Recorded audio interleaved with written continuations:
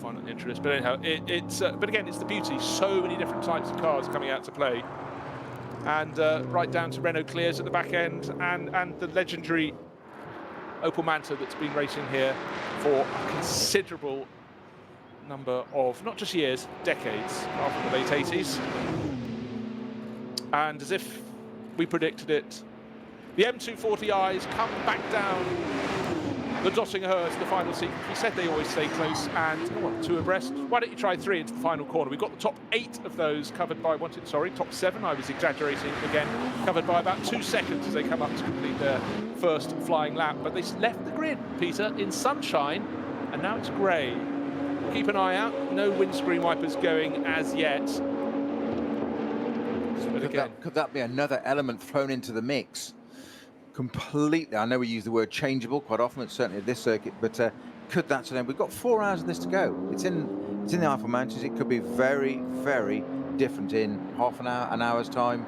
It could be different in 5 minutes time. Yeah. But at the moment, just to let people know, predominantly blue sky, but there have been an increasing number of clouds coming in. Great battling between the M240i's, but it can be a feature just worth reiterating, or as people say, reiterating again and again. Rain could be at one point on the circuit, and it could be dry 2 or 3 corners later. But the fact of the matter is, you don't go, hurrah, it's dry. You go, oh my golly, it's wet as I arrive. You know, imagine locking up as you suddenly arrive at Bergwerk, finding the retardation, the braking you really rather fancied, really rather needed, is not underneath your wheels. Again, a few drivers just at this point in the race, just sort of working out that if you make a mistake, don't try and be a hero to bring it back on the track. Good to see good manners there. Drivers going, okay, I will sort it out. Is there a clear patch? I'll come back onto the black stuff that I left with that little moment, but I won't just come slamming back onto the circuit. And again, just looking to see the race leaders there making tidy progress, and soon they will be they're very close to the tail end cars as they go down Dottinghurst. The number 16 leading the race, that's the HRT Mercedes, number 7 right in the mix as well. They're about to start lapping. It just seems inconceivable that could happen so soon, but don't forget, with the 3 batches of cars, the last one's left, just remind you, about 5 minutes behind the leading, when the leading batch started. Change of position, the Conrad Lamborghini now up ahead of the Schnitzer BMW, so that should be up into 3rd place. The number 98 BMW making moves. Last weekend, the first round winning car, 34 BMW, started on the outside of the front row, fell down to about 6th position, but is now all over the tail of arrival as they get up towards the end of the lap to Tiergarten, and the heavy braking for that final sequence of corners. I almost fancy there is rain in the air in the next couple of minutes. It just has gone dark so quickly. Always we look for the camera lens and there's a splodge of rain on there. You really can feel it's in the air. The end of the open second lap, it's number 16 Mercedes from HRT leading by, he's only gained half a second, but he's got a new car in second place, the Conrad Lamborghini, up into that second place, 2.3 seconds down, half a second ahead of the Schnitzer BMW, the Rover BMW number 98 up into 4th place, the 911 Porsche to 5th, 34 BMW that won 2 weekends ago is in 6th, and then the number 8 and 2 Mercedes, therefore the Get Speed performance car shared by Mathieu Vassilière and Chris Johns is ahead of the sister car, also from Get Speed Performance, which is the Maxi Götz, Marciello and Book car. So very good running from the pair there, but already they're in traffic. Traffic provides opportunities, but they can give and they can take away. And certainly it's going to be a time to be careful, but particularly if rain starts to fall very soon indeed, because this is when they're picking off the slowest of the back markers. But actually, I suppose one good thing is the back markers they're reaching at the moment, the ones at the very back, aren't in gaggles. They're one at a time, so it does give more scope. But the last thing you want when you've got a driver on your tail is to find 3 cars in front of you have their own battle that you've got to try and negotiate. You make it sound easy. which it's not. It's exactly, that's the point. Single car, not having a battle, easy to pick off, or relatively easy to pick off. But as you say, that lower orders having their own battles, you come up behind them, or these cars come behind the leading cars, start to lap them straight away. You've got to just dispense with that and get on with it, but not compromise your race. That is one of the absolute tricks or key elements to this sort of racing, of such speed differentials between these top GT3 cars, and people that know the Nürburgring inside out, certainly even in the lower classes, they do it time and time and again. Opel Manta is an absolute classic example of, it's basically, if there's a race on at the Nürburgring, the Manta's in it. I think it could be in a motorbike race. It's obviously just a set rule, it has to be there. If there's a track action, it's there. Very, very experienced, but the speed differential, phenomenal. Phenomenal. The scope is great, and I just see, in fact, I've just pulled up a different timing screen, and I just see that we've got a third driver. We had two drivers down in that second place Conrad Motorsport Lamborghini, but they've brought in a driver who knows Lamborghinis very well, Marco Mappelli. That's probably why it's gone up into second place. So we've got Luca Stoltz leading the way in the number 16 Hout Racing Team Mercedes. Second place, Marco Mappelli. Third place, I was going to say Herbert Tomczyk, but that would be a generation out. Let's call him Martin Tomczyk in the best of the BMWs. Number 42, that's Schnitzer Motorsports, qualified on pole position by Augusto Farfus. Alexander Sims in fourth, Mathieu Jaminet, super hot shot from Porsche in fifth, and Mikkel Jensen, one of the winning duo 2 weekends ago. Oh, doom and gloom from Bruce Jones, but it's sunny again. We look at the far side of the circuit. You just like a contrast, don't you? I do like a contrast, why wouldn't I? But it's also the cars look rather better when the sun is glinting off them, and it is just a beautiful part of the world, the Eiffel Forest. And just so much entertainment at every turn. But I must say, no wonder that number 7 Conrad car made such a feisty start. Got a very good run down to the first corner. I thought it might get third, then second, got up into third. But bear in mind, that started down, let me do my maths, in 6th position. That was tidy, but the fact he's managed to pick off the pole starting Schnitzer Motorsport BMW. We were talking before the race, you said it's Mercedes all the way. So far, so good, but we expected the BMWs to be there. We didn't really throw the Conrad car into the mix, but what I did say, Peter, is over the years, it's often been top 6, thereabout, and then often you're about to write the results down, and suddenly it's had a problem, had an issue. But in terms of speed, particularly with Marco Mappelli at the wheel, it's being very, very impressive indeed. I said it was a Mercedes race to lose. That was the point. It's. I see a caveat. I like yes, that. I did say that. Just for clarification, we were just talking a few moments ago about the speed differentials and the experience of some of the lower class drivers that have still done, or lower category drivers, not class, sorry, lower categories, that have got much experience here. One of the Get Speed Mercedes coming through there, and one of the older BMWs, lower class categories, just indicating out of the way, so even making it clear for him that I've seen you, and that camaraderie, that works on the track. Just saying, I've seen you, I'll indicate to the way, doesn't change his speed or his line, it's just that you're aware, and that tells that car, provided he hasn't just caught the stalk and left it on, it's on there for lap after lap, and then that opens up another question then. As the faster car approaches, he thinks, I've seen that, that's great, he's seen me, I go through. What if he hasn't seen him, just not the indicator on, and all of a sudden, again, it can just go completely wrong. So it is, and this is going on all the time, as we said, 170 plus corners in one lap. They're lapping in, what was a lap speed last year, 2 weeks ago, to 8:07, I think was the fastest lap. So they're sort of doing the same speed as Grand Prix cars were doing 45 years ago now. Same sort of lap time. It is absolutely phenomenal. But you've got to be on your toes all the time. This place cannot relax, because it will bite, and it will have you.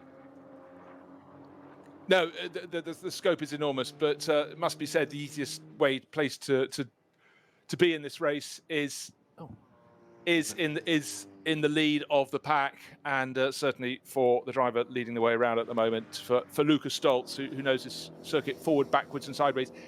He's pressing on, he's trying to gain every 10th of a second that he possibly can, but he's got all the experience here, but he hasn't got anybody chewing at his tail. 2.3 seconds clear of that Conrad Motorsport Lamborghini, going so well in the hands of Marco Mappelli.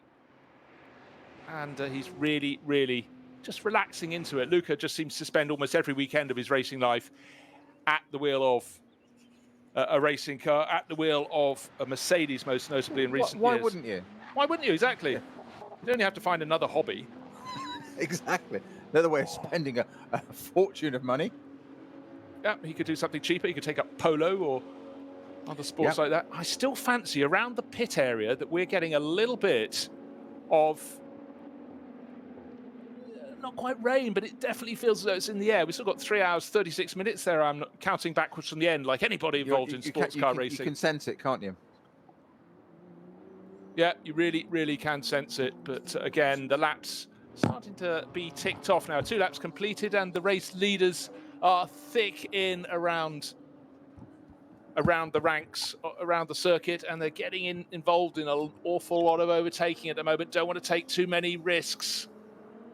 But then again, you can't back off. The gap was only 2.3 seconds from first to second place. That's from Lucas Stoltz in the number 16 Mercedes from HRT, the team that so nearly won on its debut. And the slow zone at Tiergarten. You can say that almost any lap of the race, really. Very, very intense battle for second place at the moment. The 2 BMWs from Schnitzer and Rover Racing. Martin Tomczyk, Alexander Sims tucked in behind the 911 Porsche Mathieu Jaminet, then Mikkel Jensen. So 3 BMWs in that battle for effectively third position, nose to tail over the start-finish straight. Down the start-finish straight, then a bit of a gap, then the number 8 Mercedes from Get Speed Performance, Mathieu Vassivière. What I haven't mentioned is the first 2 runners. Lucas Stoltz gained 1.4 seconds on that lap, 3.7 seconds to the good in the lead of the race from Marco Mappelli. But Mappelli is very impressive indeed, built almost a 2-second gap back to that group, fighting over third place. Still that 42 BMW with Martin Tomczyk at the wheel. But he's being pushed very, very hard by Alex Sims. Alex not in the Rover Racing car tomorrow. That will be handed over again, just emphasising, Peter, how the drivers are being rotated through these cars over the course of today and tomorrow, the second busy and the third weekend. rounds. Busy weekend. Well, keep on the toes, you say, from no racing to all of a sudden, lots. Yeah, it's been from famine to feast, which is the better way around, one feels.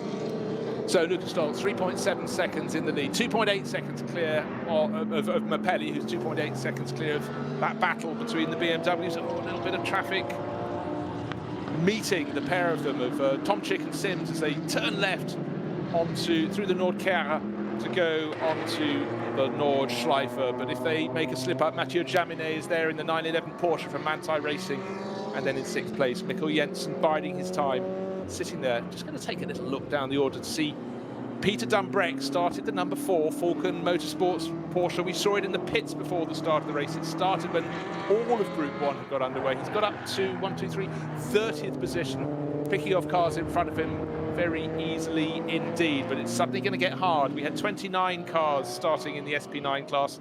He's getting close to the tail of those. In fact, the car in front of him, car number 36, is also an SP9 class car. That's 36, that would be a Walkenhorst Motorsport car, and it's the one shared by Friedrich von Bohlen, Henry Walkenhorst, the boss, and the driver at the wheel at the moment, Andreas Ziegler. That is the next target for Peter Dumbreck, and he should catch him by the time they turn double left, go towards the Hatzenbachs. Yes, getting onto the tail of that BMW very handily indeed. That Porsche looking very well balanced, using less of the circuit through the Vidal chicane.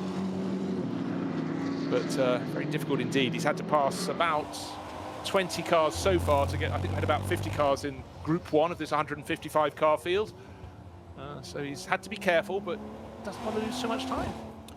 Marco Mappelli on a very good lap at the moment, a second quicker in the first sector already, and his last lap was an 8:07.13, slightly quicker than the leading Mercedes driven by Stoltz. So we'll just keep an eye on that. 3.7 seconds, as you said, across the line between Stoltz and Mappelli. 3 laps completed. But I say this lap, Mappelli just seemed to have found a little bit of extra, sort of getting into the groove. Also a great second section from Beretta in the Phoenix Racing Audi LMS GT Kart 3 down in 11th place, admittedly, but a great second section there. So just keep an eye on some of these guys. I think the Huracan might surprise us yet. It'll be interesting to see at the end of this lap. 3.7 seconds between first and second going on to this lap, and let's just see if that's come down at the end of this one. A way to go yet, I grant you, but just interesting watching it in the background there. One of the cars we had making its debut the last round, yesterday's fish and chip wrapper, but the novel racing with Toyo Tyre by Ring Racing. The Toyota Supra looking great, metallic blue, car number 170, Uwe Clean, Andreas Gulden and Michael Tischner, and it's looking very handy at the moment. That's running in the SP10 class, which is for, again, specials. It's the GT4 class, but new to the scene this year, the Toyota Supra. Quite a few teams in Europe got their cars not so long ago, just been waiting to get out on the circuits, wanting to have a crack as GT4 becomes a class that grows and grows. And again, just great to have variety. And I think that's one of the many beauties, Peter, of GT racing. There is variety, and so many forms of racing don't have it anymore. Indeed they don't. You were saying just before that pre-show on the grid about the variety of cars, lots of Mercedes. Porsche don't seem to have just quite got it quite sorted this year yet. I'm going to say yet. Leading car of the Mercedes, but Lamborghini we didn't see out last time. Hassling for second place at the moment. 2 BMWs in second and third. Great names there. Schnitzer Motorsport and Rover Racing. And then we're back to a Porsche. So the leading Porsche is the 911 car. Number 911 that is. In 5th place, Mante Racing. But you know, Peter, the good thing there is Mathieu Jaminet is just right with those 2 BMWs and fighting over 3rd and 4th positions. He's got to be on his toes because Mikkel Jensen in another BMW is right on his tail, but he's there. He's getting all the slipstream down that long run down through Dottingerhöhe, and yet maybe by being in a different manufacturer's car, he will find an advantage that the BMWs don't have at one point on the circuit. He's got to work out where that is, because as you always see on the Nordschleife, the cars, even though they're performance balanced around a lap time, they still have advantages at certain points and then obviously deficits at others. So where is the strength of your car? Have your rivals worked it out? They're going to do their best to ultimately try and restrict you and block it off. But anyhow, that's the craft of the drivers. First to second, 3.7 seconds at the end of lap number 3. We're on lap 4, and the leaders still gaining and losing as they go through the tail enders. And the circuit map tells it all. Literally the entirety of the 24.5 kilometers is covered in car dots. And if you find it on live timing, there's a little stretch just around the Foxruhe where there's a gap between the traffic, and again from Hatzenbach through towards the Flugplatz, but everywhere else around the circuit it's solid moving dots, moving targets. Who is winning, who is gaining? I sense the number 8 Mercedes is starting to pick its way up the order a tiny bit. Mathieu Vassivière, he's in 7th place. His job is to catch on that tail of the 3 BMWs and Jaminet's Porsche, because he's at the front of his little gaggle. I sense he can. In fact, he is.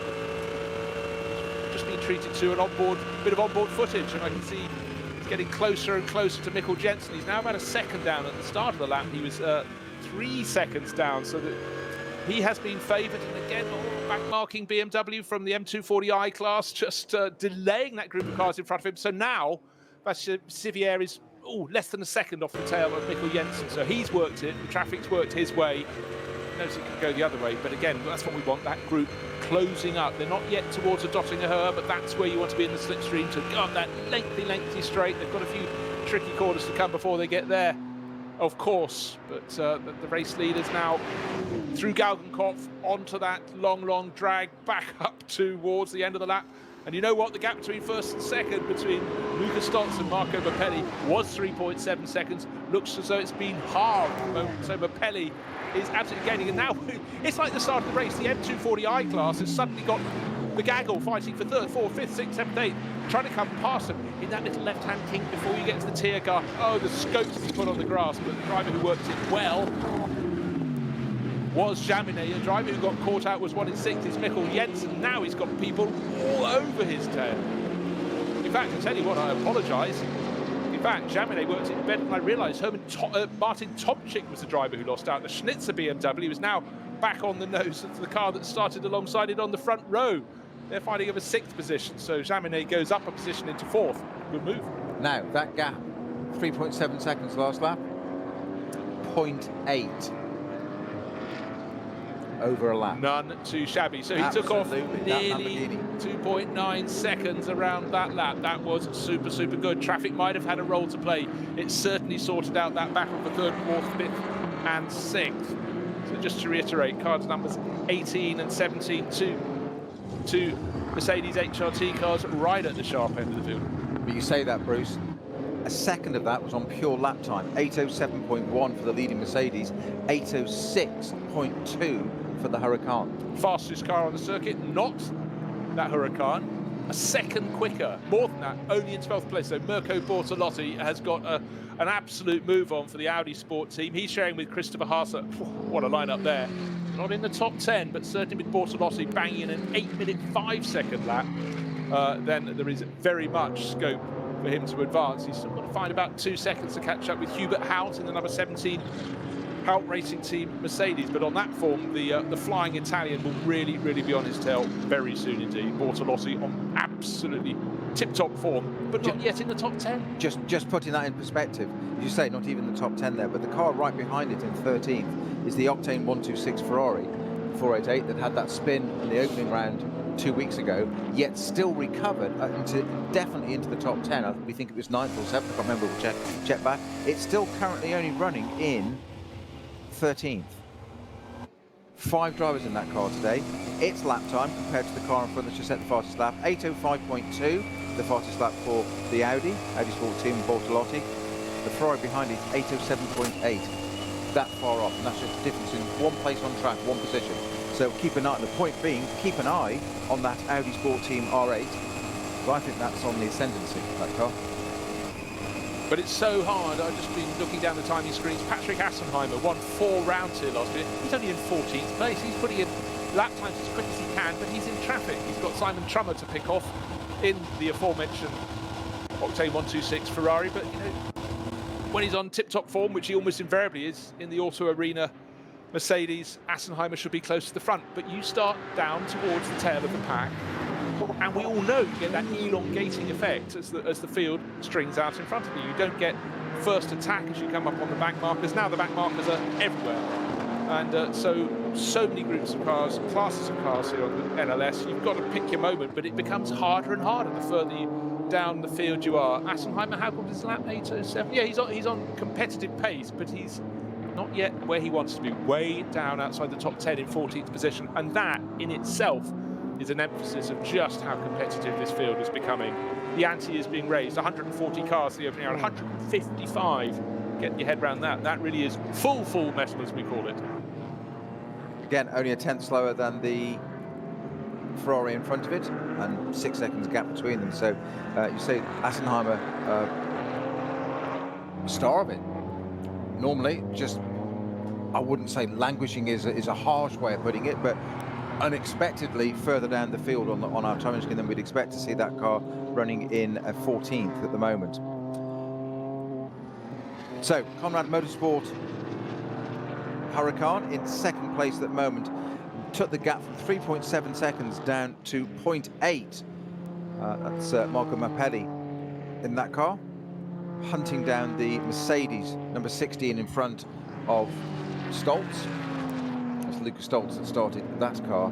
4 drivers in that Mercedes HRT car: Lucas Stoltz, Adam Christodoulou, and Manuel Metzger and Maro Engel. Stoltz in the car currently. 4 laps completed. Just look at their relative times now. Stoltz has responded certainly in sector 3, 5 sectors over this lap at the moment.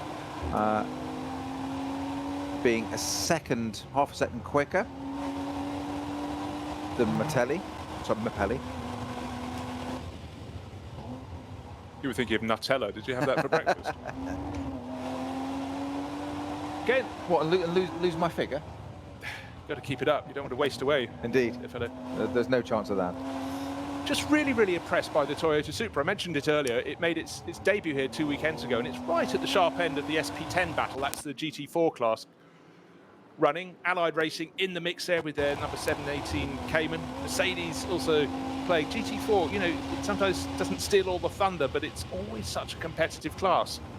And it's just really good to see that Toyota's landed in that class and is just going so strongly. So again, a good addition, and again, it just keeps on keeping things interesting, because let's face it, very few people turning up at the circuit or watching it around the world or listening around the world on RS3 don't have an interest in cars, and that's a car that we all looked at as Toyota announced it last year, but you want to see how does it go, or in the old-fashioned ways, what'll it do, mister? Well, as I said, sort of 20, 30 years ago, schoolboys used to ask, how fast will it go? Whereas nowadays they say, how much is it worth? And that's a sign of the times how things have changed. Yes, I know, different frames of reference. But really the frame of reference I'm looking at the moment is this gap between first and second. How much is it coming down around this lap? It was 3.7 seconds a lap or so ago. Then it got to 0.874 of a second, the gap between Marco Mappelli and Lucas Stoltz, still leading the way after that strong start from the second row in the 16 Hout Racing Team Mercedes. But certainly he must, having said about, 10 minutes ago, well, he's the one driver who can relax. Well, he can't relax now because he is being challenged from behind. Because when the gap was 3.7 seconds, that's enough to allow you to have a bit more scope when you're coming up to overtake. It's just a fabulous notion, driving around the Nürburgring in a GT3 car, and the word relax. It's got to be an oxymoron, surely. you can't possibly that. Relax and it will bite you. Oh, absolutely so. As you said, though, Bruce, was it really a question of traffic that was worked against Lucas Stoltz, in this case, and Marco Mappelli was to make hay while the sun shone? 3.7 down to 0.8 is quite a jump, albeit it's such a long lap. We have to keep reminding ourselves that it isn't just a 1.5 minute lap as we're sort of used to in most places as a sort of reference. It is an 8 minute lap here. So is that going to change? Is it traffic? And that can have such an effect on your position. And one thing we have to bear in mind is the lead duo just coming out onto the Dottinger, but in fact the gap has gone out because there's a car between them. It's about 2 seconds, I'd say, maybe 3 seconds even. As a much better run for Lucas Stoltz. And when you look at a circuit map, everything looks flat, but the straight is not flat. It definitely has a rise 2/3 the way along. Cars behind much closer together, but that battle for first and second place is going out, but they are going away from the opposition. Lamborghini still very impressive indeed. Looks very tidy through that final sequence of corners. But the fact of the matter is the orange number 16 Hout Racing Team Mercedes is stretching away all over again, so maybe it was traffic. But the fact the third place car is even a lot further behind by the looks of things. Let's see, just coming into view in the back of the start finish straight. It was 3.8 seconds for the leaders. It's gone back to what it was. Exactly. I'm looking to the gap back to Alexander Sims, who moved up into third place last time around, got to the head of that little group, but he's 14. He's 10 seconds down. He's on Mappelli and 14 seconds down on Sims. So the first two, actually to an unusual degree in an LLS event, stretching clear. It's very hard to gain an advantage in SP9. And the first two very much doing that. The aquamarine and black flanked Lamborghini looking very clean, very tidy, and in fact has a clear run for the HRT Mercedes, but that won't last for long. There was another tail-ender car just coming up ahead of them as they go through the final sequence of corners before, well, they're going to the right hand and then down into the dip, up towards the Vidal chicane. And already the backmarking car being picked off very easily by the race leader, Lucas Stoltz. But if there are gaps, a clear track for them to enjoy, can the Lamborghini close in? I don't really think it can. I still think the Mercedes has got the legs, and Lucas Stoltz doing a stormingly good job. But the weirdest thing of all, as I went through the Vidal chicane, the backmarking BMW being picked off by the Lamborghini, there wasn't a car in the background. It shows how far clear they got of Alexander Sims, but it also means that Sims is going to have a clear stretch of track to at least go off after those first two. But you must say, in terms of their pace, first two are going clear. Does that mean they're having a shorter first run, as we have to start thinking about that's tactics the next consideration, in the race? isn't it? Yes, exactly. Have you got to make your tyres last for 1, even 2 laps more if you're running at a slightly slower pace? There's a question. Just going back a little bit in time in GT racing, that second place Conrad Motorsport Lamborghini, strikingly reminiscent of the Vitaphone colours, the Maserati days, that aquamarine and black, very similar. The Michael Bartels, Andrea Bertolini. Exactly, yeah, the MC12s. They had a huge amount of success in the year in. Yeah, unfortunately, the Schnitzer BMW, the car that started on pole, is having a pit stop. Well, unfortunately, I was worried they're about to be pushed into the garages. Still trying to get used to the fact they're using the garages again. And the number 18 KCMG Porsche is also in. And bear in mind, that's only with 5 laps. That's one ahead of where I thought the first of the people would be coming in from SP9. So what we're seeing here is, Bruce, it's caught my eye as well, number 3 Porsche back in the background as well. But the number 42 BMW that's just come into the pits there, as we said, like you, first glance, I thought it's been pushed into the garage. What they're doing is, I guess it's part of the social distancing and the new rules, we're using the pit lane for the first time. We didn't in LS1 2 weekends ago. What they're doing this time is pulling the car in parallel to the pits, putting the jacks under it, rotating it nearly 90 degrees, almost touring car style, and then working on the car, rather than it just stopping as it is parallel normally. That's what threw me as well. I thought, like you, oh, it's going back into the garage. It isn't. And that's where it's going to refuel. The refueling being brought out to it, into the pit lane. Yeah, and we've got one of the Falcon Motorsport Porsches is in as well. And just to confuse me, oh dear, number 694 BMW has decided it's lovely weather, let's go to the beach, or let's beach the car. That's one of the team That's turn Aviasol Red Sport car at turn 1. So classic case of out braking, one presumes. That's Evan Barrett's, who was at the wheel. It would Brett appear Lindsay and Kevin Walters. Probably swapped end because it's been brought out forward, unless they've turned it round already. Although, oh, hang on, yes, it's from its time walk through. We can see it's gone in and actually turned itself round and got. He's made a valiant effort to try and get that out of the gravel, as you say, but unfortunately, racing cars and gravel, they do have that phrase beached. And it is exactly that. It gets caught on its underbelly, its under tray, and there it is stuck. Tractor now pulling it out. So the 694 BMW will rejoin the circuit shortly. And obviously try and keep it out of the way and deposit its gravel everywhere. The KCMG Porsche just leaving the pit lane. The BMW's back out there already. Yeah, and I think it's a classic case, isn't it? Valiant attempt to get that BMW pointing the right way, but it was the valiant attempt to shave a tenth of a second off that put it there in the first place by braking too long. And, you know, every single racing driver in the world has been there.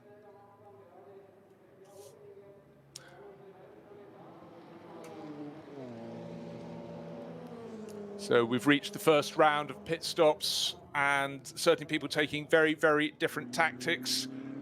The Schnitzer BMW started from pole position, has made its pit stop, car back out. You can already see the driver speaking to his crew, but you know, something we also have to get our head around, wearing a mask across nose and mouth as de rigueur. It's not a fashion statement, ladies and gentlemen. It's certainly not a fashion statement. Certainly not a fashion statement, but we have noticed a lot of the teams have got very natty branded facial wear this weekend, and again, no sponsor worth their salt will not have their name writ large across the driver's face, but the camera's swinging around, just looking to see. So Lucas Stoltz, 3.8 seconds to the good, but of course stretching his advantage all the time. But oh dear, I extolled the value of the new Toyota Supra from Ring Racing, but it's coming in with left rear tyre, half within the wheel arch and half without, flapping around. So that fierce battle in the SP10 class, unfortunately, has rather come undone. So could have been sorry, there doesn't appear to be any major bodywork damage. The tyre is, say, pretty well degraded there, but it's it doesn't look like it's done. He's brought it in nice and centrally. I don't know how far away from the pitch it's happened, but it looks like he can get in there. And there doesn't seem to be any flailing bodywork and damage. Well, one presumes it wasn't flailing as he came down the Dotting Her, or would have lost an awful lot. And another blue and black car for a Toyota Lexus type style, limping in slowly through the final sequence of corners as well. That's car the 135. Car number 135, fabulous livery. I think that's also from Novel Racing. Let's have a look. It's the Lexus RCF. Front right puncture for that Same car. team, front right, rear left. So they've got a Toyota Supra and a Lexus, and that's the Dominic Farnbacher, Klaus Wilke, Alexander Moore car. How frustrating. Then again, if that happened towards the end of the lap, the puncture for the Toyota, and whatever the problem is for this, that's one thing. But when you're heading out onto a 24.5 kilometre lap and something goes amiss, it's an awfully, well, you have to change the calendar month by the time you get back to the pit lane. Well, they do. They don't use stopwatch anymore. They refer to an egg timer then. Yes, indeed. In the old Hollywood style, the pages would blow off the page at a time calendar on the wall, wouldn't they? That sudden gust of wind for theatrical benefit. So we're having people making a very different sequence of pit stops, and one of the cars that stopped was the winning car in the opening round of the Walkenhorst Motorsport number 34 BMW. That came back out much closer to the Schnitzer BMW. Don't forget, before those pit stops, before the sorting of order, the Schnitzer BMW that started on pole was running in third place. Then it got pushed back to fourth as the Rover Racing car with Alex Sims went past it, and 2 places further back was the Walkenhorst car, but the Walkenhorst car now right on its tail, so made a better run of going in and out of the pit stops, but it's very, very busy. I'm just going to say this number again, 155 cars. That's how many we've started. No wonder the drivers are encountering traffic at, if not every corner, but every third corner, we'll say, because I'm sort of quite generous like that. I was going to say, I think that's been very generous, yes, every third corner. But certainly a very, very good run. We expected the Hout Racing team to be looking sharp, looking strong. Led away on the opening lap, well, got into the lead on the opening lap from third on the grid. Still got the Lamborghini as its shadow. They've completed 6 laps. The gap 5.2 seconds, so another 1 point, let's do the maths, 1.4 seconds gained that time around. I felt the Hout Racing Mercedes had the legs on the Lamborghini, but the Lamborghini in the hands of late joiner Marco Merpelli was the car in traffic. It was very bold at the start, went from 6th place up into 3rd, but it's shaken off all the BMWs. Really, really strong run. But Bruce, the difference is in the lap time. That leading Mercedes, 8 minutes dead, 0.617. They've suddenly come down to that level. The Lamborghini in 2nd place, 8.1. Well, 8.2 really, 8.1946, 0.946. So yes, impressive, 1.3 seconds. That's the thing you need to know. Another run of cars coming in for their pit stop. So we've had SP9 cars pitting on lap 5. Some coming in after lap 6. And obviously our race leading cars of Luca Stolz, Marco Merpelli, Alexander Sims, Matteo Jaminet, and the leading Audi now in 5th place, Michele Beretta, number 15 from Phoenix Racing. They're going for, well, it must be 7, it might be 8, but I think 8s tend to be a little rare at this time of year because the track temperatures, even with the grey clouds, can be a little bit too hot, and the track can just really wear those tyres out. Good to see the racing one. Ferrari still pressing on. And started down outside the top 10, in fact down in 15th position. It's qualified by Nikolai Rogovu, car number 39, but outside the top 10, down in 16th, but then rising up the order as those in front pull in for their pit stops. This time around, we do have cars, the SP9 class cars, and a few other ones from Group 1 stopping in the pit lane. For everyone else, it's turn right through Garage 1, go on a loop through the paddock, locate your paddock awning, and do your changes there. But actually, in terms of the visual, it makes this return to full racing, Peter, look more realistic now, doesn't it? It's what we're used to, cars in the pit lane. But actually, I think it's a massive blessing, because with some of the cars having to go into the paddock, it just gives a bit more space, because, I'm sorry, you know, a pit stop trying to fit 155 cars coming in on one lap if it starts raining. They've started on dry weather tyres. Carambolage is about one of the few words I can think of. No idea what it means, but... It is interesting, it's exactly what we said just 2 weeks ago, that we just accepted it, it was going back to racing. But how quickly, after one event, do we suddenly see cars in the pit lane and go, oh, it just looks completely normal again? Well, you know, it's a bit like giving a teenager a guideline. You can do this, and if you do that, I'll let you do that. Oh, but not that. But they behave so well, they perform so well, and I really just think the accolades that the NLS organisation should take are immense. I have to just keep reiterating, this isn't a race for 20 or 30 cars, it's 155 cars. And that really is something to get your head around. So I would say the vast majority of the runners in the SP9 class, the cars that set the pace at the head of the field, are coming in after 6 laps. In the pits at the moment, we've got the number 29 Audi. That's one of the Audi Sport Team cars. Dries Van Toor and Matteo Drudi. 10th place, yeah. From 10th place. Number 26 is the Octane 126 Ferrari. That's in the pits after 6 laps. The number 2 Get Speed Performance Mercedes. Definitely a car that, with the driver lineup of Maxi Goetz, Raffi Marciella, and Maxi Buch, has to be a candidate for victory, but doing things differently from the Mercedes that's leading the race in the hands of Luca Stolz. It's coming in at least a lap earlier. So a few cars came in from SP9 after 5 laps, just a handful, much more, 2 hands full, if not more, coming in after 6 laps. And the race leaders at the moment clearly going for 7. Will it work?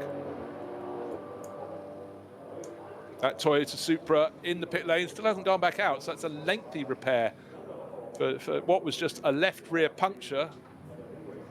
One of the Falcon Motorsport cars in the pits having its screen cleaned. Of course, high summer in the Eifel Mountains means bugs. But that car's also just been into the paddock area and back out again and back into the pit lane. The number 4. Correct. That's the Porsche that started from pit lane. Okay. Correct. I've just caught that. It's actually been all Was the it way the background of that shot? Okay. Yeah, gone all the way, and they've just shown it. It's come back through and rejoined the pit lane to be serviced there. So whether they done the driver change in the paddock area, I wonder. Possibly, but I saw the driver who got out of the Schnitzer BMW standing in the pit lane. Oh wow! The point being, quite a considerable amount of extra pit stop time for that number 4 Porsche. Yeah, the number 17 Mercedes, didn't mention that, I just saw that leaving the pit lane. HRT, the number 16 car is the car leading the race. That's their orange and black livery one. The red and black livery car, the one shared by Hubert Haut, Jelmer Berman and Gabriele Piana, that just left the pit lane. So I'd say effectively, if you ignore, you've got the top 7 runners have not made a pit stop. And that pretty much is the story. A few other runners in SP9. Again, if they've gone into the paddock, does that trip the timing beam? You know how cars come into the pit lane, they trip the timing beam if their pit garage is towards pit exit and don't. But what we can tell you is Lucas Stoltz, 5.2 seconds to the good. Marco Mappelli in his Lamborghini from Conrad Motorsport in that second place, but he's got 11 seconds as a buffer over Alexander Sims. Mathieu Jaminet, so let's just shoot the cars. Mercedes, Lamborghini, BMW, the best of the Porsches in 4th place in the hands of Mathieu Jaminet, but he at least is close to the tail. He's 2.3 seconds down on Alex Sims' BMW. Then Michele Beretta in an Audi, so top 5 positions, 5 manufacturers. Very, very impressive indeed. And in fact, I'm afraid I've just told you the wrong Mercedes has left the pit lane, because Hubert Haut, he's in a red Mercedes, but it's the brighter livery Mercedes. I suggest that's actually the number 2 car from Get Speed Performance that I just saw leaving the pits. Yes, indeed, that was one I listed as having a pit stop. So leading the way, and therefore most likely to come in after the full 7 laps around the Nordschleife, is that number 16 Haut Racing Team Mercedes. The sister car, number 17, is down in 6th place overall. Who else? I just want to say at this point in the race, running in 14th position, I always like to refer to 14th position, but I'm doing so with a reason. It's made a pit stop, but now into the race all over again, the Huber Motorsport car, and I want to mention it because it's driven by Lorenzo Rocco di Torre Padula, who gets my favourite name, but I don't want to say that when it just is quick from every angle, that name. He's sharing that car, the black Huber Motorsport Porsche, with Marco Holzer, who knows Porsches from every angle possible, and Patrick Kolb. So outside the top 10, but great to see some new names that are coming out to play. And of course, with a coach like, well, Patrick Kolb, fantastic, but Marco Holzer can really teach Lorenzo the twists and turns. Well, you could spend years learning them around the Nordschleife, Peter. Yeah, and still never know it properly. I think there are some exceptions. Some people know it extremely well, but it is an extraordinary circuit.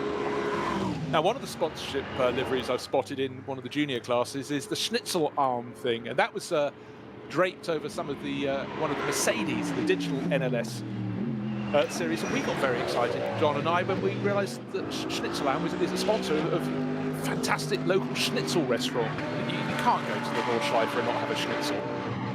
The worst thing was when we saw it every time, just we were thinking lunch was due. Salivating. Well, I tell you what I am salivating about is the battle for 3rd place. It's suddenly really been joined. It was nearly 2.3 seconds, the deficit between Sims in 3rd place in his BMW, and he's diving into the pits because the first 2 have come in, and so Sims holds on to 3rd place into the pits, but Jaminet got to within a car length as they come in. So after 7 laps from the lead of the race, number 16 Mercedes comes in, the 7 Lamborghini tucks in behind, 3 seconds down. He closed 2 and a bit seconds back. Then Sims in the BMW comes in from 3rd, and Jaminet for 4th. In fact, of course, all of those 6 cars that fill the top 6 there coming in to make those stops.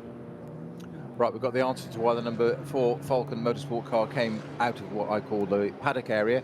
That is, of course, because of the coning system there. They're still coming in there. We had only seen them visuals. We'd only seen visuals of them in the pit lane leaving, so we hadn't seen where they entered. They're going in, they're going around, doing the system we described, down the roundabout and back, and then the SP9 cars are able to continue round and rejoin the pit lane and have their car service on the other cars there in the outer paddock.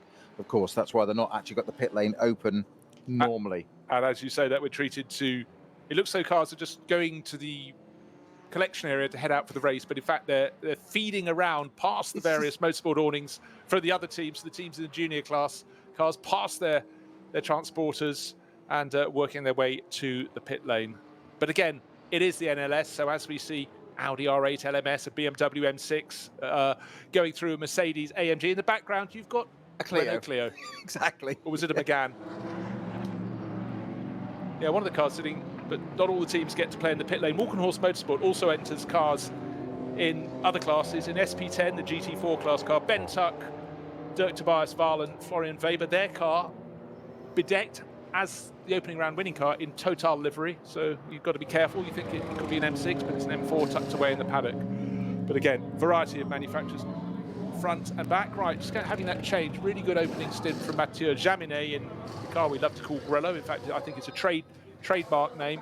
He hops out the green and yellow Manthey Racing car, but what a lineup we've got. We've got Lars Kern, who qualified at that in 9th place overall. Mathieu Jaminet is getting out. Matt Campbell and Julian Andlauer, drivers who really, really know their stuff in Porsches. It was a Megane, not a Clio. I'm going to report in the background, but all the front-running cars sitting in the top 6 positions on the track. I was going to say, in the pit lane. First 12 cars are in the pit lane. So obviously, that answers a lot of our strategy for us. The top 12, with the exception of the Liberati Porsche, are in the pit lane, all on lap 7. So they've all gone for the same strategy. Yeah. Well, I'm just waiting to see and try and work out if any of the others who pitted after 6 laps, and certainly those that pitted after 5, bear in mind the Schnitzer BMW that started on pole position, that is supposed to be pitting. That pitted after 5 laps. Very, very different tactic. Suddenly very crowded in the pits. I'm just waiting for that KCMG number 19 Porsche. But I think their pit garages are further up the pit lane towards pit in. Maybe that's why the Liberati car hasn't tripped the timing screens to go over for another lap. But again, long shots down the pit lane make it look very crowded. Not as crowded as we're accustomed, where all the cars make their pit stops in the pit lane. Certainly a big helping hand. So who's going to be quickest in the pits? Of course, it's all calibrated, but what we want to look for is which car is going to come back in front. Is it going to be the car, the number 16 HRT Mercedes that led the way in the hands of Maro Engel? Or will it be the Conrad Motorsport Lamborghini that started 6th, got up to 2nd place and really, really was right in on its tail? 3 seconds down, 3 seconds flat between them when they made that pit stop after just 7 laps, and they'll have felt it. We've now completed the first hour, 2 hours, 59 minutes remaining. The Rover Racing BMW that Alexander Sims brought in is now stopped.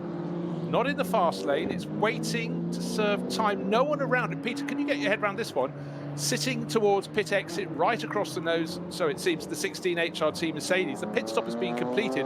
Now the Rover Racing mechanics are jogging back down to get it going, so something untoward. The lights are on. The number 16 HRT Mercedes pulls out past it, lights back on, goes back onto the circuit, but a problem for that Rover Racing car. It looks to all intents and purposes as though it's waiting. Did they suddenly go, you can't leave the pits, you've not served minimum pit stop time? Everyone else back into the action.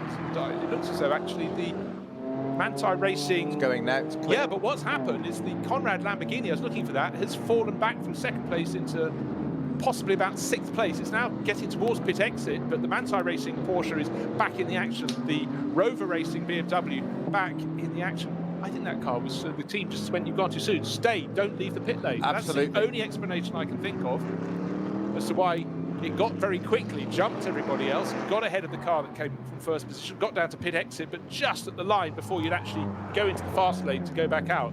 The Rover Racing BMW came to a halt and stayed there, got back into the race, so keep an eye on that. But that's my only explanation for now. Well, let's face it, that's what did cost the Haupt Racing Mercedes the race 2 weekends ago, the first round. Too short a pit stop, so perhaps they've just been really keen about, learned from that and watched it and thought, okay, but it did look, as you say initially, as if there was something mechanical. Couldn't get the car going, but the lights were on, so there wasn't a power issue. It obviously got that, didn't say the engine was running, but it did look in the end like it was held, because the pace at which it left, it was anticipation, and all of a sudden it was the whole body language of the car was like, I'm off, we go. It wasn't a reset, let's go, control, delete, let's get getting out there. I think you're saying, because I think it was definitely held by the team. So that car back out on track now. Okay, now let me just have a little look down the order. Right, so the 16 Mercedes came in from the lead, 3 seconds to good with Manuel Metzger on board. Sorry, with Maro Engel on board. Manuel Metzger's taken over. Marco Mappelli has stayed on board the Conrad Lamborghini, but that was slow out of the pit lane. The car that looked to be taking the lead, but then was held at pit exit, started by Alexander Sims, the Rover Racing BMW, now in the hands of fellow British racer Nick Yeloli, and the 911 in 4th place, handed over, well, in fact, he's now in 3rd place because the Lamborghini is behind it, is to Julian Andlauer. So we've had the shuffling around, but a good opening run in the 911 where he stayed right in the mix. Has paid dividends, and Julian Andlauer taking over from Matt Jaminet. So again, the shuffle of drivers, but I suppose the notable point there is that Marco Mappelli is going to be doing 2 stints before he hands over his teammates. Scheduled on the slate as Axel Jeffries, Zimbabwean racer, and Michele Di Martino, driver who's German despite the Italian-sounding name. Rather like your driver's favourite name that sounds very Italian, but actually Swiss. Yes, keeps us on our toes. So, number 16 all the way. What's the gap between first and second? Just waiting for it there.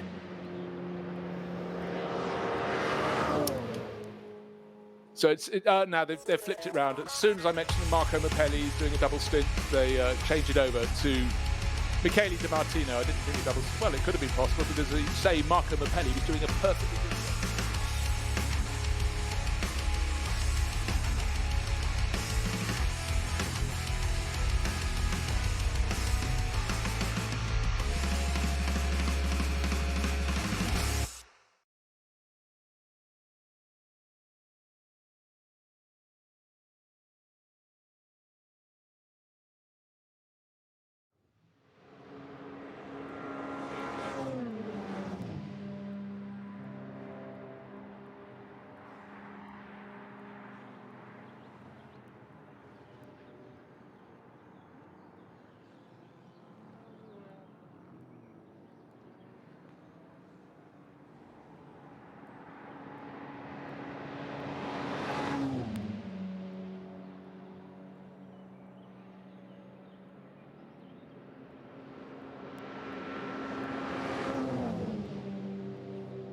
Last few years.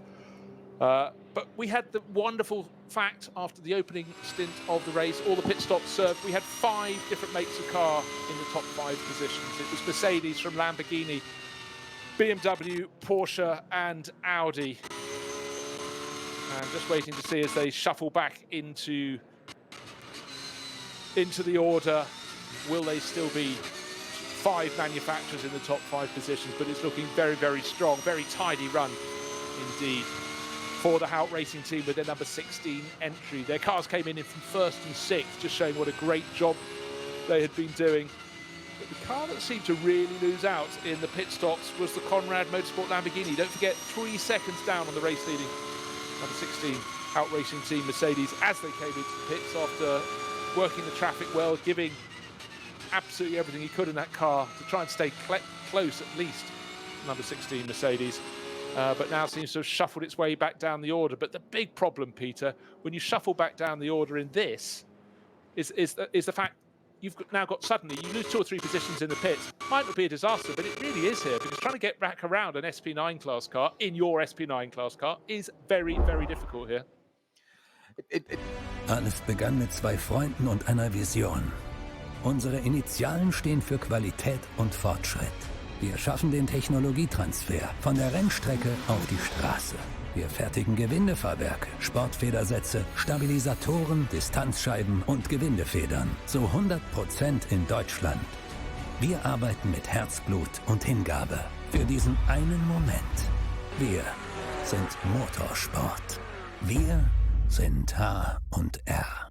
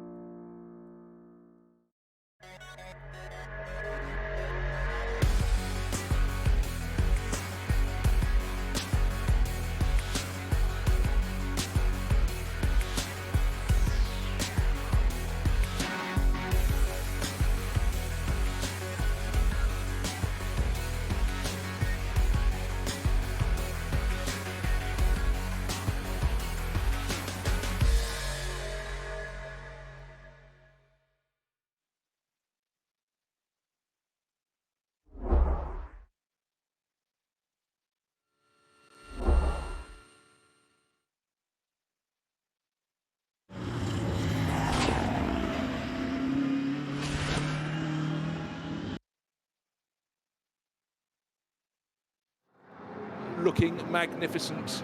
There are days I don't say that. Those are the days when you can't actually see the Nürburgring Nordschleife.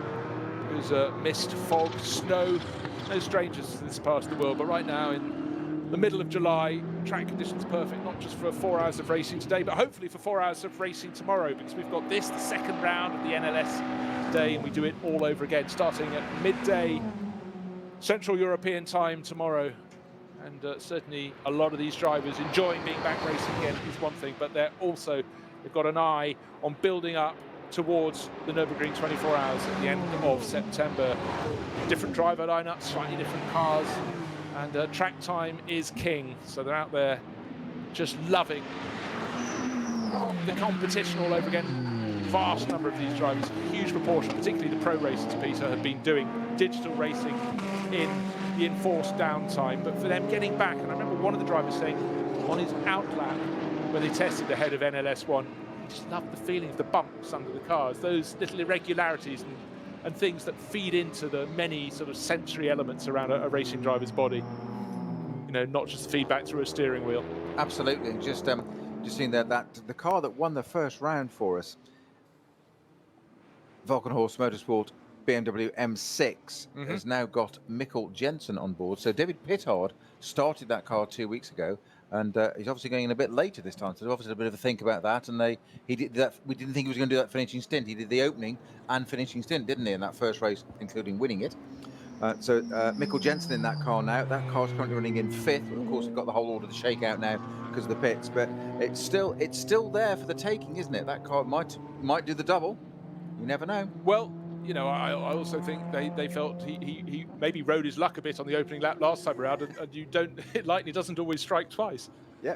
Or maybe they just felt he had such a good time that he shouldn't do it. But let me just point out, the BMWs are leading the race. We talk of the 34 car, it's leading, but it came in on from a different sequence. It came in like the 42 Schnitzer BMW on the opening lap of the race. After 5 laps, they were the first cars to come in and make a pit stop. They are leading the race. Mikkel Jensen from Sheldon van der Linden. So the BMWs that started on the front row fell back down the order. In fact, particularly the 34 car lost ground in those early laps in the sort out, running a different tactic. But you know what? Walkenhorst really are students of the NLS and the Nordschleife, and I love it when people try different tactics. But bear in mind, it looks as though, well, not they got it wrong, they were just doing things differently, but they are leading their way around. We'll wait to see to the end of this, the 9th lap, how they come across the start-finish line. But really, in terms of those that are still running,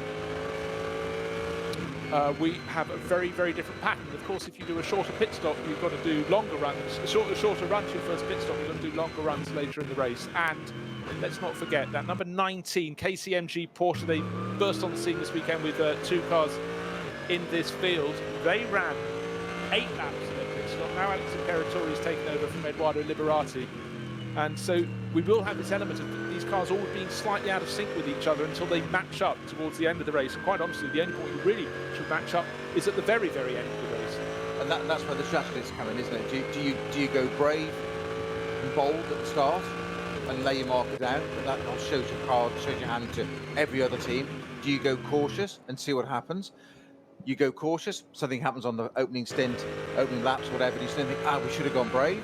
And you say there's no wrong way of doing it, but there are so many different ways and possibilities. And that's where you've got to really take in so many factors of what's happened before, what's the weather doing, who's around you, whatever, and it can just change so much. And it's a difficult one to work out that strategy. I think another element is if your cars have lost position in the opening laps of the race, and you suddenly think, well, we've got to do something different to make up. Change partway through the race. What we've lost. Yeah. And I was saying earlier that if you suddenly have this element where you've lost a few positions, but the field does necessarily string out a little bit. So you go, I might be in 6th, but I'm now 10 seconds down. I'm now 12 seconds down on the race leading car, who is having the easiest run through traffic because he's definitely is the one that everybody looks out for. You know, the marshals are ready with those blue flags, waving them like mad as the SP9 class cars come through. But certainly you have to think on your feet. You've got to have an eye on the weather. Of course, no team worth its salt, even with the limited number of people they can bring for social distancing, does not bring an advanced weather forecaster or have at least a very not one good app, 3 good apps for weather forecasting around the Nordschleife. any visitor there will know when you stand high on the circuit, the higher points around the start-finish straight, and you look out across the hills and the valleys in all directions, you might think it's fine one way. Turn through 180 degrees and see what's approaching from behind you, because the weather just blows in very, very quickly indeed. Great looking race liveries. I must say, one of the things that's really developed in recent years is the level of preparation for the teams. I'm not just talking about keeping everything shiny under the bonnet, under the hood, call it what you will, but teams really think about how their cars are going to stand out. And making your car stand out in a field of 155 is not an easy thing. It's not just so the car looks pretty, it's so your team can really pick you out at any point. If they're looking at a screen and a car's had an incident and they want to check it's their, well, they want to check it's not their car. But it just adds thinking time if you know, you can identify. And what may look great in the workshop may not look half as good on the track, or as striking, or as stand out, and that's the point, standing out. I'm going to make a plea. This is opening a can of worms. Drivers' helmets. Why do people design them with 100 different colours on them now? I'm exaggerating, but you know the picture. Whereas, you know, a driver's helmet, in so many ways, is their signature. Not so much in a car with a roof, but particularly in single-seaters. But we all like to see, from our point of view as commentators, when they step out, oh, it's the green helmet with the yellow flashes on it. That's Wilson Fittipaldi or whatever. I totally agree. You've used an absolutely key operative word there, is the signature. I think once you've got a design, you can advance it and evolve it a little bit, and etc. etc. But I think once you've got that design, I've never quite understood this trend of a different helmet for a different Grand Prix to do this or do that, or whatever it may be, whatever the reason behind it may be. I've never quite got with it. I've always thought that, absolutely, as you just said there, signature. It's what you do. You know, back in the days, I know we're going to talk about this, but sort of, you know, the Graham Hill, Damon Hill, London Rowing Club colours. But it was so distinguishable. That's what it was. You just knew straight away. Obviously, open top cars. It's a psyche. And a lot of this. There's a lot of backstories as to why drivers choose the colours they did.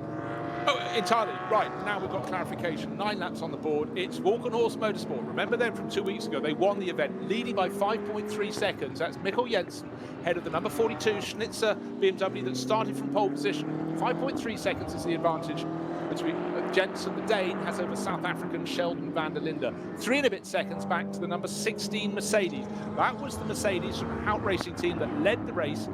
But the BMWs came in after 5 laps, and the Hout Racing team, Mercedes et al. Pretty much, came in after 7. So, different ways to peel an onion, and which one is going to work. I'm trying to see the lap times. Well, Metzger's time is inaccurate because he came out of the pits. In fact, 8 minutes 4, so he is faster. Already, of course, those BMWs 2 laps further into their tyre life. You know, that's something that always just piques the interest of people who just drive a road car. They never understood that racing cars can gobble up their tyres, and just how fast these competition tyres can lose their bite. Well, it's a very valid point. People can't quite understand that you may get an hour out of a set of tyres, and obviously the incumbent cost of that as well. But okay, the wear rate is phenomenal because of what they're doing. People, exactly. Trying to explain that to the layman in the street, like, well, I get 2 years out of my tyres. You get an hour. Yes. Like, well, yes, because that's what we're doing to the car. And you think about it that way, it's almost utterly incomprehensible. You sell it in some other. What do you mean you've got a washing machine? You can just use it once, just as one wash, and you throw it away. How mad is that? It's as daft as that, isn't it? It's what happens when you put them in a rental flat. Car number 19. It's a matter of property, clearly. It was the one I wanted to see because, of course, that's one of the 2 KCMG Porsches. It was momentarily at the top of our timesheets because it ran for 8 laps for its pit stop, whereas a vast bunch of cars came in after 7 laps. It was started by Edoardo Liberati, now in the hands of Alex Imperatore. 2 very, very handy drivers, do a lot of their racing for KCMG, but just waiting for that to complete lap number 9, and he's not in the top 20. But then again, come the end of the race, that long opening stint could do them a massive, massive favour because, of course, their pit stops will be shorter thereafter. But he's still tumbling down the timing screen, waiting for it to complete that 9th lap. It's still just keeping me looking. It's down. This is 24th position. Still hasn't completed the lap. Trying to look at the It's going down the Dottinger Höhe, so it could be outside the top 25 in this race. That really was an interesting roll of the dice, but it will suddenly start working its way back up as the others start to make their main pit stops. But for the second round of pit stops, what will those two BMWs that are leading the race be doing? They did 5-lap opening stint. Will they jump to a 6, a 7? They know an 8 can be done, but at what cost? I would reckon 8 laps is 1 lap too many for a race tactic. Now, with lap number 10 about to be completed, unless the BMW from Walkenhorst is going 5 laps with its pit sequence. Well, of course it isn't. It goes on past, so he's going to do at least 6, I would reckon 7 laps on this stint. And Mikkel Jensen, winner of the opening round, 5.3 seconds the good last time around. I'd say it's going to be almost double that for Sheldon van der Linde, crosses the start-finish line in his BMW. His, of course, run by Schnitzer Motorsport. And it's taking so long to get to the start-finish line, it might be more than 10 seconds. Waiting for the timing screen to refresh, but still not refreshed. But it's definitely Mikkel Jensen stretching his legs. Can he make it 2 wins from 2? That would be absolutely mighty. 2 weekends ago, it was in a sort of metallic-ish French blue livery, and now it's 2 shades of blue, white and red, and Total livery. So looking fresh, looking clean, and looking quick, which is the most important thing. Of course, you've just made the amazing statement of can it make it 2 weekends in a row? Because it's got 2 hours, 13 minutes of this race to go yet. Just thought I'd just throw that in there. It's a mere bagatelle. A mere 2 Grand Prix. 24 is the magic number, unless you are about to start a 24-hour race, when it's an accursed number. Indeed. Still waiting for the timing screens to refresh. Let's quickly flick to another timing screen. No, it's still listed as 5.3 seconds to the good, but that was the advantage last time that Mikkel Jensen had over Sheldon van der Linde. Certainly the visual as they came down the start-finish straight was very, very much in favour of an extension of that lead. But maybe in many ways the question was how much Manuel Metzger in the number 16 Hout Racing team Mercedes was going to be catching up with Sheldon van der Linde, third chasing after second. But the car that was third, was of course the car that went clear in the opening stint of the race. Showed the legs, looked very, very comfortable in the lead. We've got more waved yellow flags out around the circuit at Schwalbenschwanz, so that's, well, 80% of the way around the lap, the last sort of sequence of twisters before the cars get onto the Dottinger Höhe, the long run back to the start-finish line. Can't yet tell you who's had a tumble down there, but again, drivers desperately keen, particularly if you're in a close battle, to try and get into position, whatever class you're in, to get a tow down the start-finish straight, but again, some have been thwarted. It's car 307 that's causing the yellow flag at Schwalbenschwanz. Good eyes, thank you, Peter.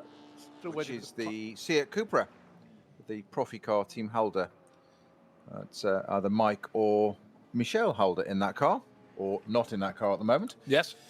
Well, they've been racing past handful of years in the ADAC TCR series, and well, it's just you know, both enjoying success over the years in that category. I think the first time I saw that championship was at the Most Autodrome in the Czech Republic. Czech Republic, yeah. Have you been there? No. Very few people have. I was going to say, people should. I'm just going to say you're one of very few people that I know that's actually been there. So I don't regard it as a disgrace not having been there. Now, there is a link for a holiday.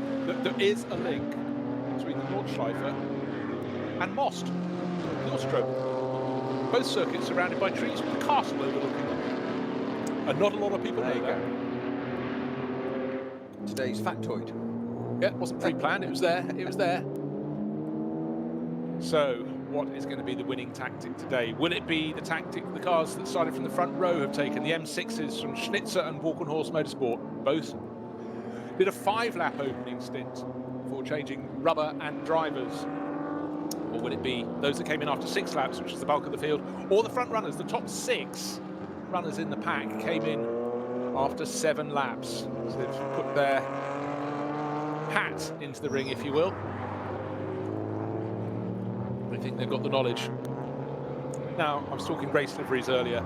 It seems unusual to many people that no car in the top category should have a number 1 on the door, but it always goes to the overall champion, and it's very seldom in the VLN or the NLS car from the top class. It's SP10, it's a GT4 class car, and it's most importantly the Pixum Team Adrenaline Motorsport crew, because it's got David Griesner and Yannick Fubrick, joint champions last year, showing their GT4 class car with Florian Naumann. Their car looks fantastic, not because it's got number 1 on the door, because it's a black and yellow livery, great stripes, diagonal stripes up the side of the car.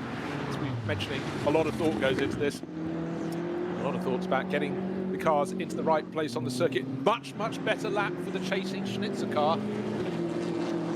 Sheldon van der Linde now looks like he's back down to about 5 seconds down on the race leading Walkenhorst car.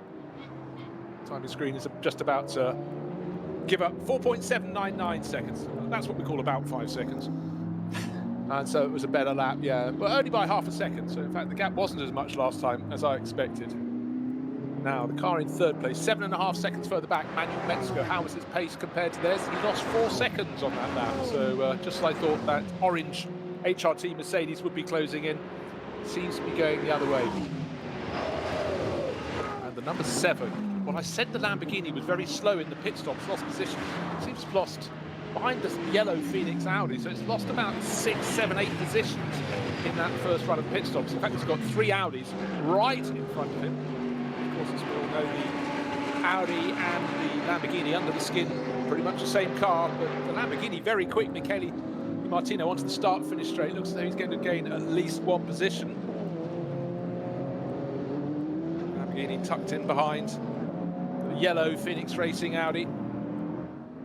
Michele Beretta led away in that. Now it's Mike Rockenfeller.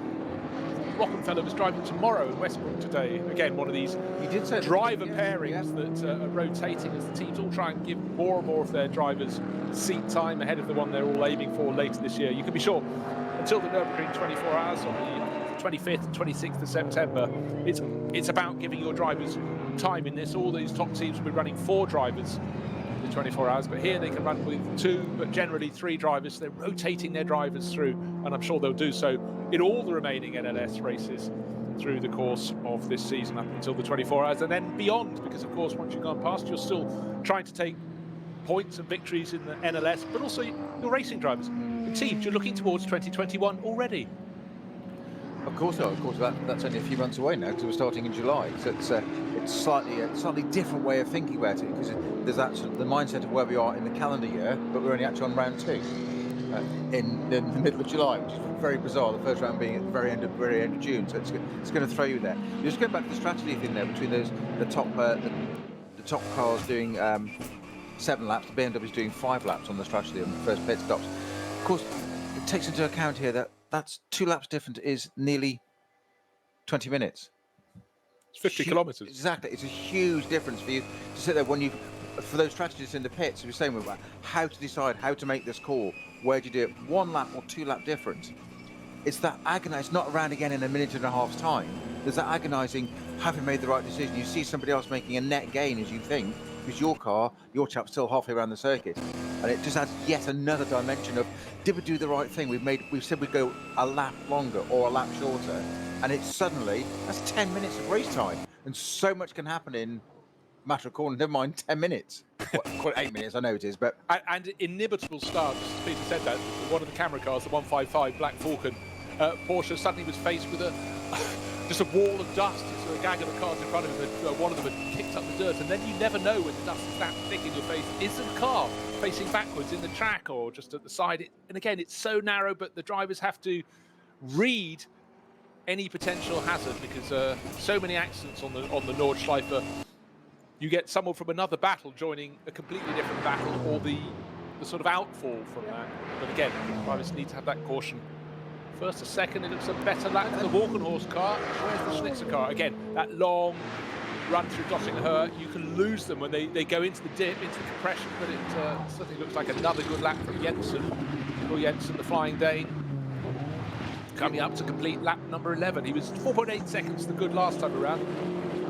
Leicester was no, he's not diving for the pit, so he's going to make it. He'll be in after 11. No, that'll be 12 laps. So they'll be doing a 5 and then a 7, which is what I suggested. Waiting for that timing screen beam to be broken, but much better lap for Jensen.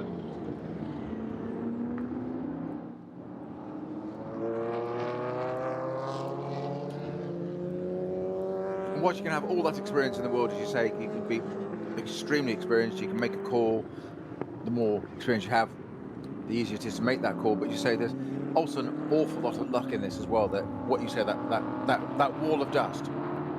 Do you lift and cause a problem? Do you stay flat and go through it and then collect something partway through, whether it be a piece of debris or something, or you end up on the grass? And it's that sometimes it is unfortunately down to luck. You can have as many permutations as you like and as much experience, and it can just be down to luck or bad luck, the way the cars literally pan out in front of you. Well, the current incident is, to me, one of the hardest parts of the circuit, the Flanders sequence, where one corner just, actually this is describing the ring, isn't it? One corner goes bang, bang, bang into the next few. But at that point, it's one of the fastest sequences on the circuit that doesn't have notable straights. In fact, what is a notable straight here? We've got about two, effectively, the Dottinger, and of course, I'd say as you lead the Hatzenbachs and go towards Schwedenkreuz, a third of the way around the lap, that's when you can actually not relax, but you don't have a corner coming up at you straight away. And that slow zone at Flanders now been upgraded to a code 60. Okay. Now, again, this is a factor that can really affect if you're a front-running car and you get through before the code 60 is through. You've gone through at a bated pace, but not back down to 60, and it's night and day if you're on the wrong side of an incident like that. Night and day. Now, the car involved in that, car that is creating that, is our SP6 car. There's only two in the class. That's the 202 Porsche GT3 Cup, 911 GT3 Cup of Rent to Drive Familiar Racing.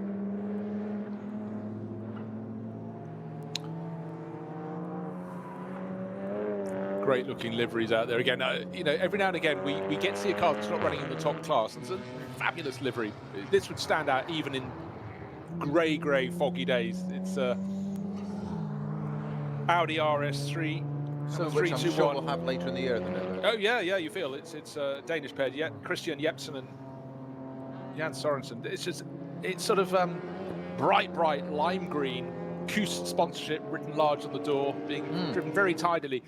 And we talked about this before, but these TCR Audis, but all the TCR cars are just great fun to drive. They've got all this fantastic downforce, huge rear wing, and very different from a lot of the drivers who are competing in more standard cars, because these are made to go racing, whereas others go racing and are made to go as fast as possible, which is a very different way of doing things. And again, slow zones around the circuit, and every now and again what really emphasises how a slow zone is when you get to ride on board with one of the cars. You can see them just arriving, looking through their onboard camera work, and then suddenly, whoa, down they go. Course vehicle at the side of the circuit, on the circuit itself. The service vehicle on track, yeah. So this is why the drivers constantly are being told, and the teams will have someone just shouting at them or speaking kindly through their earpiece.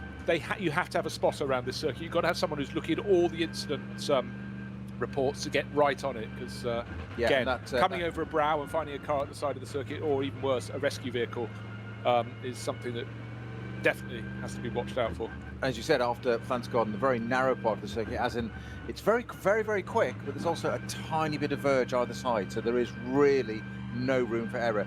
The 202 Porsche from the Rent to Drive car that's created that slow zone is parked on the left-hand side on the grass, so that's stationary, so that's why we've got the slow zone, because they're attending to that. And you talked about the Cupra. I think we just saw that about to be put on the back of a flatbed truck, so there are large objects stationary on the circuit clearing things up, but then the field gets released when they go beyond Schauvenschanz and then down the Dottinger Hoa back to the start of the lap. So the driver has to flick the brain back to full attack.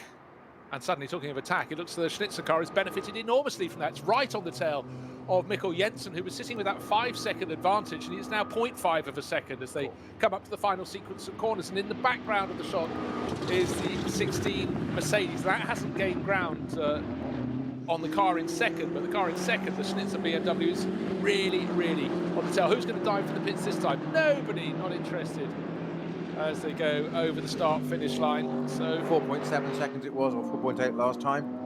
Now 0.6. 0.6 of a second. Well, that was just to show you how much the slow zone affected the race-leading duo. Their lap times previous time around were, even with the odd incident, were 8-minute 20s. 8 minutes 20 something. So those are 9:10 for the Racing car. 9 minutes and 10 seconds. That's Adding a minute. more than a minute off their best. But there will be those that gained. In fact, it will be those, I think, that were further back around the lap that hadn't come up to the code 60. It may have been cleared by the time they get there. I haven't seen if it's still operational. I think it probably is, because it wasn't more than a minute ago we saw the flatbed at the side of the track. So, just to reiterate, Mikkel Jensen leading by 0.6 of a second at the front of the field from fellow BMW racer Sheldon van der Linde. Manuel Metzger nearly 6 seconds further back in third place in the number 16 Mercedes. Maxi Book, this was a car that was always going to rise up the order. That pitted after 6 laps. It's the number 2 Mercedes from Get Speed Performance. Maxi Book has taken that over and putting in some good lap times. He's 14 seconds down on Metzger, so in the battle of Mercedes, he's very much second, but that's a car that's going to keep on working. I was going to say that very, very strong performance in round 1, so I'd keep an eye on that car. I think that's yet to show its full potential. What I can't get over is just how much time Conrad Motorsport lost in the pit stops. They came in from second place, just 3 seconds down on that number 16 HRT Mercedes, and now they're in 14th. The Mercedes is in third, and the gap between them is a very large amount of time. I was about to count, but it's more than a minute, and I don't know if there's a problem in the pits. One sort of suggests maybe there was, because just in the regular run of things, you might have a difference in pit stop sequence. Imagine if they've got it the wrong way round and they've applied some timing elements that get added for your final couple of pit stops to the first one. I don't know. There was a fumble in the pits, that's for sure.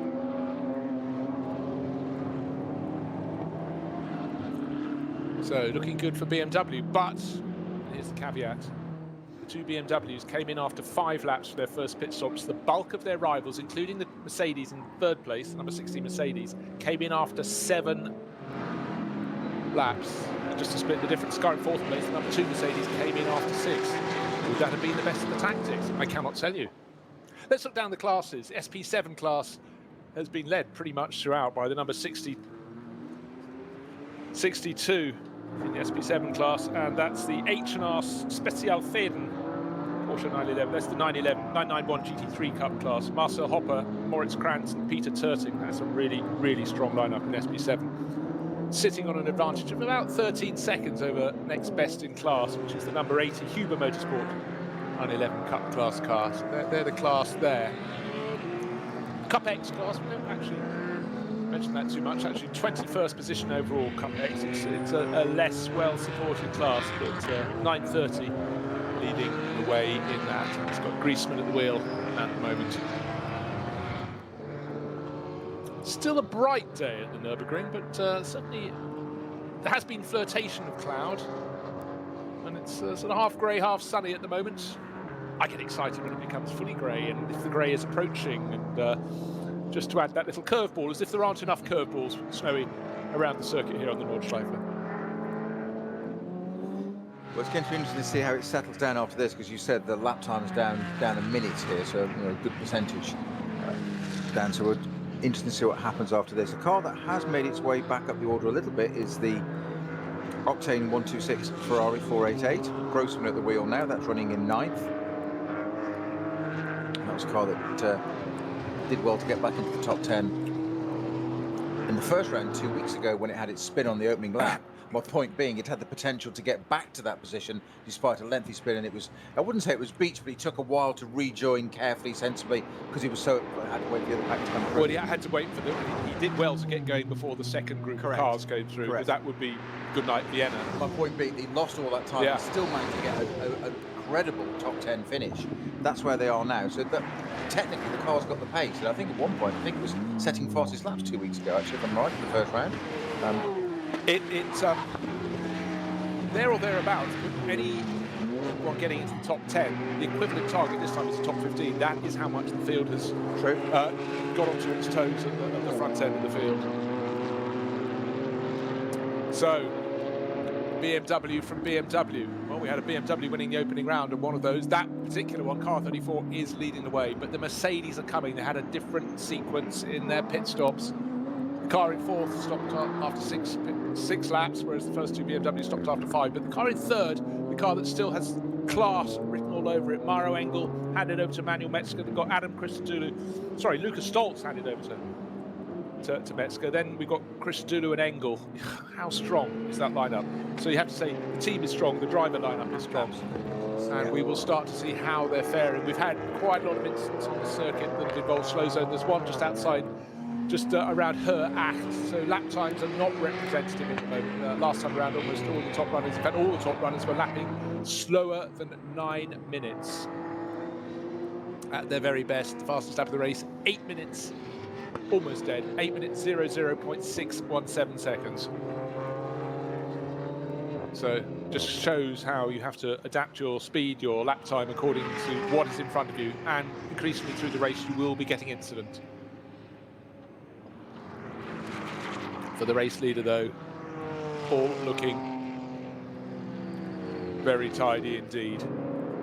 But next time around, surely at the end of this lap, with 12 laps on the board, we will be when we get to the end. Those BMWs have to dive into the pits, and one would expect the 16 Mercedes to continue on its way. And then it's a big question, can the number 2 Mercedes from Get Speed Performance hunt down the HRT car? 15 seconds down or thereabouts in that battle between the Mercedes, but it's how quickly can those BMWs get in and out of the pits to make their stops? And will they stay in the order they are? They were divided by 0.6 of a second at the start of the lap, but I sense Sheldon van der Linde has again lost a tiny bit of ground.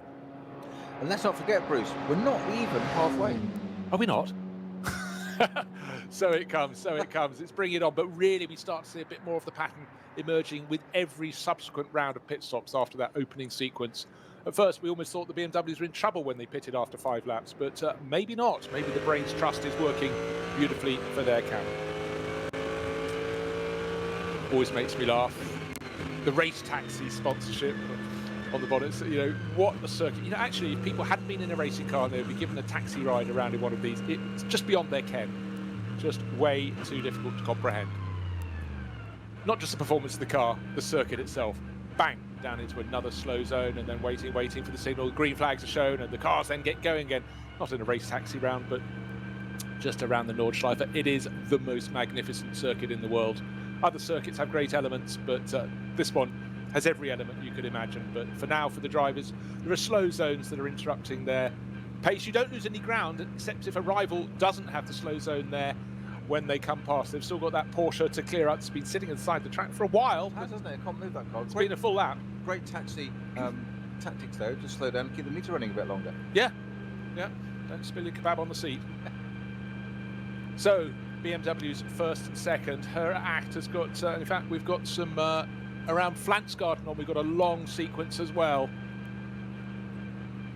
of slow zones. So it's quick, slow, just trying to see if anywhere else in the circuit. No, it's basically her act of the long run after Flansgarten, just waiting for the flatbeds to remove. They've removed one of the cars. They're waiting for another between her act and Wipperman, and then this code 60 zone is clear, but her act comes at you quick and fast after you've left the carousel, and just as you think, I did rather well around the carousel, you can come around that fast right-hander, and it can be very, very difficult indeed. So the drivers will be thinking about their lunch at this point. In the race, those are lucky to be in the pit lane. Our race sausages have just turned up, so all is well. We've got a flatbed pulling, in fact, towing one of the cars that took a tumble. I think that's the Seat Cupra. No, it is the Cupra that's obviously pulled the Seat badge off, because they're called Cupras now, aren't they? Yes. Their racing arm. And waiting to see if those BMWs leading first and second in the race will come into the pits, but no. Number 34. Oh, sorry, is that the M4 version? No, that's number 30. That's the race leader going on to. He did 5 laps. He's done 12 laps, so that means he's doing a 5, then an 8. Well. We only saw a couple of the SP9 class cars do an 8-lap opening stint, but going on to lap 13 is the race leader, Mikkel Jensen. 10.5 seconds, but he doubled his lead over the chasing Schnitzer car of Sheldon van der Linde. I didn't even see it.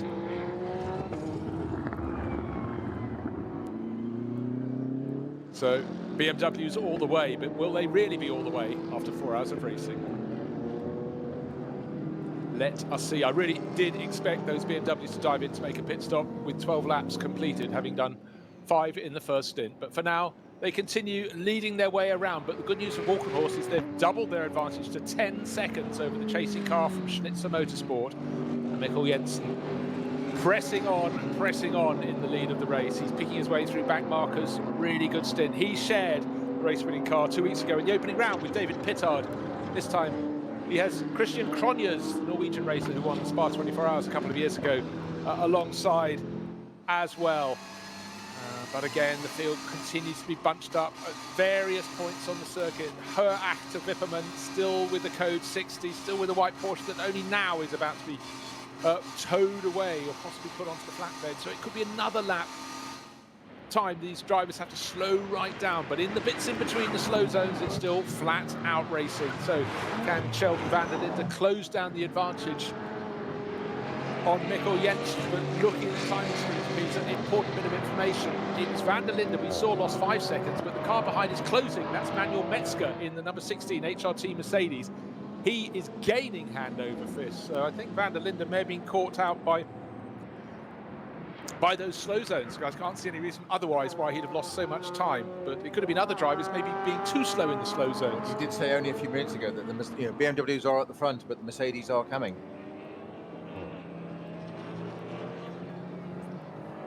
One car needed to look for is progress of Peter Dunbreck. And that's number 4, Falken Motorsports. Porsche had to start from the pit lane, so he's done well to gain about 26 positions. I think he started about 50th from the pits. He's up to 24th. 24th, yeah. Sister car, number 17, is in 17th place, Thomas Preining. So, problem, the number 4 Porsche was never going to get it all back, but number 3 Porsche, the sister car, not exactly storming to the front. It started 15th, is running 17th, so maybe that's where it is in terms of pace. But Falken Motorsport always have a strong set of drivers. They tend to like to have just 2 drivers per car, so they rotate them through. But interestingly, the 17th place car, its best lap is an 8:11, whereas the Dunbreck car that's back down in 24th, its best lap so far 5 seconds slower. 5 seconds slower, yeah. You say that exactly as I say it, perfectly on time. Try a second quicker, 8:10. Peter Dunbreck at the wheel, all of a sudden. That's just what I was going to do, and he did it exactly at the right time. 8:10. There we go. Oh. And we've got another problem in the Grand Prix loop. We've got a Renault Clio is quite a short car to start with, but it's going to be even shorter down at turn 1. Nose at number 614, the Overbeck Clio is facing backwards. It's hit the back of something, but it's only just off the edge of the circuit. So just as they're starting to clear up some of the slow zones, suddenly we've got a problem down at turn 1. So really unfortunate bit of debris down there as well. You said it looks like he's running at the back of something. Yeah. He can't have hit anything and bounced back from there, so it looks like he's running to the back of something. Just caught his braking zone the wrong way and just tapped somebody else by the look of it. Yeah, but it's unusual when you're in one of the slowest cars in the field to outbrake yourself and hit the back of one of the quicker ones. Just a thought, but I know it can happen. One could have maybe just gone around the outside of him, done its braking, where he, in the lighter Clio, maybe didn't need to brake quite as soon, but so already course rescue vehicles down there looking to clean it up. It's still Walkenhorst Motorsport, 10.5 seconds to good, surely this time. End of lap number 13. We're going to see that one diving into the pit lane. Come on, yes it is. So good stint there from Mikkel Jensen.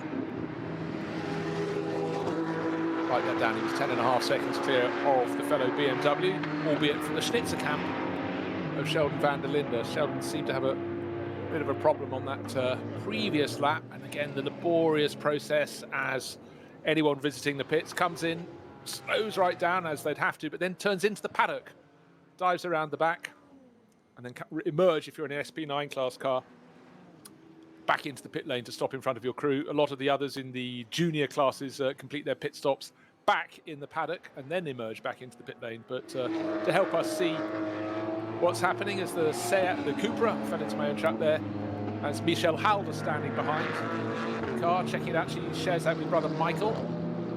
The car is back, but alas, on a flatbed. And again, instruction from the team through her mobile phone. She's suggesting perhaps maybe that light should be taken elsewhere, but wants to get it running. Hopefully that will it'll be good to have it back in the race, but we can play again tomorrow. It's just being parked up at on the beginning of the Nordschleife, isn't it, there? To the right-hand side, yeah. So back of the outer paddock, out of the way there. So as you say, she probably wants a bit further back in the paddock. To the paddock. Where the crew is, because clearly it's not drivable. So that's exactly Well, why I tell you what, if the cars were all operating from the pit lane, they could drive that in and download it. But because they've got the in and out through the paddock, maybe there is no scope for them to be dropped in front of their trucks. In fact, thinking about it, where their trucks are parked with their awnings, there is a concrete barrier between them and the in and out run through the paddock. So they can't just drop it there. There's nowhere for them to take that car off. So, well, if that's the sort of consequence of social distancing, the fact we're racing is it's something you have to accept. Well, it's the first time we've seen it, haven't we? Yeah. So still a slow zone from towards the end of the lap from Flansgarden, goes for about the next 6 or 7 corners. The one at turn 1 should be relatively easy to rescue, the Renault Clio that's battered front and back. So the Total liveried Walkenhorst car is in that one. In fact, 2 Total liveried car, because there's 36 car Henry Walkenhorst shares with Andreas Ziegler. And there's a driver who's got out, just did a sequence of hand signals that suggested all is fine with the world. When you see a driver thump the roof of the car, you think that's normally when they're blaming the car for something, but that was the complete opposite. It was a driver going, yes, we're back racing. Well done, old girl. Stuffed it. No. Yes. So that was good to see. So Walkenhorst leading the race in the pits, and the sister car also in the pits, so orchestrated. But just bear in mind, that's after 13 laps. 5 laps, then 8 laps. We saw from a couple of the SP9 runners that an 8-lap stint was possible. In fact, maybe they're all helped because day isn't as hot as it has been. It was in the opening round when the rain cleared away. Maybe there's a bit more tyre life. But here we are, very nearly at the halfway point in this 4-hour race. And it's BMW leading the way, but with a different tactic to the bulk of its rivals. We'll see how this unravels, but really these long, slow zones won't be helping a lot of the drivers. It's very, very hard to call. Of course, now got the yellow flag at the start and finish. We know what that's for the car off at turn 1. So an overtaking opportunity denied there. Walkenhorst up and through. This is car number 34 diving into the pit. So what? Otherwise he'd have gone onto that into that zone, but of course he's now dived into the pitch as well. So the car I called in was the wrong Walkenhorst car. That just clarified that. Our tiny screens are frozen, and I was just thinking, surely. This is Mikkel Jensen in the pits. This is Mikkel Jensen in the pits. In the leading number 34 Walkenhorst M6. Okay, and the Schnitzer car is in as well. With much time, my big concern was I couldn't see the Schnitzer car, but the lead had gone out to 10 seconds. Remember, so it's not necessarily in the same shot, but and Metzger in the number 3, Metzger, the 3rd place Mercedes, right behind. And is that the Grello Porsche in the background of the shot as well? Just looking for the 911 car, Julian Adler. No, it's a yellow-nosed Mercedes coming to the pits. The Buk, Matsubuk Mercedes, and the KCMG Pillay Porsche, and now the Get Speed car in as well. So top 6 all filing into the pits. Yeah, so Chris de Jong's coming in at the back of the pack in the red and black car. So suddenly you get that 13 flurry. laps completed. 13, so they're all in. 34 from 42, BMW from BMW into the pit lane, and the gap between them was 13.8 seconds when they made that halt, so it's definitely been a very good stint for Mikkel Jensen, stretching the advantage over Sheldon van der Linde. Into the paddock they go, round the one-way system, back into the pit lane, and then they stop in front of their pit crews.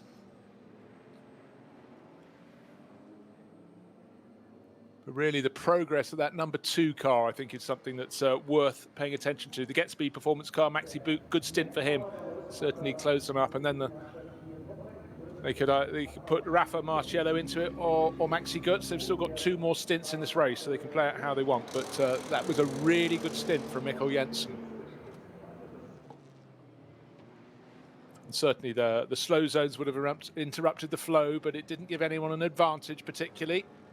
Well, just while you're saying that, Bruce, I'm just looking down the order a little bit, looking at the number 4 car, the 22nd place Peter Dambrecht driven Falcon Motorsports Porsche, and we had a best time of that of an 8:10. That disappeared off our screen now. It's an 8:16. It's not there. Okay. So I'm wondering because the previous best, no, mine's still saying 8:10 on my screen.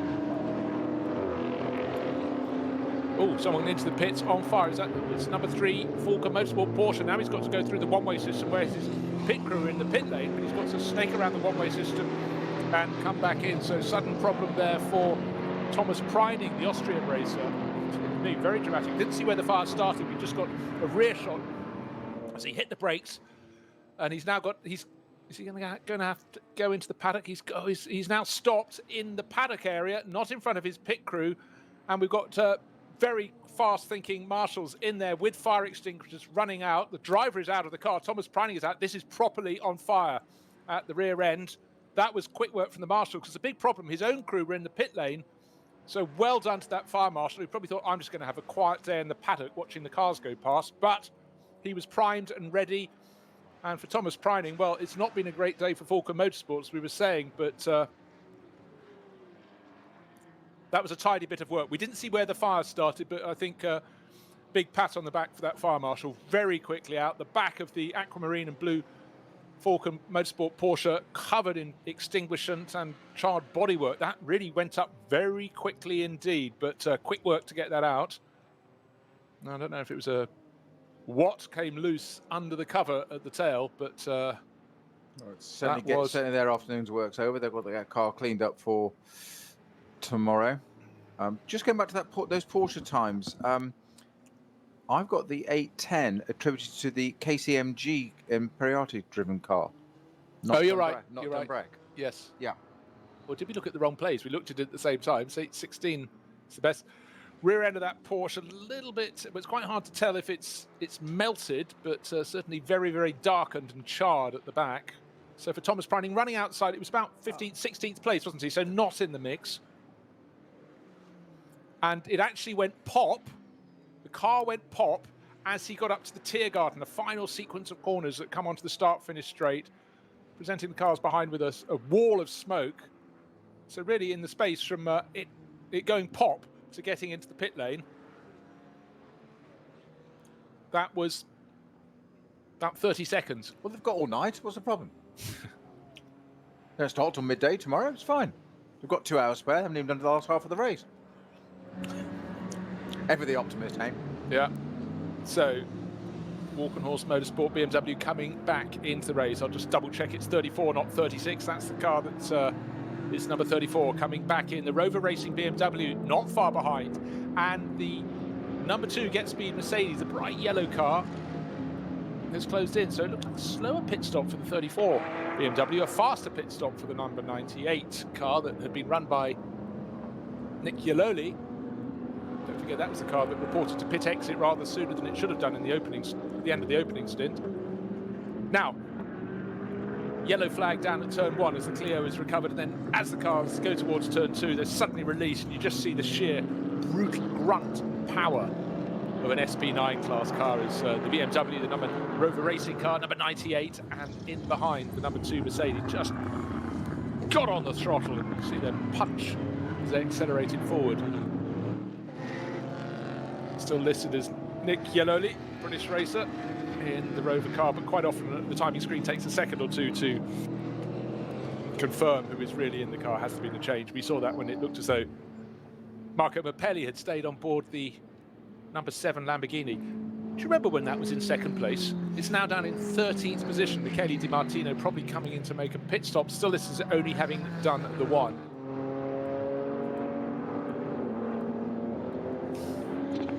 So Christian Krones and Augustus Forfers that are going to resume battle in these 2 M6s, Falkenhorst and Team Schnitzer. When they came into the pits, it was 13.8 seconds. That's obviously all going to be very different in a minute, because they pitted at these cars pitted at 5 laps, and of course then had 13 laps in. So quite a different strategy to the top cars that did 7 laps. But then theoretically now they're all completely equal. Oh, now, yes, that Porsche is far more burnt once the bodywork or the lid's been removed from the back. The number 3 Falcon Motorsport car, putting all their hopes with the sister car, number 4, which started from the pit lane. So that was a mountain too high to climb. It's very tidy at the moment for the 34 Walkenhorst Motorsport crew. They took victory in the opening round, not by default, by being in the mix. They were second over the finish line, but then a time penalty for the number 16 HRT Mercedes, handed victory to David Pittard and Mikkel Jensen. Mikkel Jensen's done a very, very strong second stint for that car, sitting on a fairly tidy lead. Now it's in the hands of Christian Cronjes, but it seemed quite a discrepancy in terms of the pit stop times of some of the chasing cars. We saw that in the first round of pit stops, but again, the order has changed back and forwards. So Peter said it would be a Mercedes sort of day. At the moment it's looking like a BMW sort of day, but we still got 2 hours of racing, or between friends, 1 hour 59 minutes and 20 seconds. The weather started bright, went a little bit grey, it's still a little bit mixed. We win in the last half, not the first half. No, indeed. First to finish a race, you have to start. But all looking very tidy indeed. You can see the Pixum cars in the mix in their class as ever, looking strong.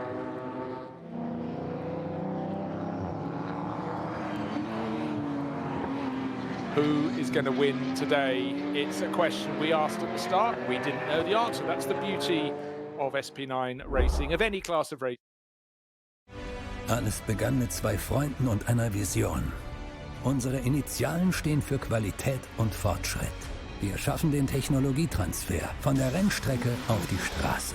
Wir fertigen Gewindefahrwerke, Sportfedersätze, Stabilisatoren, Distanzscheiben und Gewindefedern zu 100% in Deutschland. Wir arbeiten mit Herzblut und Hingabe für diesen einen Moment. Wir sind Motorsport.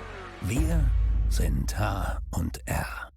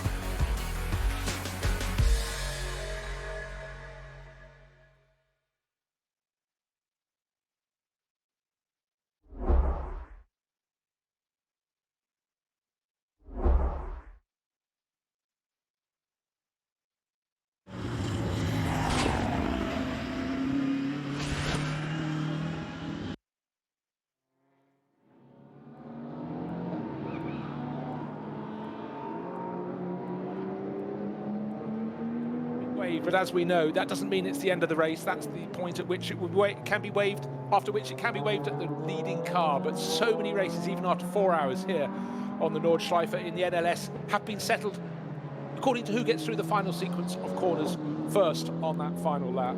Today, it's a mix between 2 BMWs that pitted much earlier than their rivals. Now they've all come in, the front-running cars, and they're pretty much on an equal footage, but they're being chased down by two very, very quick Mercedes. Can anybody else, any other manufacturers, get in on the mix? Well, we will see, but I think the only thing that's going to change the order overall between those top four cars is the arrival of rain. But with a long shot towards the village of Nürburgring, I can see the castle in the background. Therefore, rain isn't going to be with us for at least 15 minutes. And just to point out, of course, reiterate, we are only just over into the second half of the race.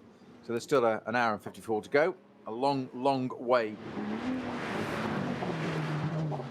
But yet again, gaggles of cars, and here's a great gaggle. The first three, and now nose to tail, all but nose to tail, unless that's the second. No, it's the 34 BMW has been caught hand over fist by the 98 BMW. So Rover Racing in behind Walkenhorst Motorsport, but in third place now, the bright yellow Get Speed Performance Mercedes. Oh, side by side down the start-finish straight. The car that I really fancy to win the race is this number 2, bright yellow Race Taxi Mercedes, down the inside of one BMW, down the inside of another. Job done, but no, you've got to do the braking, got to do the turning. They managed that through turn 1. That was a great, great bit of racing. It was a stunning manoeuvre down the inside there. Like you said, I thought he was going to have the overshoot and just run well, but he actually controlled it beautifully at mid-corner and just ran them wide and held the two BMWs behind him to get the manoeuvre done. He is taking a different line in each time. I've noticed that. Really quite different to those two BMWs right behind him. But that's I've got to say that's caught them napping, or not caught them napping, caught them by surprise. I think he'd get one of them, didn't think he'd get the two of them, and I didn't think he'd pull it off, and he did. This is my motion of I'm winding the clock back. Before the start of the race, we talked about the run the Mercedes has coming onto the start-finish straight, showed it beautifully. The driver, we haven't mentioned that number 2 car because they keep changing the driver lineup. Fabian Schiller, who's a long-time runner with Team Get Speed, is on board. He took that over from Maxi Book. So we'll see who gets in for the final stint. Will it be Rafa Marciello, or has he been replaced in the lineup, or likewise Maxi Goetz? But really, really punchy bit of driving there from Fabian, and that was that's a bit greedy, isn't it? Really, you know, we said before it's about doing your overtaking in the Grand Prix loop, or the part of the Grand Prix loop that's being used. He didn't even really bother waiting very long, and he's got the Schnitzer BMW in behind as well. So he's got 3 BMWs in front behind him. That was a really, really fantastic manoeuvre there. So great job by Fabian Schiller in the number 2 Mercedes. Augusto Farfus, who put the car on pole position, back on board the Schnitzer BMW. Of course, many different ways of doing this race, but it's starting to settle down. And we'll wait to see. We haven't had a period where we've had clear track for a very long time. There've been slow zones. Now we want to see what they can do, and hopefully we can have clear running where we can start to see who can really put the competitive times in. But I guess the only guide is your relative pace to those around you rather than the ultimate pace overall, because that's a treat we don't often get treated to.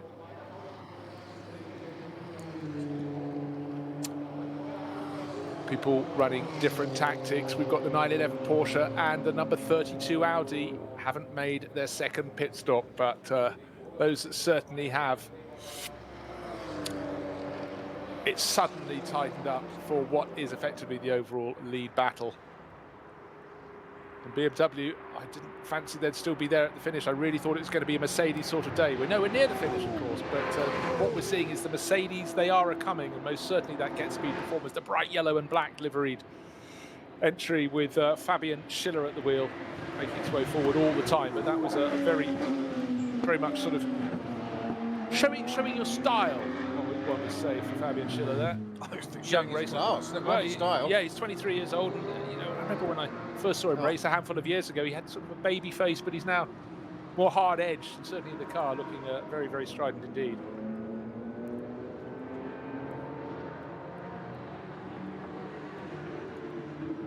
Waiting for the Black Falcon, or the remaining Black Falcon motorsport car coming out of the pits. Unfortunately, the number 4 car started from that aforementioned pit lane and did well to pick its way up the order, but not near the sharp end, not where it would hope to have been in this race. But unfortunately, you start on the back foot, it's very, very hard to recover. With the sister car out, having caught fire just as it came towards the end of the lap in the hands of Thomas Preining.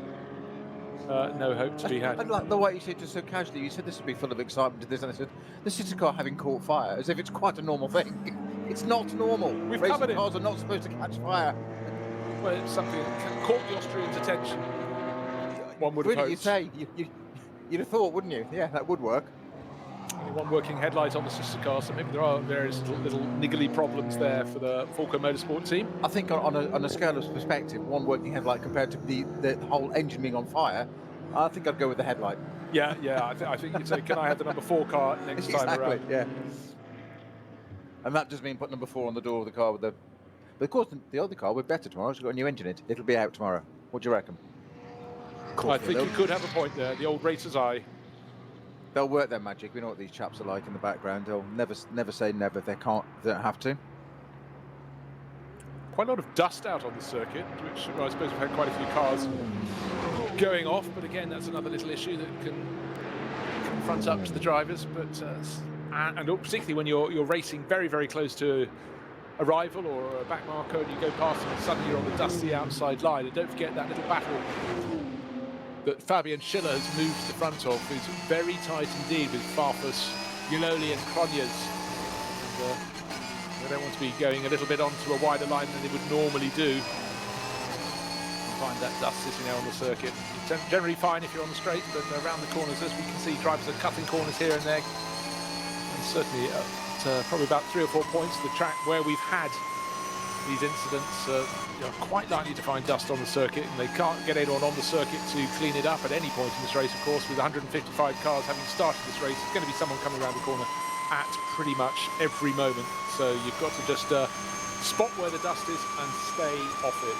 The track continues just to provide this most wonderful, wonderful element. What a great place to go racing. So many opportunities to thrill, to entertain, but also drivers all know trip up, and a clear lap at any point in the race is something that is just manna from heaven. The chance of a clear lap on a lap lift end is, as you say, manna from heaven is highly unlikely. Waiting for our timing screens to shake out, because we've got some cars in the pits. So that does, at the moment, just put the Di Martino-driven Conrad Motorsport Lamborghini Huracan back up into third at the moment. It's in the pit, but it's just there for a minute. But it's just there for you, Bruce. I know you're fond of that car.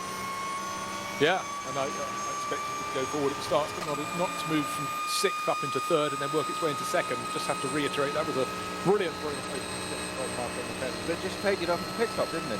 Yeah, well, it was. I mean, it was a visual in terms of it just lots of other cars that came in behind it to the pit stop emerged not just in front of it, but some way in front of it. So I don't know if there was a blunder, but it certainly dropped them back down. But we'll wait to see who takes it over, if it'll be Axel Jeffries getting in next, or if they put Marco Mappelli back in for stint number 3. I think they'd put Jeffries and then Mappelli for that final sprint to the finish.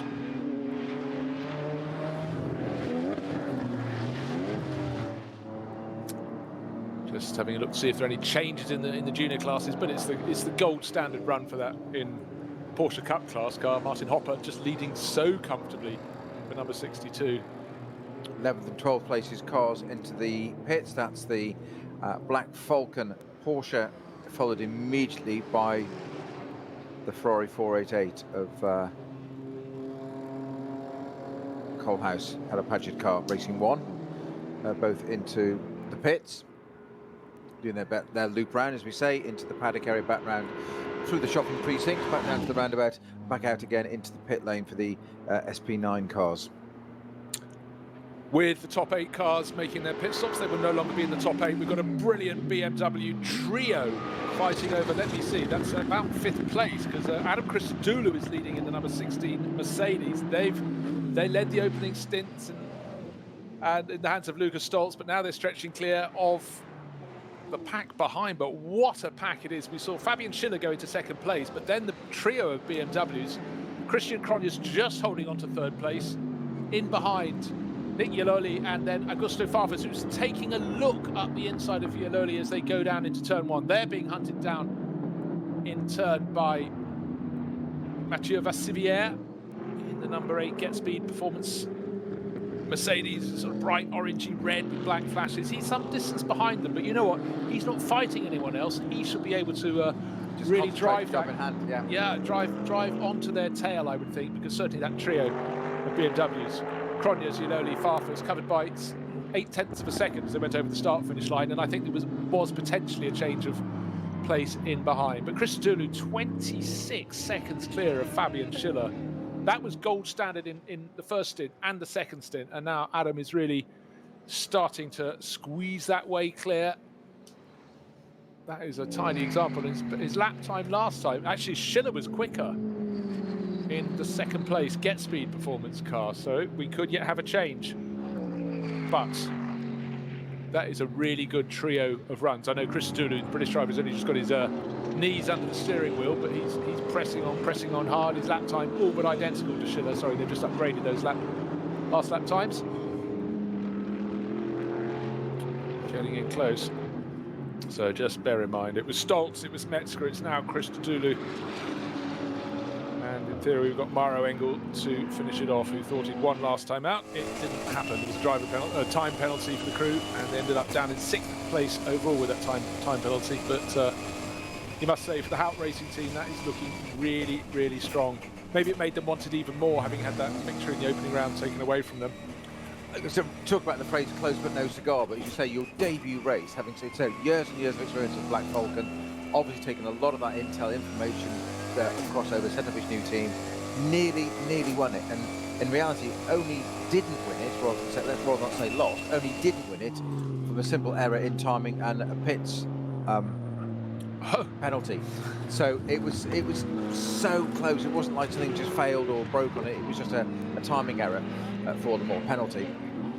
Well, talking of things failing or breaking, I think it's car 352. BMW's got it wrong into 752 into the final sequence of corners. Looks as though it's sitting a little bit low, but for the chasing pack, they were catching it very quickly, and then suddenly puff of smoke and dust and rubbish in their face. That's Graham Wilson, Andrew Wolff, and Will Tregurtha.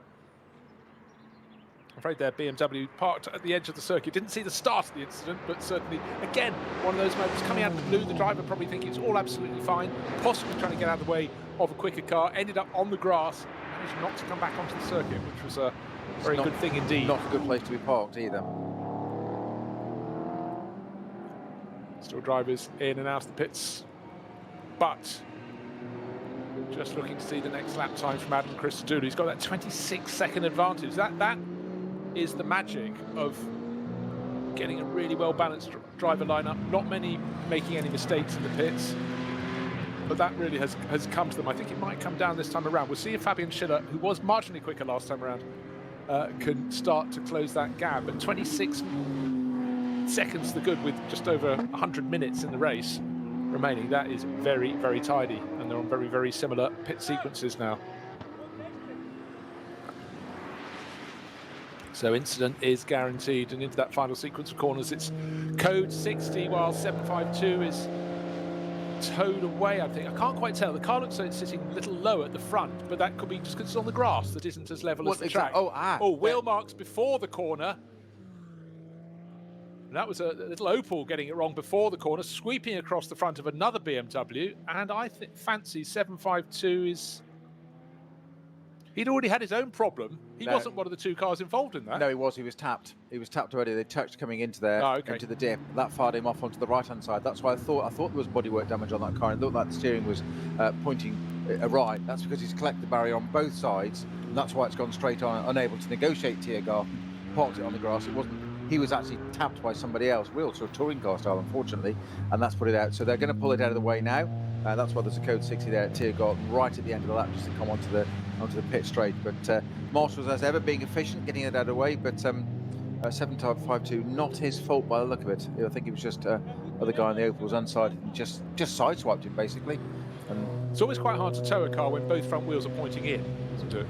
Successive toe in, it doesn't make it easy, yeah, but it'll drag it across the grass. And so just to let you know, it's the inside of the final sequence of corners. That it's the final right-left onto the start-finish straight. He's on the grass on the inside of that. You can see the end of the pit building. It's that close, but unfortunately there with the replay, Peter could call it perfectly. The Opel got it wrong, went across the grass on the entrance to the corner. Obviously grass, no traction.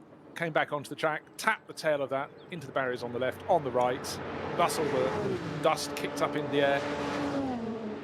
The 752 BMW being towed back. Its race run. I'll just put a steering arm on it for tomorrow and it'll be out again. It'll be easy. Bit of polish, bit of good old-fashioned T-cut, and away we go.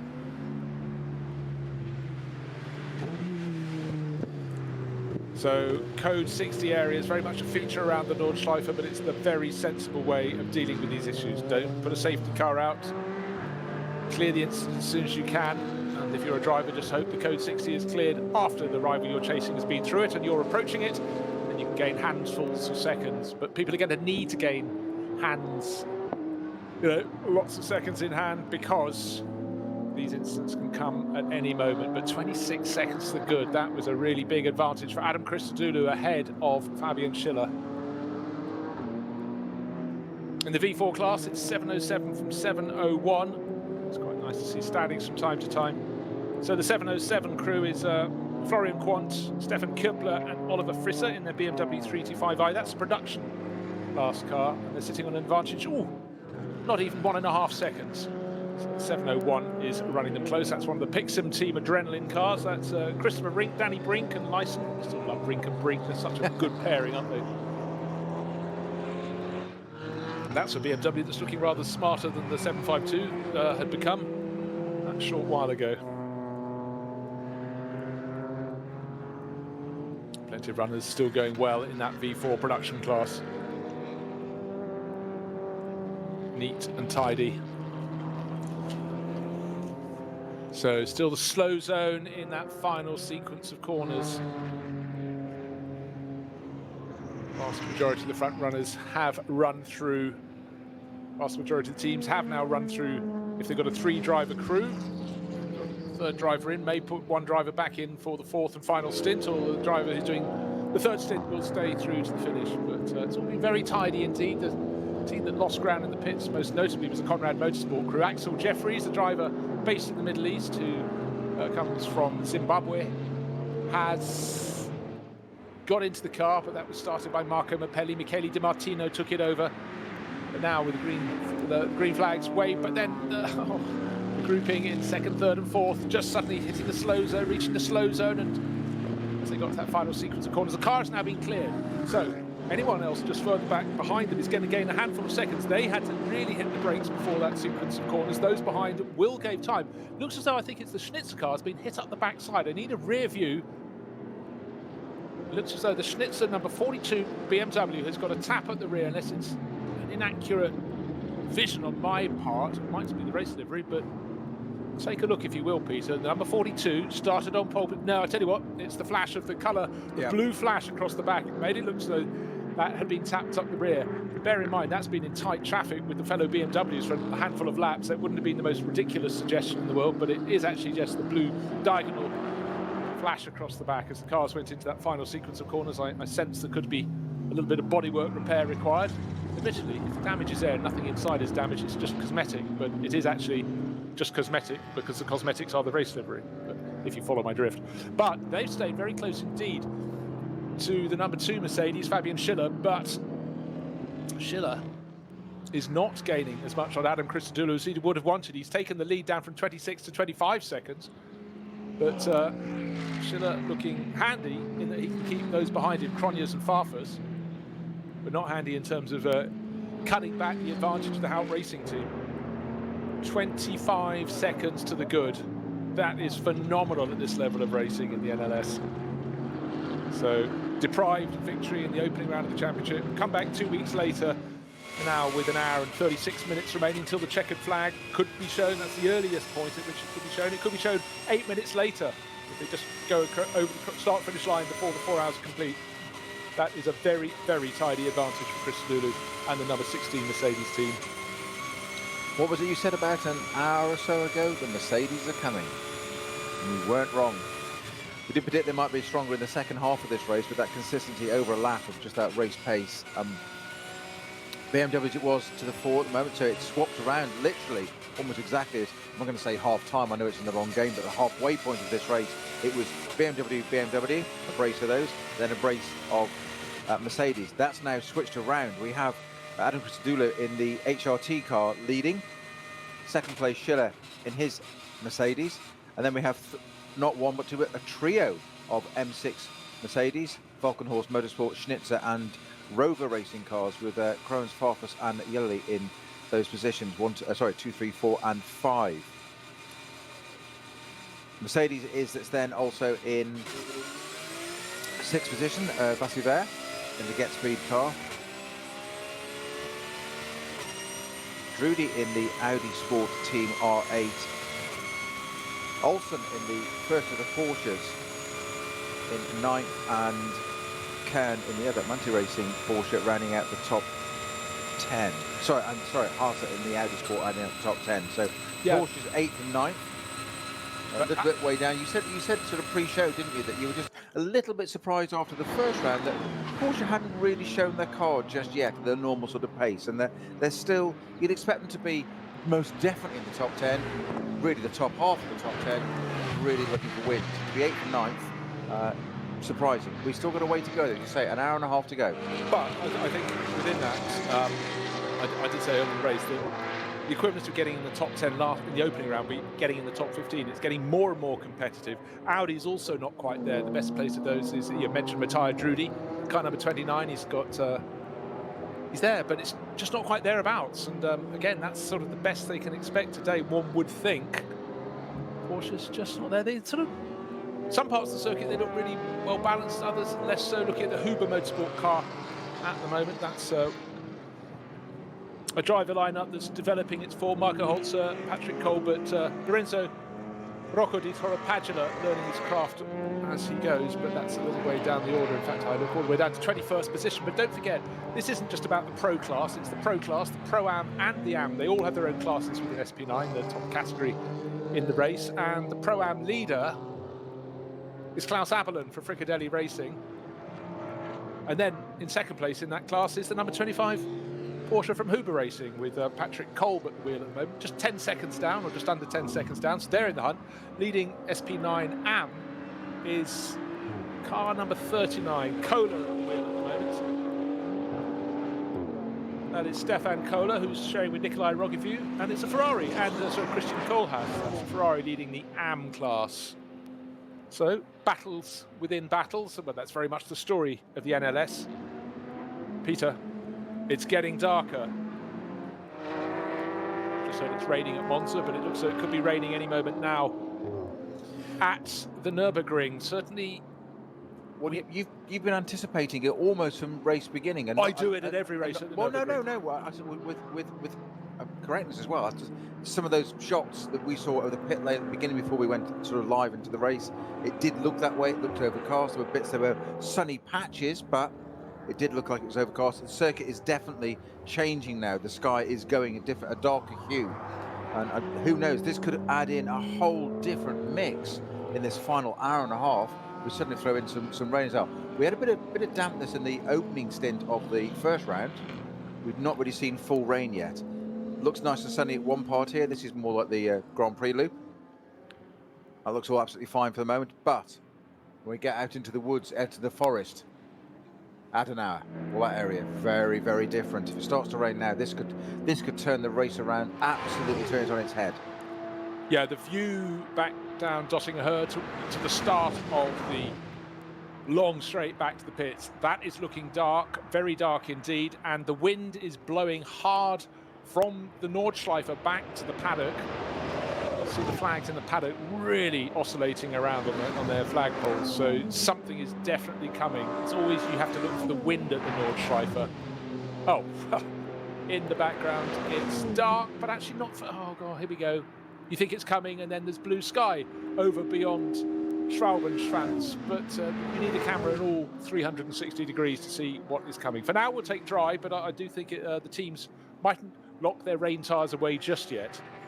As you say, these are the conditions that the word changeable was made for. Yes, yes. So let's just reiterate, Adam Christodoulou leading for the Hout Racing team by a stonking margin, 25.7 seconds at the start of this lap. Fabian Schiller marginally faster in second place overall, but he's only just under 2 seconds ahead of the charging BMWs with Christian Cronjes, Augusto Favas and Nick Yeloli, and then another Mercedes, number 8 from Get Speed Motorsport, Mathieu Vassivière, who's sharing with Krista Johns. They sort of alternate. One does the first stint, one does the second, one does the third, etc. Luca Drudy, better the Audis in behind, but really, Drudy is another 18 seconds down on Vassivière, so 6 seconds cover third place, Christian Cronjes, Augusto Farfus, Nick Yeloli and Vassivière. They are the ones that could change And I do sense that Schiller, having passed them into second place in that bright yellow Mercedes, Peter, is going to be able to get away from them and try his everything to chase after the leading car, the other car that is shining for Mercedes today. That number 2 entry with Fabian Schiller, who we saw come onto the start-finish straight, third place in a group behind 2 BMWs, and he passed not 1, but 2 before he got to turn 1. So he absolutely maximised his moment. And I think he's safe from pressure from behind. He did, but I'm going to throw another variable in here. I reckon that Falcon Horse Motorsport car is not done yet. If these conditions do change, we might be surprised. We'll keep an eye on that car. Peter likes to just put a little one out there every now and Well, again. You could be right. I'm just looking at differences, look at the gaps. So, looking at the gap now from second to third, what was it last lap? Second to third was 1.9 seconds. It's come down to half a second, but Schiller was slower than all the cars around it in second place. His was the one I thought would be starting to make moves, but suddenly Chris Dooley picks up the pace. 8 minutes 4 seconds. That's quick. 8 minutes 4.6 at this point in the race. That's good. We're chasing BMWs in third and fourth. 8 minute 5, 8 minute 5. Farfus had a good lap as well. Yeah.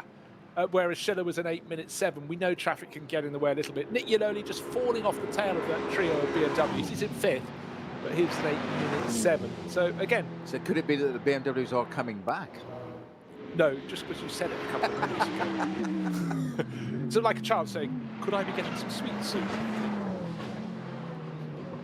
So let's just take a look back. I'm looking also, again, the second part of the race, stage of the race, I get quite interested in which cars have dropped down the order are picking their way back up. And one that's, let me have a little look. Jeffries is pushing very hard indeed in the Conrad Motorsport Lamborghini, but he's outside the top 10. In fact, Jeffries down in 14th place. Is that about to change? He's being challenged by one of the Phoenix Racing Audis. He's down into 15th, and the Phoenix car. Oh, is it going to complete the move down the outside? Get some braking done, why not? Car number 15, that's Kim Lewis-Schramm. He gets to see the escape road at turn 1 and rejoins again. Peter, the turn 1 at the Nürburgring offers so many lines in, so many lines out, but so many times someone who's gone in a little bit tight pushes all the way to the exit. And if you're on the outside, you're beyond the exit. To an extent, that happened to Kim Lewis-Schramm in that bright yellow Phoenix Audi just there. But it did exactly as you were reading it. Get the braking done, and he hasn't. He's in the escape road. As you say, or running certainly not quite a bit, very, very wide, and therefore not gaining any advantage or position whatsoever in that. So. No good. Oh, we'll just see somebody pulling off out of the way in front of the Lamborghini there. Yes, that was quite strange. You had 3 cars nose to tail. Gabriele Piana tucked in behind Axel Jeffries and Kim Lewis-Schramm, and I can't actually work out where that car went, because I thought for a second he was diving into the back entrance of the pits, but it's almost that he went off out of the corner before out of the Mercedes arena.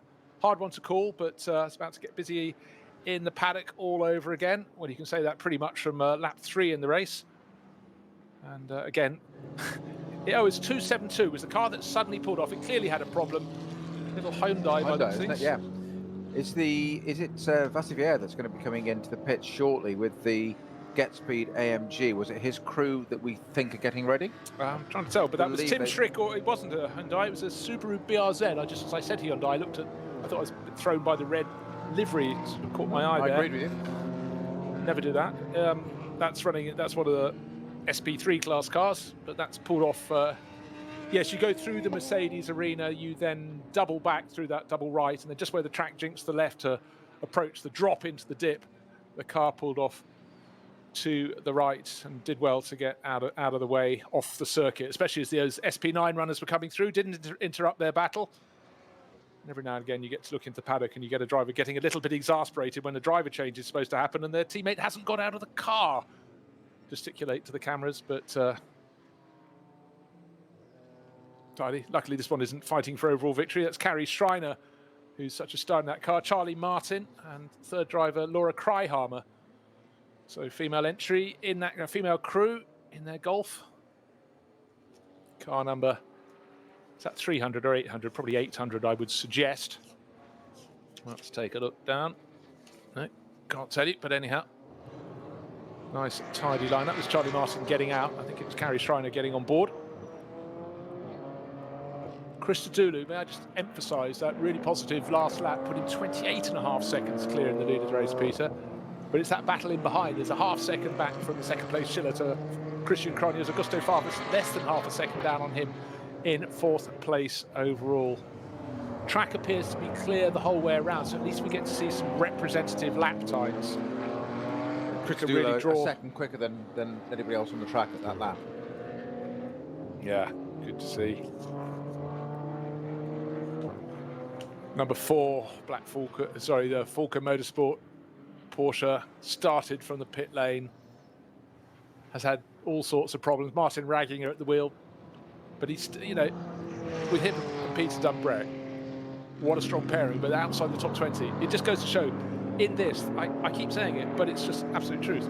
The standard is just getting better and better, and the number of works drivers popped in with the various privateer teams this weekend just goes to show that how seriously they are taking it. And must be said, building towards bigger and better things, but the teams are all going about it with different tactics. And what will it be the BMW way, short first stint, longer following stints that works, or will it be very different indeed for a car that goes on to win? But BMW nailed their colours to the mast, and it was car number 300. It's the VW Golf in the SP3T class. Celia Martin, not Charlie Martin. She's in a different car. Carrie Schreiner and Laura Kryhammer, but that's taking a long time at a standstill. All-female crew as well. Just spotted that, yeah, absolutely, yes, all-female crew, not just driving crew, but entire crew, yeah. Looks great, and a great Geety sponsorship scheme. Black and yellow, very, very crisp indeed. But actually, the best-looking racing car isn't the one that looks pretty. It's one that's out on the circuit, doing what needs to be done at the sharp end of the field. But anyhow, all about gaining experience for this crew. Adam Christodoulou, how good is this next lap going to be for him? You have to say with every lap that he can just even match or be marginally slower than those behind. That is on the money for that crew. Because if there's a charge, it's got to come from Fabian Schiller in this stint and the driver who takes over the number 2 Get Speed Performance Mercedes for the final run through to the finish.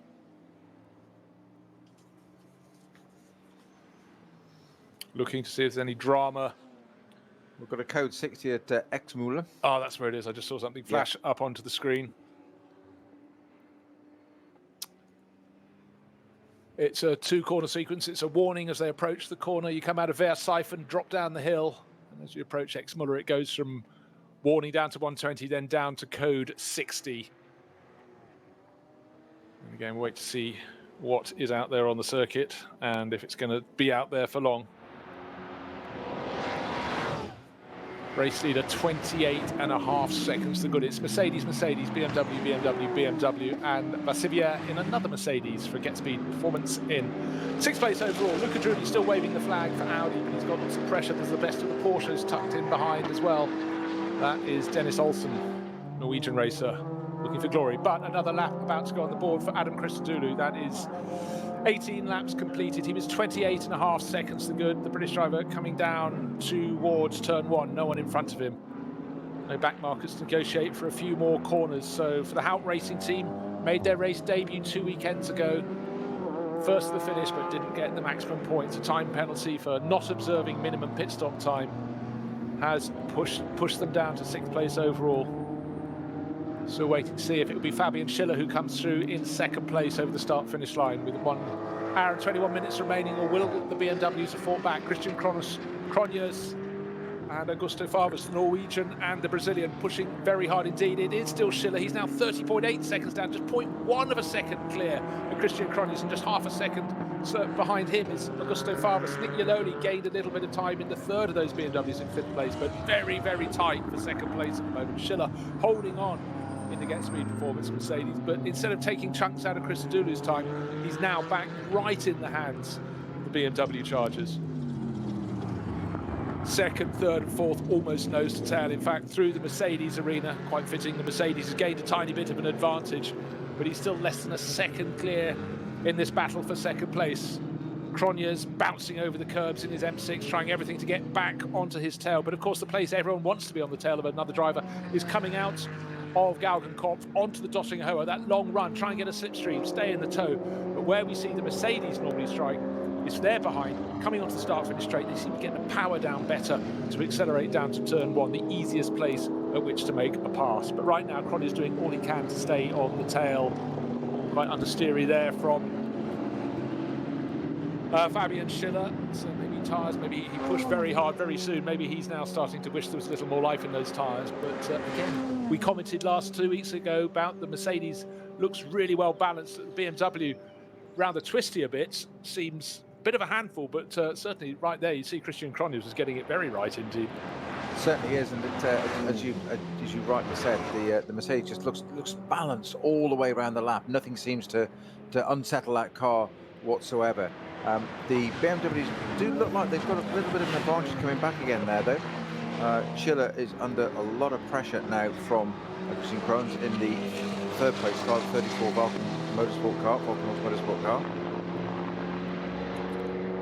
Just looking at the slow zone at the X-Muller has been upgraded to a code 60.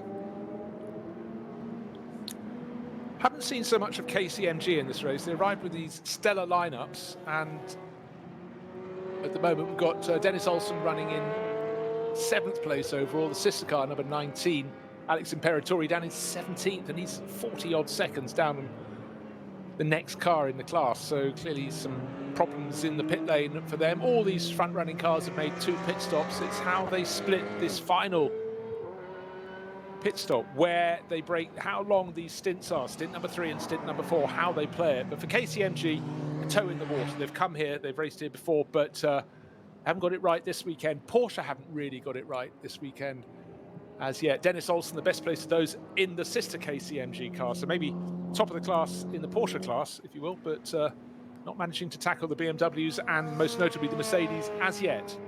It's almost as if we've sort of settled down for a little bit now. We've got to that sort of 3/4 sort of distance, haven't we? And it's sort of like, well, 2/3. I think we could almost have 40 minutes there before something really starts to shape out, how we're going to see the final bit of it. Let's face it, 2 weekends ago, it was exactly that down to the last lap. It was, and what has to be understood, of course, is the fact that there are sliding scales to the amount of time you need to spend at a standstill, minimum time. It's not at a standstill from pit in to pit out. And the earlier you make your final pit stop, the longer your final pit stop has to be, ranging from an hour and 9 minutes before the end of the race, which is coming up soon, where you'd have to be at a standstill for 357 seconds. Let's call it 6 minutes between friends. Yeah. Down to if you come in with a minute to go, which would be a bit of a rare tactic, it's only 178, so 2 minutes 18 seconds. So big difference. Slow zones on the circuit could undo all of these gobbets of time you can get by making your pit stop later and later. Someone has put their car on the side. Another car, just trying to pick out where is that on the circuit. It's just the bottom of the hill before the carousel. You get to the Caracciola corner to go up to the carousel, and someone has put their car on the side, and another car is at the side of the circuit, albeit on 4 wheels. So Peter's going to check that out. So just as I was hoping for a long period where we had no one having incidents so we can see the pace of the cars. Actually, one of the cars just put it a really quick lap. 8 minutes 4.3 seconds for Kevin Estre. Well, there you go. Kevin, never knowingly slow in a car. If there's a man who wants to attack, that is the fellow. I've always thought some of his moves, famously here a couple of times here, where he's on the grass, overtaking on the grass down the Dottinger. Then here, Kevin's in one of the Fricadelli racing cars, sharing with Michael Christensen and Felipe Fernandez-Lazer. All of them know the ring very well. He's down outside the top 10 in 11th place overall, but quickest driver last time around. But we've got that slow zone around the Caracciola carousel. So don't expect some fireworks this time, but in fact, it must be said, Estre got very close to tail of Christopher Haas's Audi Sport entry. That's holding down 10th place, 0.3 of a second between them last time around, but definitely the pace 3 seconds quicker was the chasing Kevin Estre. So French racer really got his tail up. In turn, I think they could easily catch the 911, if you will, of Lars Kern, who's holding down line for 3 cars, covered by 3 seconds.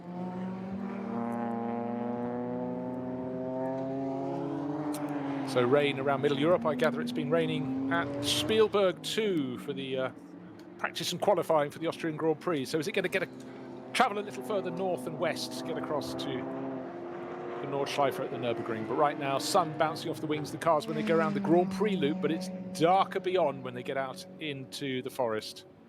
So conditions fair for now, particularly fair if you're the Hout Racing team and your name is Adam Christodoulou, because you're leading by 30 seconds.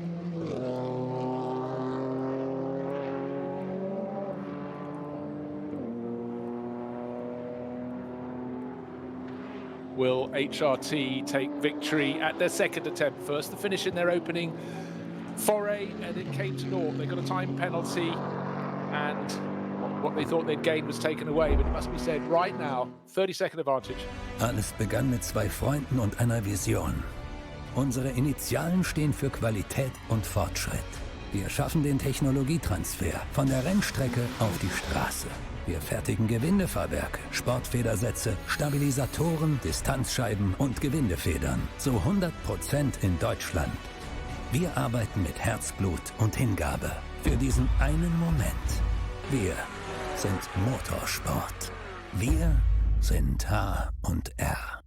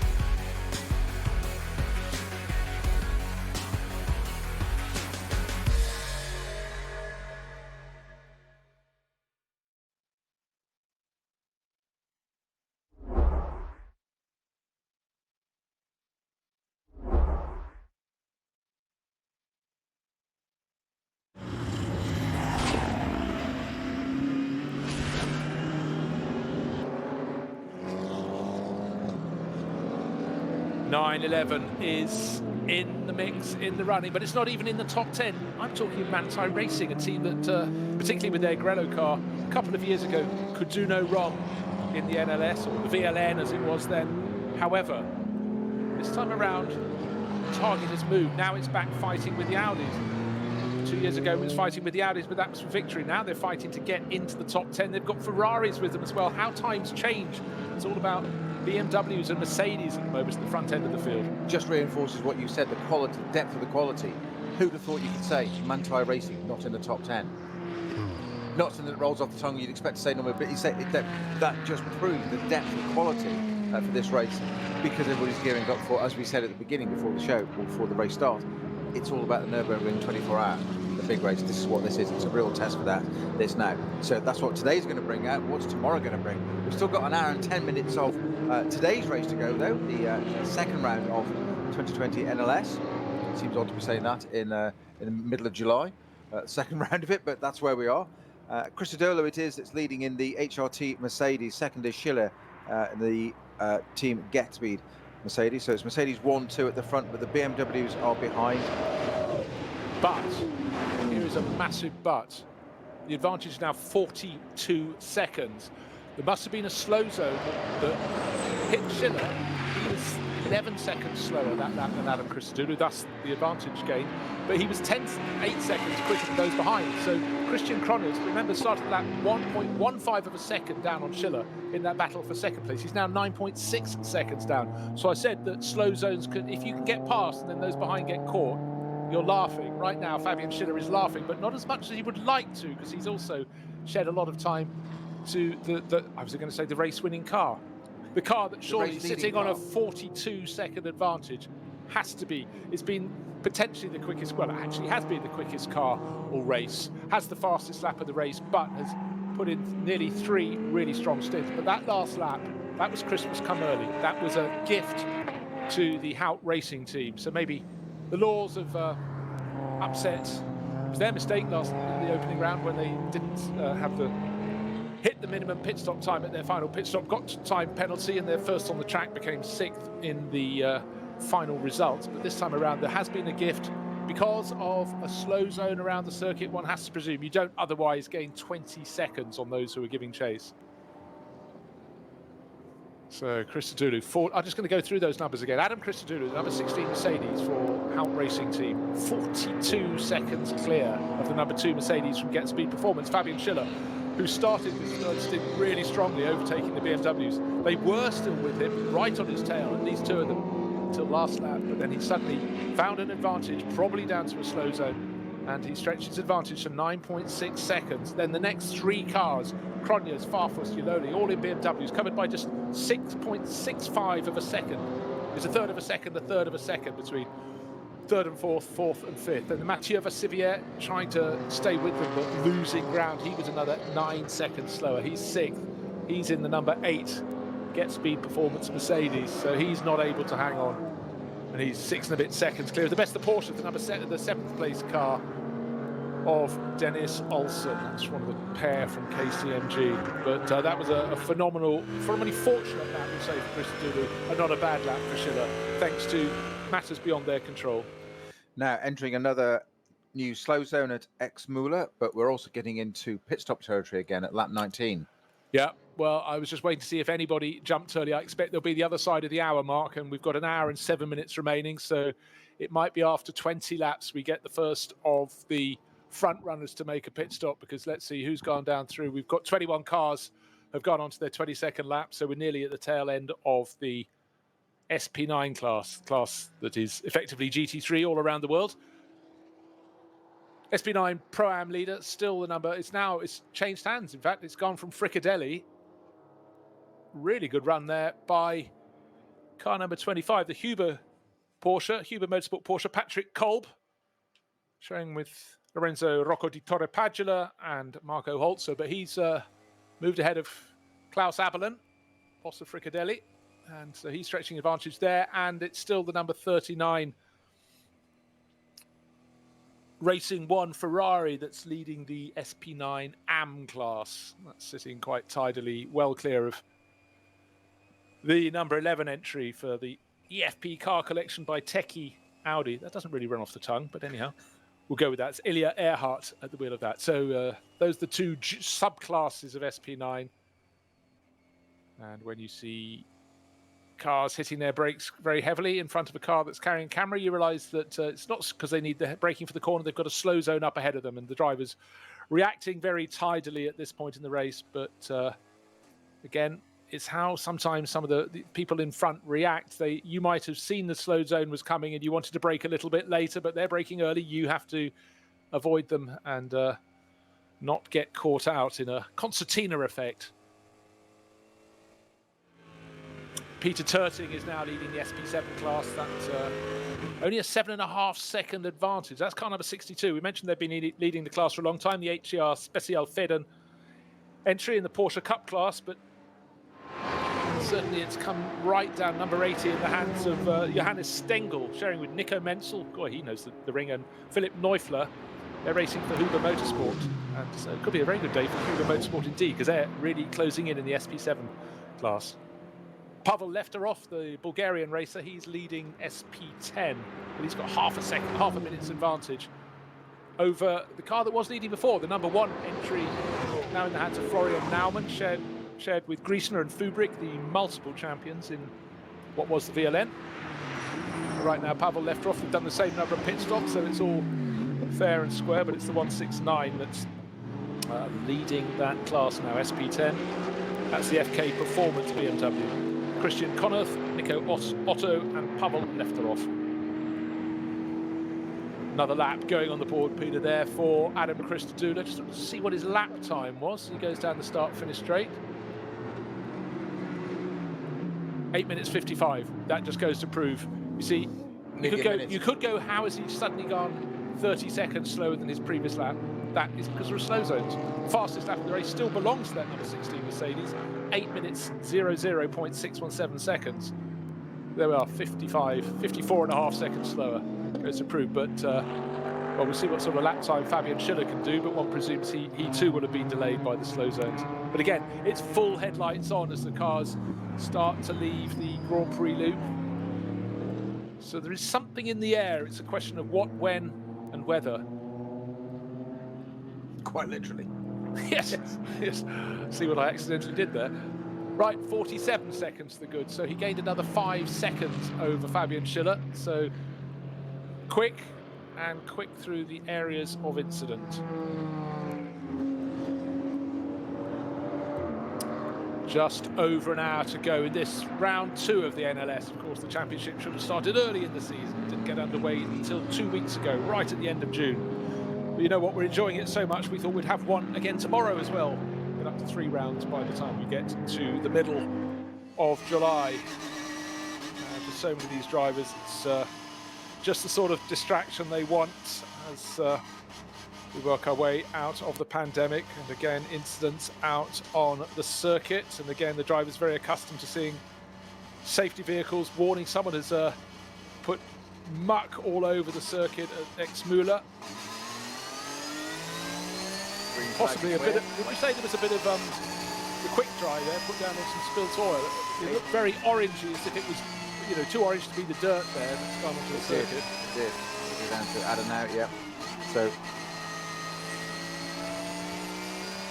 clear the zone at Exmühl. Yes, track clear now, green flag at Exmühl. So we're back to full racing with almost exactly an hour to go, an hour and 2 minutes. So we are going to head into pit stop territory quite shortly. These cars having completed, the front running cars, all on 20 laps completed. Well, what we had was a lot of drivers doing, some drivers, the BMWs, leading BMWs, started in the front row doing 5 laps and then 8 laps. And 8 laps off 13, on to 13 means lap 21. They should be coming in if they've done another 8 lap stint. They've passed the pits after lap 20, so one has to assume the vast majority of our runners are going to come in. But just get this, 47-second advantage between first and second. That is the sort of advantage you might get if someone had a very, very different tactic when they came out after their first pit stop. But we not at this point in the race. We also saw the Lamborghini that was running as high as second, wasn't it, earlier on? The Conrad Motorsports car, that's now running down in 15th. They had an issue at the pit stop, and we don't know what that was yet, but it certainly lost them that position from second all the way down to currently 15th. Okay, various people have taken a different tactic. Three of the runners have come in after 20 laps. Matthias Drudy, son of Luca, came in from 8th place in his Audi. That's car number 29. Kevin Estre was 11th, has just reported in the number 31 Fricadelli Porsche, and Alex Imperatori, the second of the 2 KCMG Porsche, has also come in. But of the rivals, they have continued. So only 3 of that top 20 group of SP9 cars have come in with 20 laps. Give them a nice empty pit lane. You know what though? Might be a bad idea. There are still slow zones out on the circuit. Maybe they're also hoping those will be cleared, or maybe simply the they didn't have an option. They'd already got to the end of an 8-lap stint, whereas the vast majority of the front runners, this is their 8th lap in this stint. And 8 seems to be the maximum number of laps that you can really sensibly eke out of your fuel load, but more importantly, out of your tyre life. But of course, your tyre life is saved enormously if you've got lots of slow zones. It'll take a lot to get a lap back out of those tyres around the Nürburgring compared to otherwise, as we've said already. But you suddenly get a whole series of slow zones like this, it could be worth a roll of the dice and saying, hang on a minute, temperatures come down, we saved an awful lot of wear. We've done 3 big slow zones, a third of the circuit each. All of a sudden you've got yourself a lap back, and that can change the whole strategy. And so it's down to the driver and what he's feeling as well. He'll be telling the crew how much he thinks is left in those tyres. However, they came in with what we say is about an hour and 2 minutes for. So that means their pit stop has to be 339 seconds. So what they're hoping to gain from the slow zones, if indeed that's the mitigating factor for them, if their rivals come in 8 minutes later, I say 63 down to 55, well, you're looking at a difference of 27 seconds in the pits. Less for those that come in later. So it's not something you would choose to do unless it was a very long slow zone. So I think they'd simply got to the end of their eighth lap of their stint. There'll be strategists there with laptops whirring away and spreadsheets and algorithms and all sorts going on, trying to work it out as to what is the best way. And the driver's sitting there saying, just tell me. Yes. In, out, box or not. What do I do? You know, I'm a simple driver. I just want to drive fast and do a bit. I'm stopping and I'm handing it over. But the strategy, it's the classic thing of endurance racing, isn't it? It's won by not being in the pits. And you know, for some people, just looking at just timing intervals, all of this. I remember the inimitable, the one and only Jean-Pierre Van Rossum, of course, was Spirit Formula One. Yeah. You know, the Onyx Formula One team. He used to be at the Spa 24 Hours. He was Belgian after all, and he would stay staring at as many screens as he could for as many hours before he fell over. It was, you know, he just loved the data. Maybe that was, you know, he made his money looking at screens, you know, money markets and stuff. But it can be quite beguiling. The more information you have, the more you can confuse yourself. But equally, the more you can potentially extrapolate. But we really do expect this time around that Adam Christodoulou will come to the end of his run. Just had a Ferrari going on the Racing 1 car down at turn number 1, but got back onto the track just before being collected by one of the tail-end BMWs there. But even at this late stage, attention may be going away. Oh, what's the rain on the track? No, I can see a bit of blue sky above. Oh, I'm determined to get to rain in somewhere. You go back to that the data stuff though, that you can actually, the flip side of that is that there's a phrase for it of analysis paralysis, that you can just get too involved in it and miss something so much. At the end of the day, look at that overtake we saw earlier down the inside of the vehicle. We thought, oh, we'll do the 1. He's done the 2. No spreadsheet's going to teach you how to do that. That's just a racer's instinct at the end of the day, and he knows what the car feels like underneath him. He or she, the tyres, everything, the braking, what it's like, and they can pull it off in the way they did it. So we're getting into the really exciting, for me, part of this stage of this race now, with just under an hour to go. But, you know, though Fabian Schiller was the driver who pulled off the aforementioned manoeuvre in that number 2 Mercedes, going around the 2 BMWs that started on the Rover car was there as well in the hands of Nick Yannone. But he won't be smiling when he gets out of the car, because he's going to get out of it about 45 seconds down on the race leading number 16 Mercedes. And it also irks if you're behind a car from the same manufacturer. You know, you're all fighting to get your team promoted to sort of semi-work status. I mean, they have that at Get Speed Performance. They have that at the Hout Racing team. Unofficial work support. That'll be it. Those parts that the others may not know about. Yet. Another driver on the grass going around a course vehicle coming up the final sequence of corners, was overtaken on the grass inadvertently because the Porsche Cup, I think it was a Cup class car, just realised it might be about to collect the back of the Audi safety vehicle, and then the race leader is coming through behind. Tiergarten, wasn't it? Yeah. Was it Tiergarten? Yeah. And diving into the pits. Here we go. So 21 laps completificated, and car number 16 into the pits. 47 seconds was his advantage at the end of the previous lap. He might have been very slightly delayed there by that safety car, but at least he didn't take the grass around it. So now the long, slow trundle into the pit lane, off to the right, through the pit garage, around the one-way system at the back. You go hard left, past some paddock area, around a roundabout, back down past some more teams in the pit lane, in the paddock, and then left again, sorry, right again and right again into the pit lane. So number 16 took about a long in and out. It's the same for all of them, but right now, so the time of that pit stop should be 320 seconds. So there we have it. 5 minutes and 20 seconds. Of course, those who come in a minute later will do about a few seconds less. But the important thing is the fact that he's sitting on an advantage of 45 seconds. When I say he, I mean Adam Christodoulou reporting in. Fabian Schiller will be next, 42 seconds. So better lap for Schiller. He's come into the pits. Well, he got 5 of those seconds back, but 42, nearly 43 seconds. That is huge coming into that final round of pit stops. So in from second place, Schiller. And Schiller's only 7/10 of a second up on Christian Cronjes. So those BMWs, Cronjes, Farfus, Iannoli, all kept him very honest indeed. So really, really close in that battle for second place. But you have to say it's going to take a disaster to befall the race-leading number 16 Mercedes for anything to tip it away. Outside chance, just looking actually, Schlitzer fell back a long way on that lap. Farfus has fallen back to Iannoli. That leaves Christian Cronjes on his own in third place. That could be very important indeed in the battle to be top BMW. And the 34 car that is the top BMW is the one that won the opening round. So they've got pedigree and they've got hunger. They've got form, haven't they? As you say, the top 7 in the pit now, and most of the top 10 actually, the 8th and 9th are not in at the moment, but our top 7 sitting in there. The leading Mercedes just being serviced, driver change, as you expect, Adam Christodoulou coming out of that car. It's the HRT car, the new team, as it were. Nearly won on their debut 2 weeks ago, but were, I think, your word was correct, of deprived in terms of not a technicality. The facts are facts, and Valkenhorst were there to take it and take the win. But it was a penalty for an incorrect timing error in the pit lane. So it happens. That's what happens, unfortunately. But I'm sure they're out to avenge that today.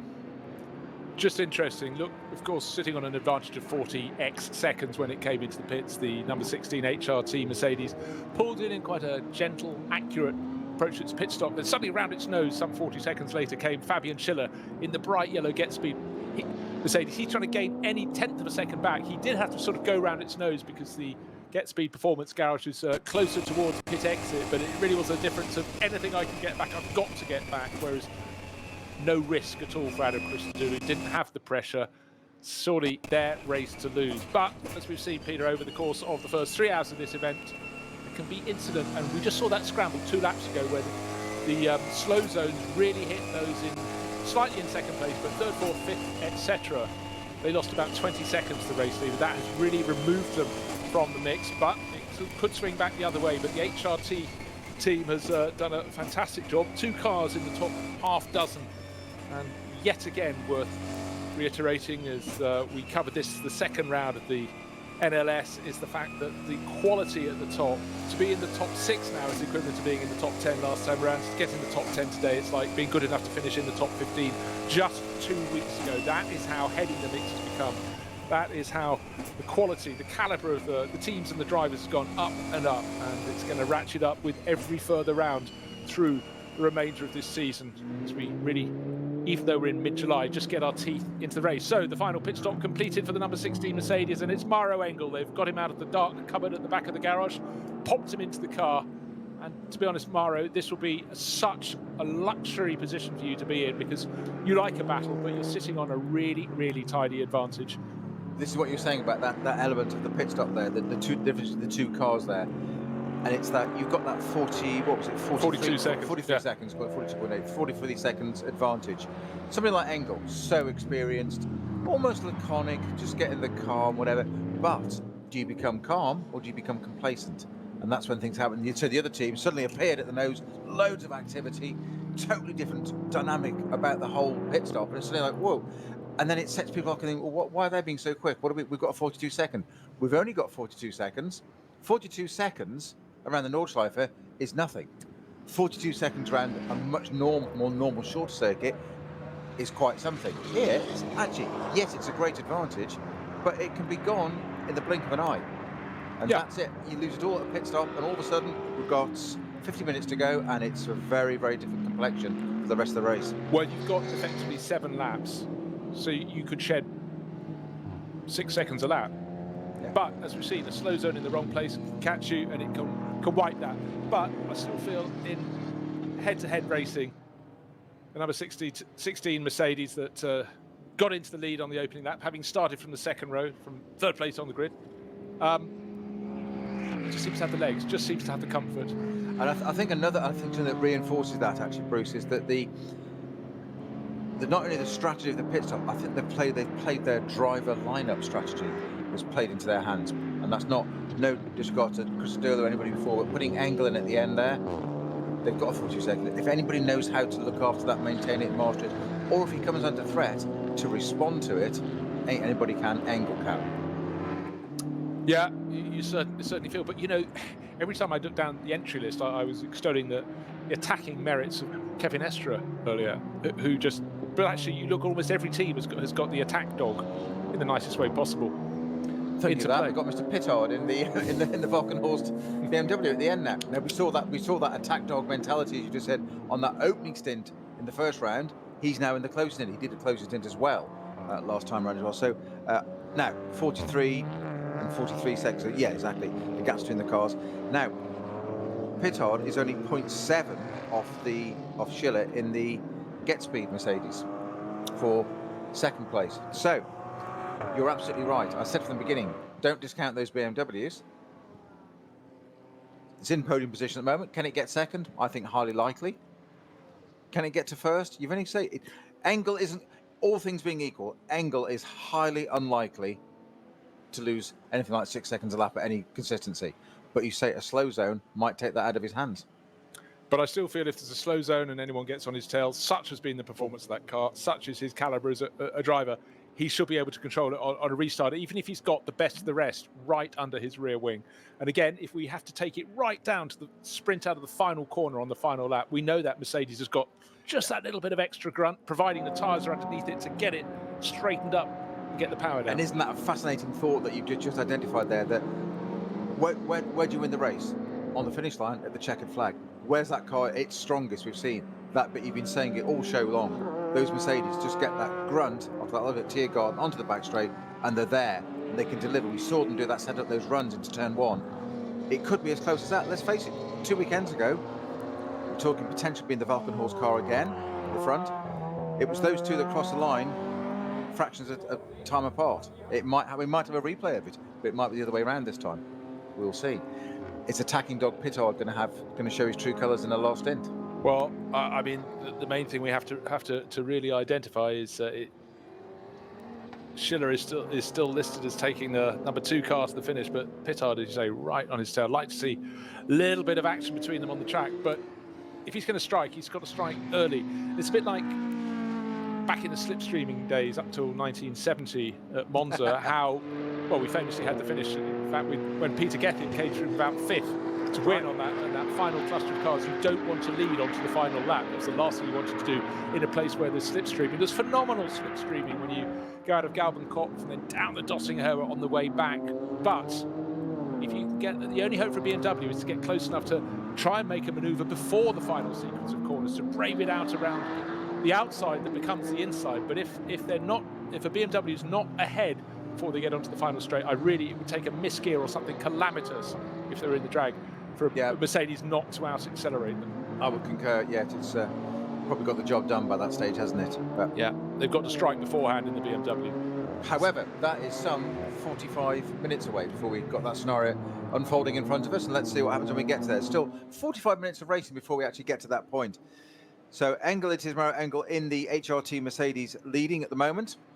42.8 second advantage they had. Obviously, we've got to wait for this lap to come around and see our timing schemes settle out after the pit stop. But Schiller in the similar car, but from Team Get Speed, is in second place. 0.7 behind when they left the pits was David Pittard in the Valkenhorst Motorsport BMW, the car that won the opening round 2 weeks ago.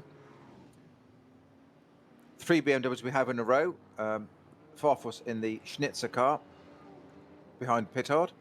That's being in 4th place, and the Rover Racing Sims driving that car in the top 5. So 2 Mercedes from 3 BMWs round out the top 5.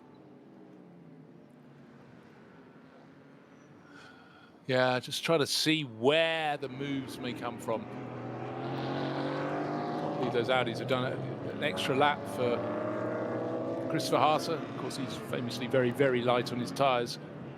But they will come in to make their pit stops. But chasing Manthey car, but Porsche just not quite been at the races, and Audis likewise no. But all those front runners, I mean, the number we just have to consider is that 43 second advantage that Maro Engel had to play with. It's just extraordinary in modern motor racing in the NLS to have that much of an advantage. We've had 6 cars covered by 10 seconds at the end of rounds in the past, but you'd have to say that for the Hout Racing team, they have done absolutely everything right, and for the rivals, they don't even look as though they've got rain to give them an opportunity to maybe close back in or hit the track in a way that surprises the race leader, because there's more brightness than there was 20 minutes ago. At no point is the track being entirely in the shade, but gosh, again, whenever you get to look, if you're lucky enough at the race action around the Nordschleife, someone is going to be doing something that suddenly upsets the order. We very nearly had the Manthey Racing Porsche given a tweak and knocked out of line. Collected. It was so tricky, and that was Lars Kern right over the tail of Christopher Haase. They're running first and second, but they owe us that third pit stop, and then once they've shifted out of the way, and the best of the rest is indeed the car in 7th place overall, Maro Engel, that will go back into the lead of the race. 42.8 seconds was his advantage before the pit stops. Doesn't matter if it's come down a bit, because the clock's counting down. We've got 43.5 minutes remaining. The clock is very much the friend of the Hout Racing team to take their first victory in this, their inaugural season. It was an 11th hour move when Black Falcon decided it wasn't going to compete in the top class for the deal to go across the Hout Racing team. A lot of the personnel did as well. Sean-Peter Breslin is running the Enterprise, as he did the Black Falcon crew. Black Falcon still competing through this year, but in the junior classes of the NLS, and it will come back with a full programme in SP9 next year. Having a hiatus. So just waiting. Sorry, go. I was going to say we're just waiting to see what the gap is, as the cars that were leading this race, who owe us a pit stop, peel off into the pits, waiting for the beam to be broken. When we get, well, still got cars very close indeed in what will be sort of 3rd, 4th, 5th and 6th positions. Baumann and Stippler have dived in to make their pit stops. Another well, we haven't talked too much about the number 6 HRT car. That's the Auto Areno car that Dirk Muller and Dominic Baumann are sharing with Patrick Assenheimer. But that was, when we looked, Peter, it was about 15th place. So yes, that's risen up, but it's going to fall down again with that final pit stop. But as you said, 15th place now is almost equivalent to the top 10 2 weeks ago, such as the depth of quality and change and just the entry level in 2 weeks. But, of course, anyone making a pit stop now, a lap after the others, will serve less time at a standstill. But for such is the way the field has been strung out through the excellence of the Hout Racing team, one just feels that ain't going to be enough to haul it back in, because they're not 25 seconds down or whatever, or 12 seconds down. They are minutes down on the race leading car, those that are making a very late pit stop.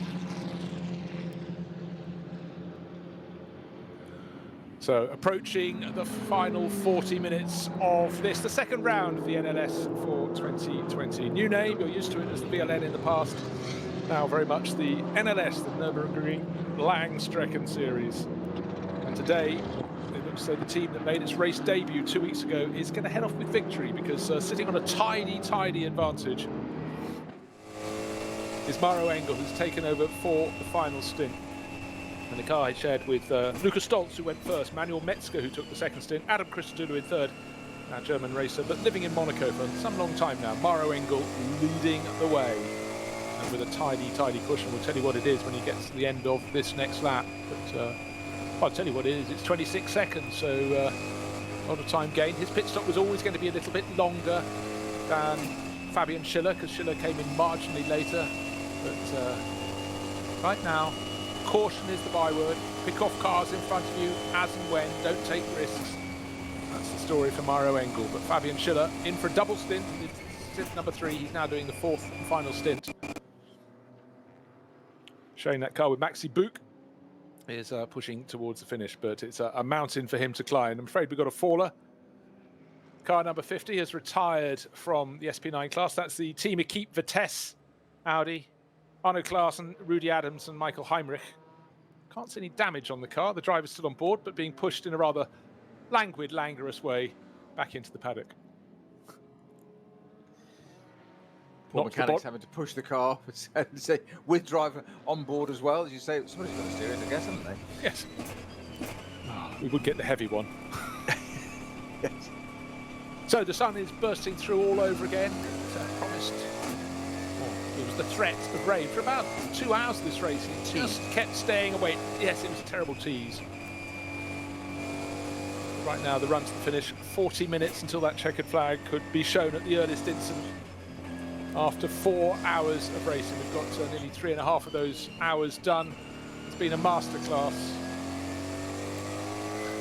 for Hout Racing Team. Hubert Hout won't be in the winning car, but his car at the moment is running in what will effectively be 6th position, I believe, when the final runners have made that last pit stop.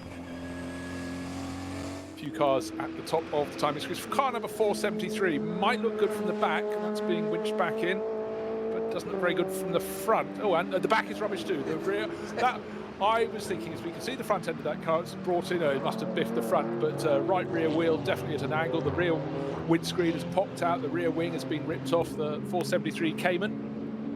It won't polish out. It's gone into the paddock graveyard of the rest of the cars that have been deposited, as we talked about earlier, because of the new rules where you can put the cars and whatever. I have a sneaking feeling that's the car that we saw on its side, because looking at the panel damage front and rear, everything's a little bit sort of crinkle cut. So we saw that. And certainly from the damage on that right rear wheel that's hanging off there on a full suspension droop and a bit more. I suspect that's the one that's been over. I think you're absolutely right there, Bruce. As long as everybody's okay, it's okay. The rest, it might not polish out, but it's rebuildable. Not necessarily in time for tomorrow, so that could be scratched. In fact, we had 155 cars today, 144 coming out to play. That could be 143 now, I think. But we will keep an eye. More than enough to be going on with. Maybe 142 with the burnt Porsche. That's true. That is true indeed. So, fine conditions, but only particularly fine if you're the Hout Racing Team. Deprived victory in the opening round 2 weeks ago. Sitting pretty today. The gap has come down in the gap we're looking at between Engel and Fabian Schiller. Went from 48 seconds to I think it was about 26 seconds. And we're waiting to go around lap number 23. People have run different tactics, as always in this. Car number 32, Christian Haase, top of the timesheet still. But the car that's led all the way, effectively, is car number 16, the number 16 Mercedes. The Grello Porsche dives into the pit lane. That's Lars Kern. He was second on the track, so in fact, it's pretty unusual that car 32 is did that dive for the pits as well? Oh, that dived in as well. Sorry, I was just realised I was looking at the techie Audi. So the red and black Audi that was in the lead of the race, in the lead no more. Christian Haas dives into the pit. Christopher Haas dives into the pits, followed by Lars Kern. And in behind as well, Gabriele Piana, I think, is that coming in? Correct. Just wait and see. Car number 17, that dives in as well. That's from Hout Racing. That's Hubert Hout's car. And the Conrad Lamborghini and the SRAM Phoenix Racing Audi in the pit as well. So we should be shaking out into the final bit of order now for our final 36-minute last half hour. This time these guys get settled out back onto the track and last 30-odd minutes. So a different way of doing things. Of course, their pit stop will be shorter than the pit stop served 2 laps ago by our race leader, but it's going to be nowhere near enough because the advantage he had over second place alone was enough for him to have made that pit stop 2 laps earlier. Peter's doing the maths. What's the minimum pit stop time now? If we counted at 37 minutes, I don't know if it's... Yeah, let's go for that. 273 seconds stationary. Okay, whereas if they come in, I think it was at...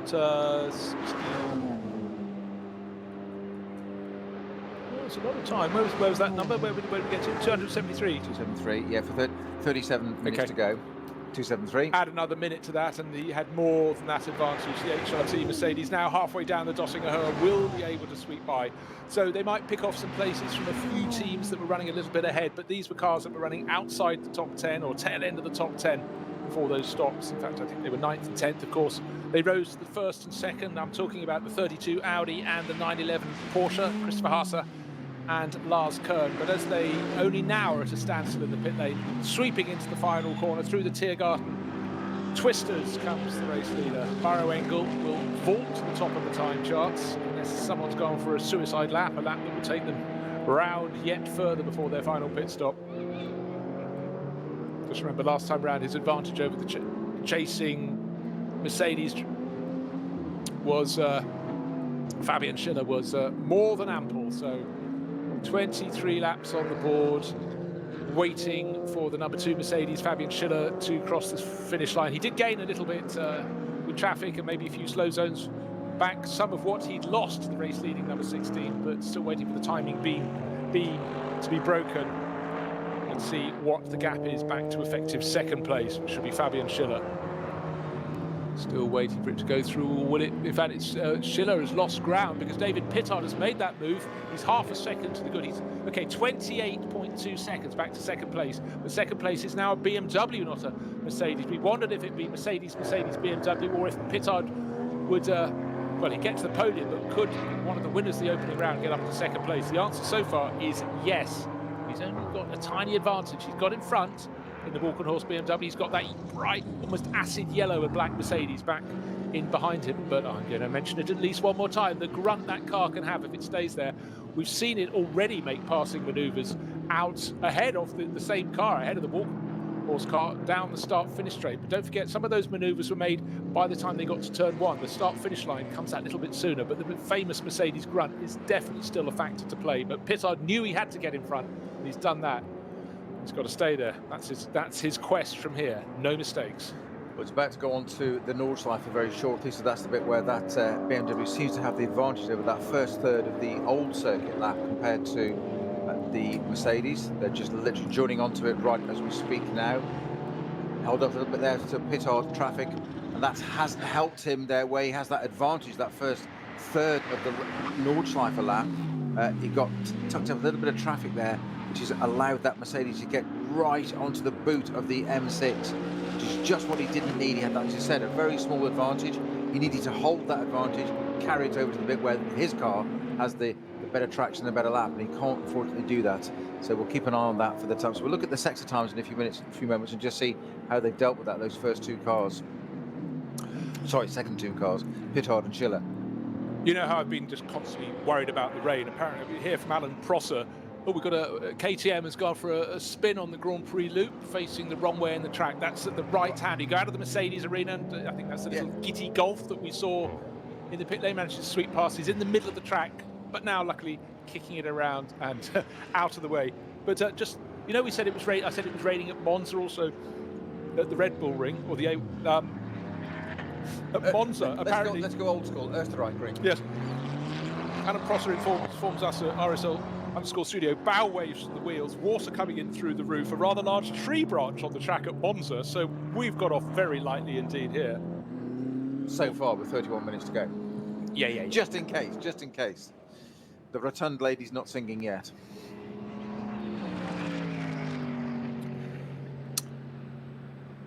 So looking very, very good indeed. If you're HRT, Hubert Hout, he won't mind if his car doesn't win. Of course, his racer he wants it to, but that's the car he's in. I'm talking about the sister car. And right now that's making great strides towards the end of this race. Maro Engel, car number 16, 28 seconds to the good. We've got 31 minutes on the clock. And the spinning KTM makes it into the pit lane from the back entrance. That's the number 929 entry. We had 3 cars entered by Teichmann Racing last time round. In fact, this one is, the middle of those, by Bax and Jens, they're always racing that, and Mike Ronnefarth has joined them this time around. Plenty of action out on the track between a pair of Audis.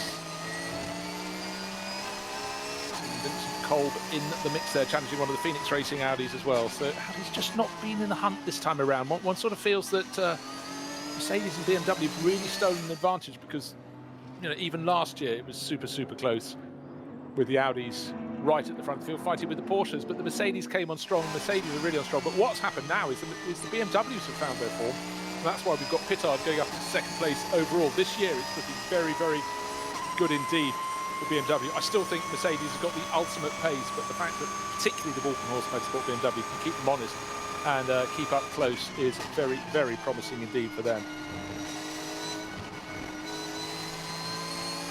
Be interesting to see what David Pittard can do. 28-second advantage. It was 42. That's just a matter of the pit stops at the end there. So we'll just see how that pans out. I have to concur with Bruce that it's highly unlikely that that gap can be narrowed in the term. Even if he does, the age-old adage of motorsport, catching is one thing and passing is another. And Mario Engel, if anybody is qualified to. Oh, we've got rain on the screen. I don't know if it's come from Monza. Or has he just sprayed the screen? No, he just sprayed it. I think it's a dead bug. Bug, well, he's got a lot of them. They're all streaking up the street. No, I think It's that time of year, it's not rain. No, okay. Not yet, anyway. I know you're hoping for it. Goes with your narrative. You're desperate for the rain. No, it's just that it seemed fairly uniform across the screen, but maybe he's just not differentiated between the bugs.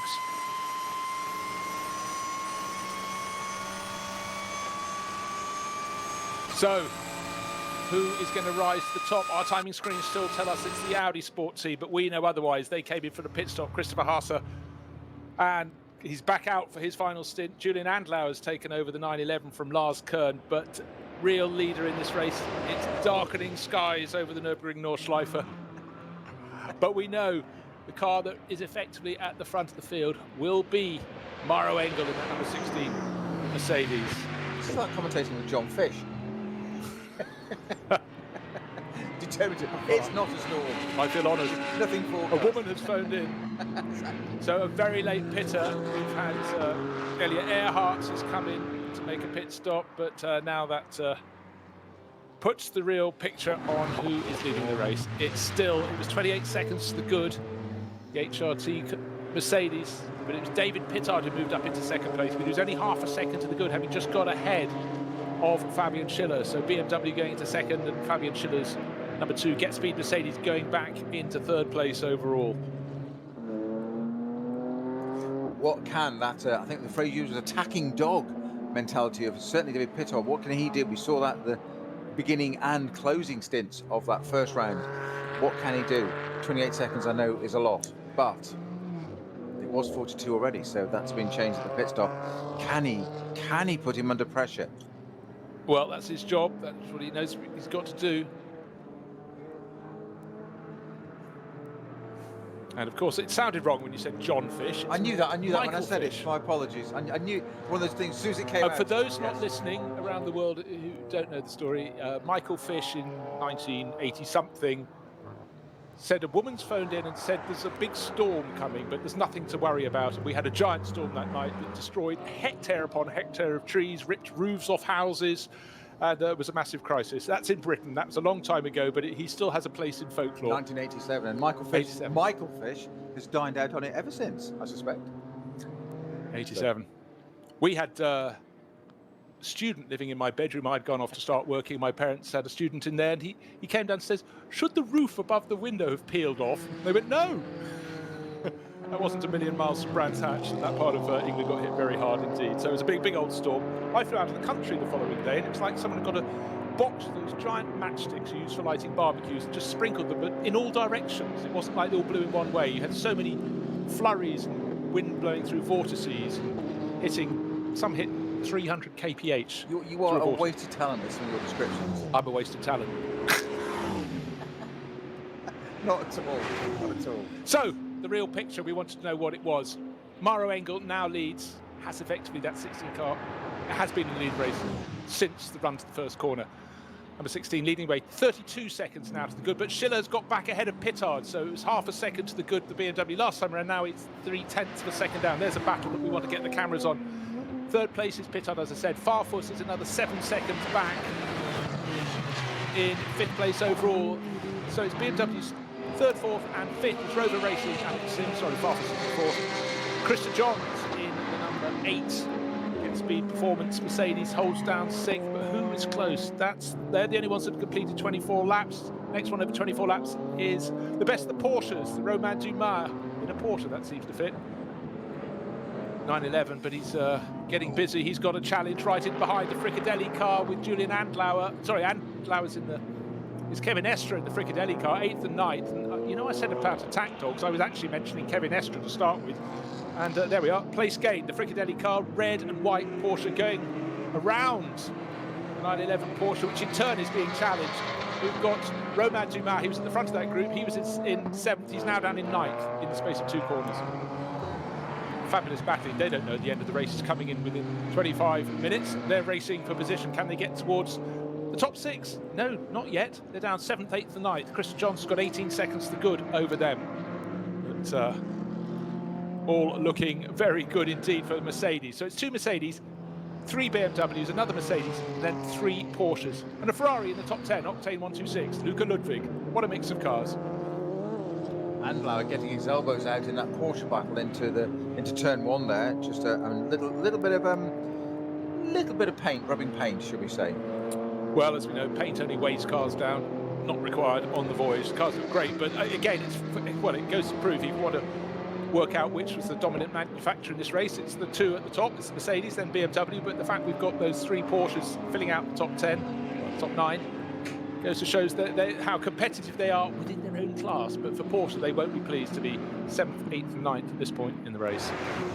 We've got tomorrow to prove it, but I don't know what the weather forecast is for tomorrow, and we will just have to wait and see if it favours them the more. Still a slow zone. Well, not a slow zone. We've got a rescue vehicle coming down the Dottinger Hoa, but there's plenty of space for the cars to go past. We've got a safety vehicle running in behind it. Still looks though rain might yet come, but it could be too late. I'm not desperate for it. It's just merely a long shot in a dark screen with cars with their headlights blazing, and you feel that it's possibly not far away. But I don't think anyone is going to rain on the parade of the HRT. We've got 23 minutes remaining, and sitting with a lead of over half a minute, Maro Engel could be about to put a big smile on the face of the new team.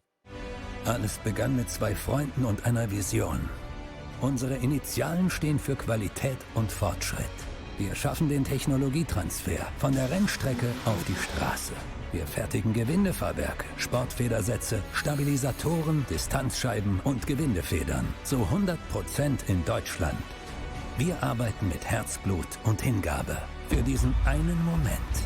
Wir sind Motorsport.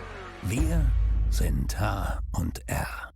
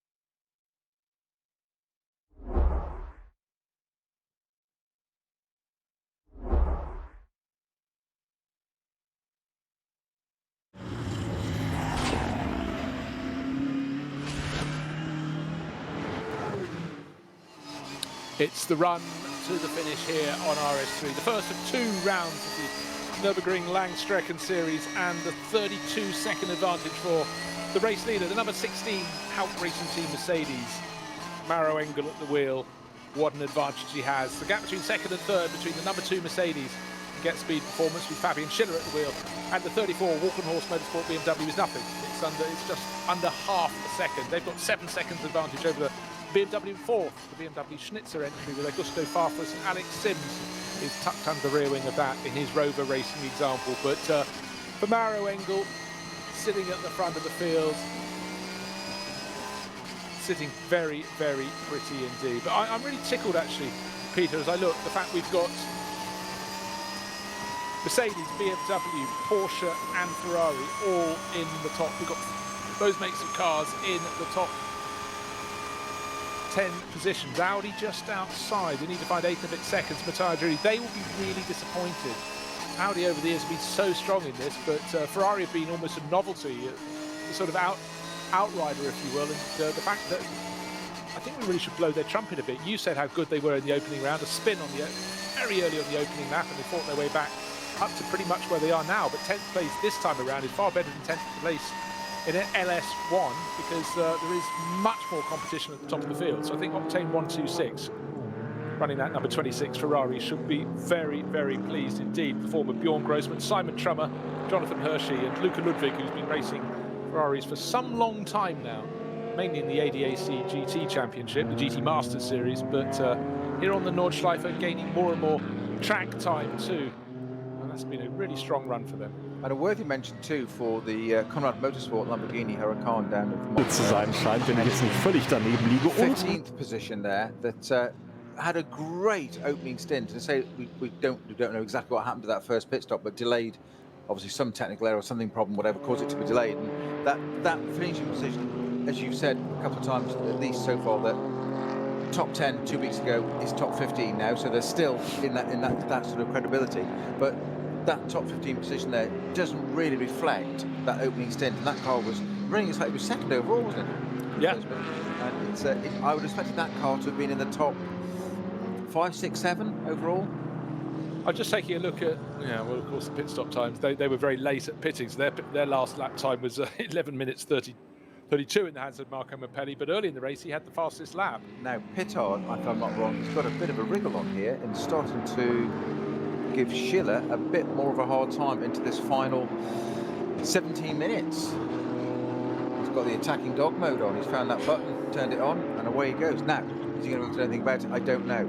This is the best way they could leave the Grand Prix circuit during the Nordschleife. Our leading car's gone through, Engel's through there. Schiller and Pittard have just joined the Nordschleife. This is where the BMW is stronger over these first third of this lap, and that's where he has the chance to really close the gap. Probably then find it neutralises, and that's going to be the problem. I don't think at this point he can do much about it, but it was only 0.6 of a second going on to that last lap. Yeah, but what he did immediately after their pit stops, he got himself past Schiller. Schiller then reversed those positions. And you could say that Pittard, maybe there was traffic ahead and he got them over right, or maybe he just thought, I'm attacking as soon as I can, and made that move. But I think the fact that Schiller is back in front is probably ominous for David Pittard there, because I think now they're settling down to their form. But the point you made, onto the twistier parts through Hatzenbach, that is the point at which Pittard and his teammate Mikkel Jensen were so strong through the opening 4-hour race of this championship just 2 weekends ago. And well, let's see if history can repeat itself. Can he get himself back up? But I think it's really quite a big ask, because Fabian Schiller has looked very, very positive. And we saw him, this is his second stint. In the start of his first stint, he picked off 2 of the 3 front-running BMWs in one go down the start of the straight. So you have to say he's got that little bit of the circuit absolutely down pat. Tyres as well comes into it. How worn are they? How much have they used and how much have they leaned on those tyres? What's left of the brakes? And what's left of the driver as well in terms of energy and concentration this part of the race? Pittard's fairly fresh into this car now. Schiller has done a great stint already. Can Pittard do that? Mercedes in front and split the 2 Mercedes. It's a big ask, you say, but it's only 0.6 of a second. It looks, all things being equal, that Maro Engel in the HRT Mercedes with a 35.6 second advantage, call it 36.7, has got this to lose. I said at the beginning of this, didn't I, before the race started, it was Mercedes' race to lose this one. But it looks like it could be a 1-2. But David Pittard has probably got different ideas. Winner last time out. He would like to at least get one place high. He's not going to really, all things equal, catch that Engel Mercedes, but he could just get the one in front. Yeah, but he's got to ask himself, he's leading the championship, and to take this championship would be a feather in anybody's cap. Do you risk gaining an extra 0.14 of a point? I don't know if you've ever seen the scoring system for the NLS. It's the world's most complicated and one of the very few that deals not in single points, but in fractions thereof. But second to third, there's a points difference, but is it worth the risk? And he's got to think about that. I would agree. In normal circumstances, I would agree with you completely. Just go back 2 weeks to what we said pre-race of all the sense, all the thing we're going to do. The drivers being, they're not match fit. They've been doing digital racing. They haven't had the bit of the curves, the G-forces, all that. They might have been in a simulator, etc., etc., etc. And who completely blew us away on his first and last stint, but particularly the first stint, David Pittard. At this point, it's also, could also say another view of it is, it's not July, it's only the second round of the championship. Another way of looking at it. So maybe you go for it now. It's just an alternative way of thinking. Maybe he has a go for it, or does he start thinking about the championship already and just settle out and say, right, second, we've got 1 win, 1 second from the first 2 rounds. That's not a bad hit rate. Yeah, well, that's the sort of thing on which championships can be built, and frequently are. A bit of tattiness on the side of that number 4 Forco Motorsport Porsche, just noticing it's obviously had a little bit of side-on contact. It's in a better shape than its sister car. Yes, sister car standing still with the tail end having been burnt out. Barbecued. When Thomas Preining was at the middle, there was a rip in the door, front right door, the right door, in other words, the front of the right door is what I was trying to say. Something's come up against that. One of the headlights not working. Interesting, the same side of the headlights out, and it's just there on that wing. So what if there's a little tap or something? It's just taken something out there, a little bit of a under wheel arch damage there. The car seems to be running absolutely fine, but it is certainly slightly damaged. That number 4 Porsche. So first to second is 35.7 seconds. So any move from Schiller should have come a long time ago. He had to take, I think we were working out 6 seconds a lap through the final 7 laps of this race. And we've only got 12 minutes. Well, we've got this lap and the next one. Just trying to see where the race leader is around the lap. We get treated to a timing screen where you've got the car numbers moving around the circuit, but with still probably 140 of them going. Trying to pick one out, unless it's running in clear air, is nigh on impossible. Well, that was the task you gave me 2 weeks ago. Why did I accept it this time around? Next time I'm going to sit on the other side of the desk. We can swap seats tomorrow, whatever not. Yeah. So, driver change, not a commentator change. Yes. Swap seats, whatever not. Quite so. Let's go with the flow, go with the sport. Just looking to see if there are any changes. One change that appears to have happened is that Ferrari has just moved up into 9th place. Luca Ludwig's got ahead of Romain Dumas, just 0.8 of a second between them. So the Ferrari, I thought, had done really well to get into the top 10, is now up to 9th. Only 3 seconds down on, because he's going to pick off all the Porsches. He's got Julian Andlauer, and then Kevin Estre. That's not going to be easy. Just what you just said, just got ahead of Romain Dumas. I know. You see, I said it very nonchalantly. It's exactly a man of a certain caliber, experience, and success, shall we say? And he said that just reiterates exactly what he said about that Porsche. It's just there or thereabouts, but just hasn't got that extra oomph at the moment, has it?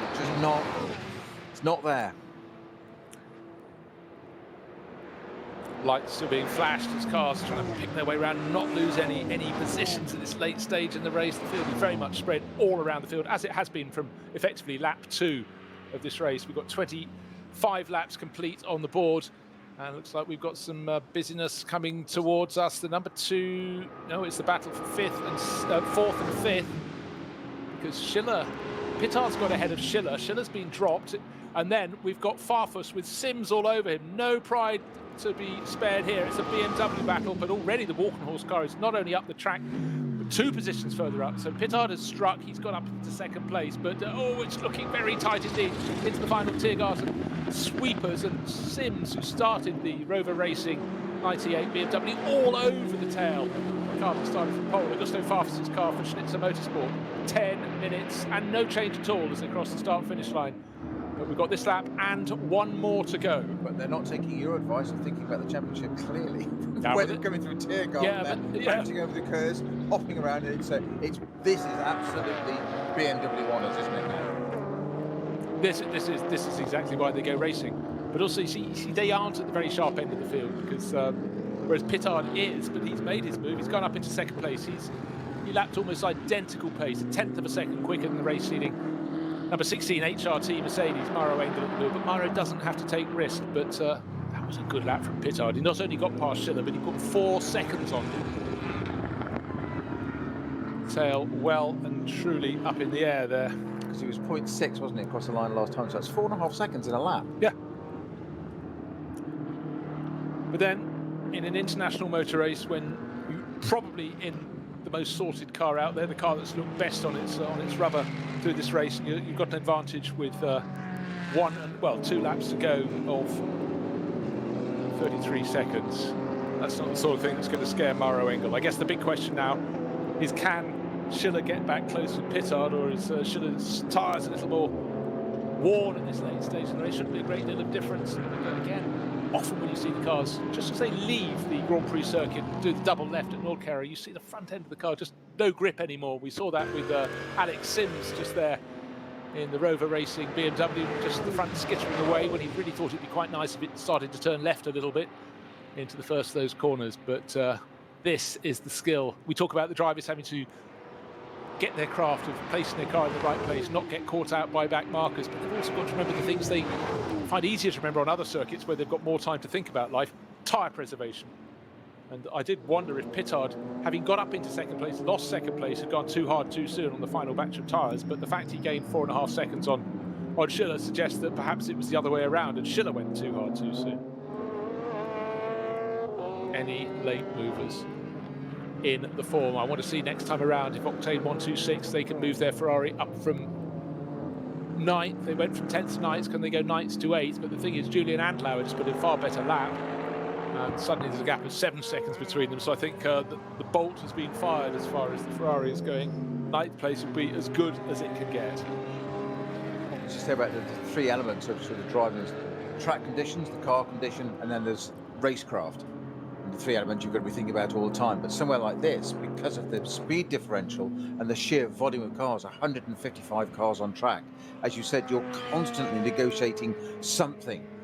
You then throw in the weather, so it's so demanding, it's so draining on you, concentration-wise, because you just cannot take a relax and laps and take a bit of a nap, and metaphorically, and sort of look at the gauges and stuff like that, so we're used to. And because something just might happen: weather, corner, dust, slower car, service vehicle, any number of permutations, and all of a sudden, game over. It does make different. It does make me really think that nobody could really have that many excuses if they're racing in a 1-race series in a 10-lap race. Of course, drivers being drivers will still produce them, but you know different, of course. Yes, each driver's written his own book, and many confer. Well, great to have KCMG on board this weekend. Not bringing just 1, but 2 cars, but best of them is number 18. That's in 10th place overall with Romain Dumas, multiple Le Mans winner. Car looking a little bit tatty at the back. Again, don't think I'm bodywork as I thought on the Schnitzer BMW. I think it's just grubbiness, exhaust from the tail of the exhaust, but hasn't quite made the splash it wanted. But their target for KCMG is to go for gold in the Nürburgring 24 hours, and I'm sure we'll see them in quite a few more rounds of the NLS as they try, well, find the missing performance. They need to get back on the Mercedes and the BMWs, because right now BMW and Mercedes are some way clear of the best of the Porsches. And for Romain Dumas, his is not the best of the Porsches. This is 3rd of the Porsches. The best one is the Fricadelli racing car in the hands of Kevin Estra, who worked his way past Julian Andlauer in the Manthey racing car. And Dumas was with them. They're all very close together, but Dumas has fallen back somewhat in now 10th place overall. Again, just phrases you don't expect to hear or to say about somebody of his quality and experience and track record, literally.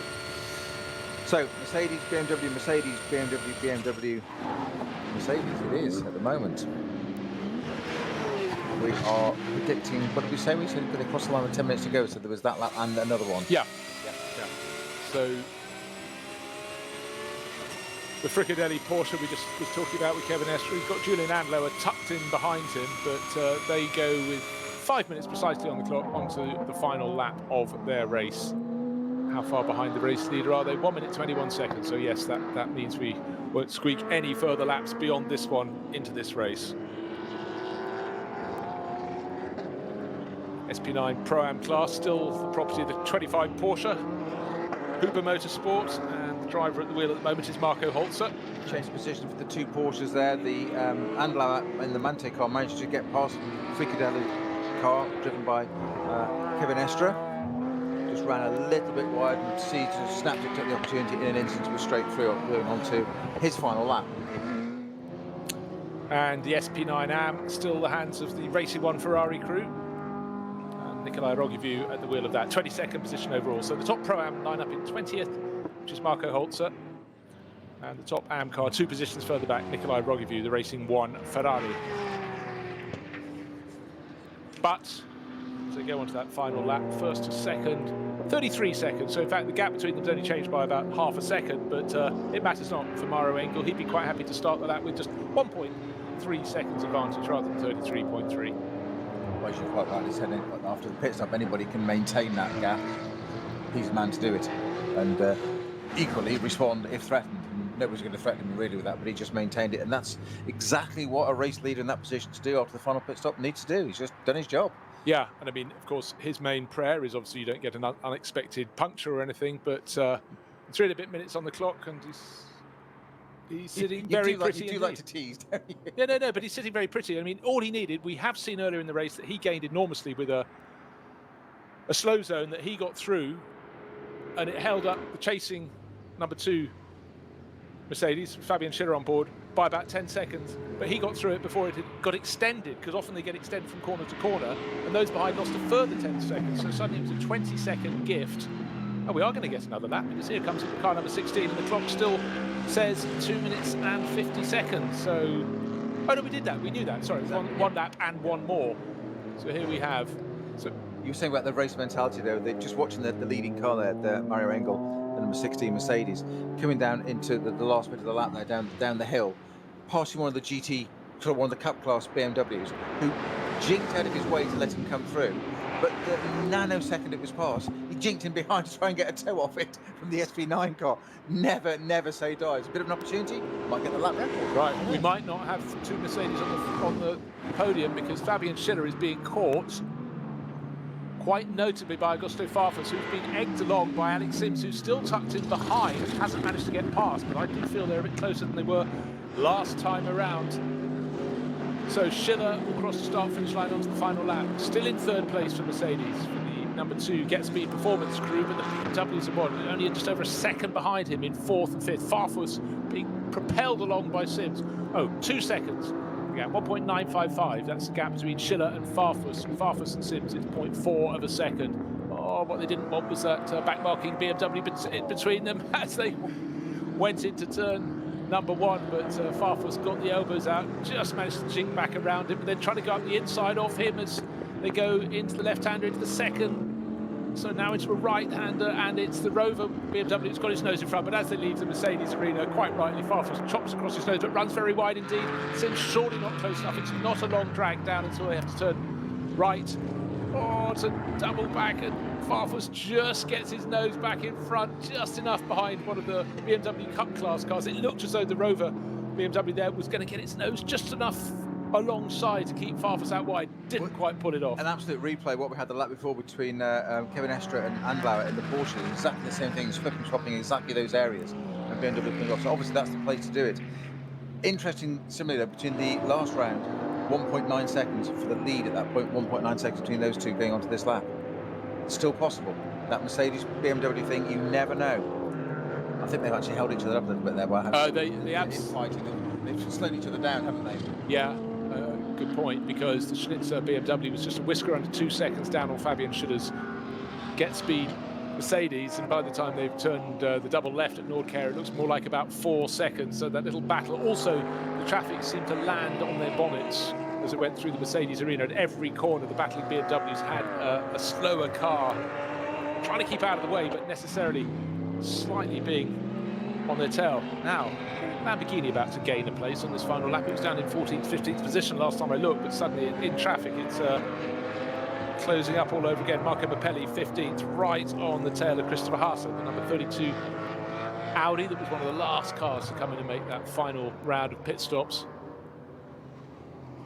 38.6 seconds. In fact, so far clear is Maro Engel from David Pittard. We didn't even bother talking about the gap. It didn't matter if it came down by 6 seconds or went up. Such has been the advantage that the 16 car has had for the Hout Racing team. So this is the final lap of the second round of the NLS. And for the Hout Racing team, first that finished last time around. Unfortunately, when the classifications were issued, a time penalty cost them time. Time was added to their overall tally and it dropped them from first. Not that far ahead of David Pittard and Mikkel Jensen on the road, but when the timing sheets were issued, they were down in 6th overall. We've got a slow-moving car coming up. The Dossinger Hoa, lights flashing. It's not one of the front runners. Staying out of the way, but again, these elements can make problems. The RCF Lexus, that's the team that already had a problem with the sister car that came in. In fact, both of them had punctures. That was a front left puncture, and the other had a rear right. No, the other way around. Rear left for the Supra, run by the Novel Racing team, by Ring Racing, and now the Lexus not quite making it to the finish under its own steam. Because if it gets to start the final lap, which it will have to do, it's not probably going to, if it's a bad problem, it's not going to make it the whole way around. It's going to have to pit, isn't it? And well, they could pit, maybe get sorted as an easy problem, get back out before the checkered flag is shown, because we've still got probably 6 minutes in this race. As the the HRT Mercedes, Maro Engel on board, works his way around this final lap. He's probably halfway around the lap at the moment. And as a lap time here is just north of 8 minutes, that does provide a few minutes for the Novel Racing team to get that Lexus RCF sorted and back out, but who knows what the problem would be. Rare shot late in the race, a long view down the start-finish straight and not a car to be seen. KCMG Porsche comes into the background of the shot, passing BMW from one of the junior classes, which of course being an SP9 he does very easily indeed, but for KCMG hasn't quite been the dream landing in this series, but I'm sure they'll go better and better from here. And that was Josh Burt, the Australian racer, but he's down in 18th position overall, so he won't be pleased with that at all.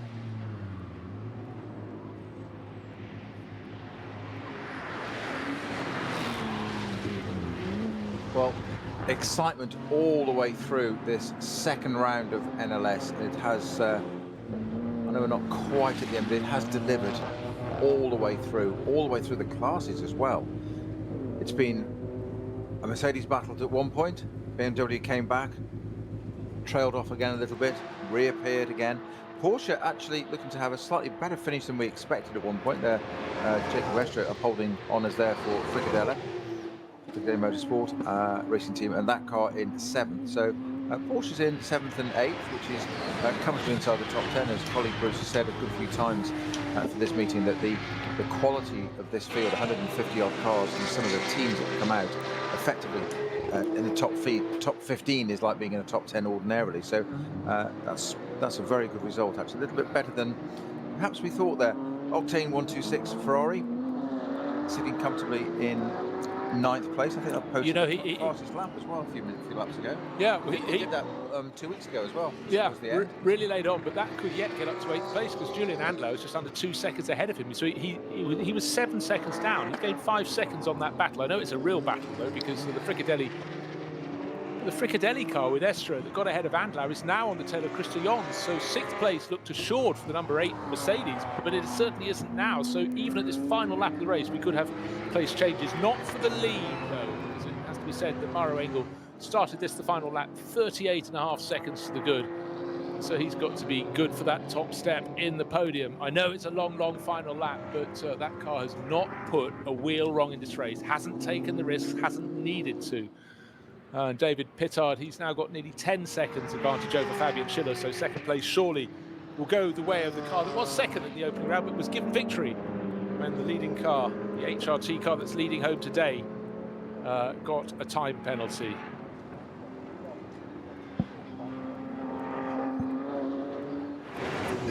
So the race is all but run. We're on the final lap, and we're waiting for the race-leading car from the Hout Racing team, formed literally a month ago with a lot of the personnel from Black Falcon. And for Hubert Hout, his car will not be a winning one, but one of his, not the car he's driving, but the car, one of the other cars he enters. He's running 3 cars in this race with Maro Engel on board. Has only got a left, a right, a left onto the start-finish straight once he's completed the long, long run down the Dottinger Her to head for victory. He started the final lap 38.6 seconds to the good. So in the pit lane and the paddock, we'll have Manuel Metzger, Adam Christodoulou, and the driver who started it off, Lukas Stoltz, cheering like mad because this is a really, really good result for them. Could have won last time around, they didn't. They ended up 6th at a time penalty. But today, 6th in the opening round has become 2 races in a row in which they've taken the checkered flag at the front of the field. That in itself tells you a story. He might have backed off a little bit. The gap may have come down to the chasing BMW of David Pittard. It matters not. Maximum points today in NLS2 to the Hout Racing team. David Pittard giving chase, pressing as hard as he can, only now into the sweepers at Tiergarten. He's got the right and left and the Renault Clio to negotiate.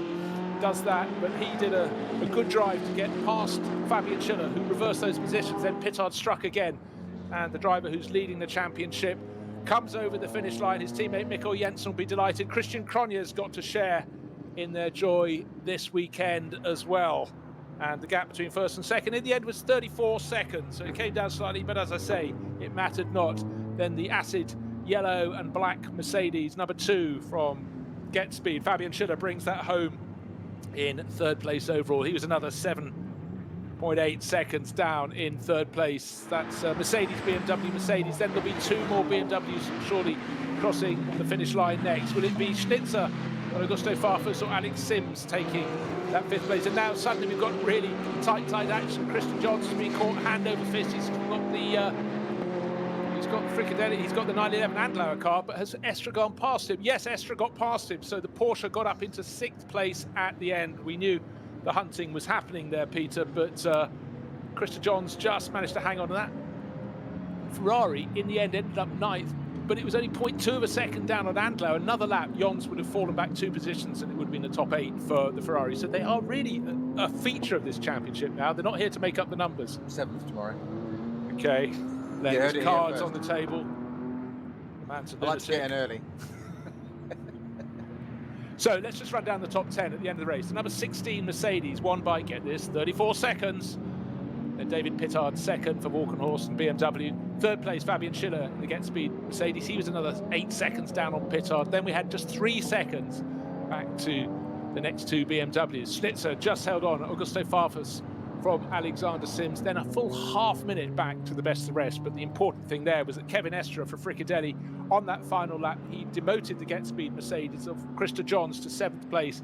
Had there been really a few more corners, he felt Julian Andlauer and Luca Ludwig would put the Manthey Porsche and the Octane 126 Ferrari past him as well. Top 10 completed by a team that joined the championship this weekend. KCMG, Romain Dumas just managed, in fact by 10 seconds at the end, to beat the best of the Audis, which was Matteo Drudi, 11th place. So for Audi, they'll be licking their wounds, trying to work out what they can do to reverse things in the next race. When is the next race? It's some way distant. No, it's not. It's tomorrow.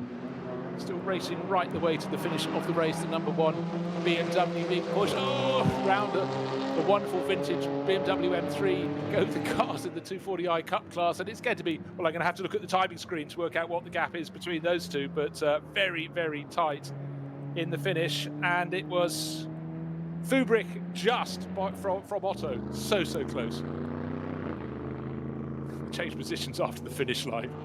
Just Question for Hubert Hout what did you do in lockdown? Answer: built an NLS race-winning team in 1 month.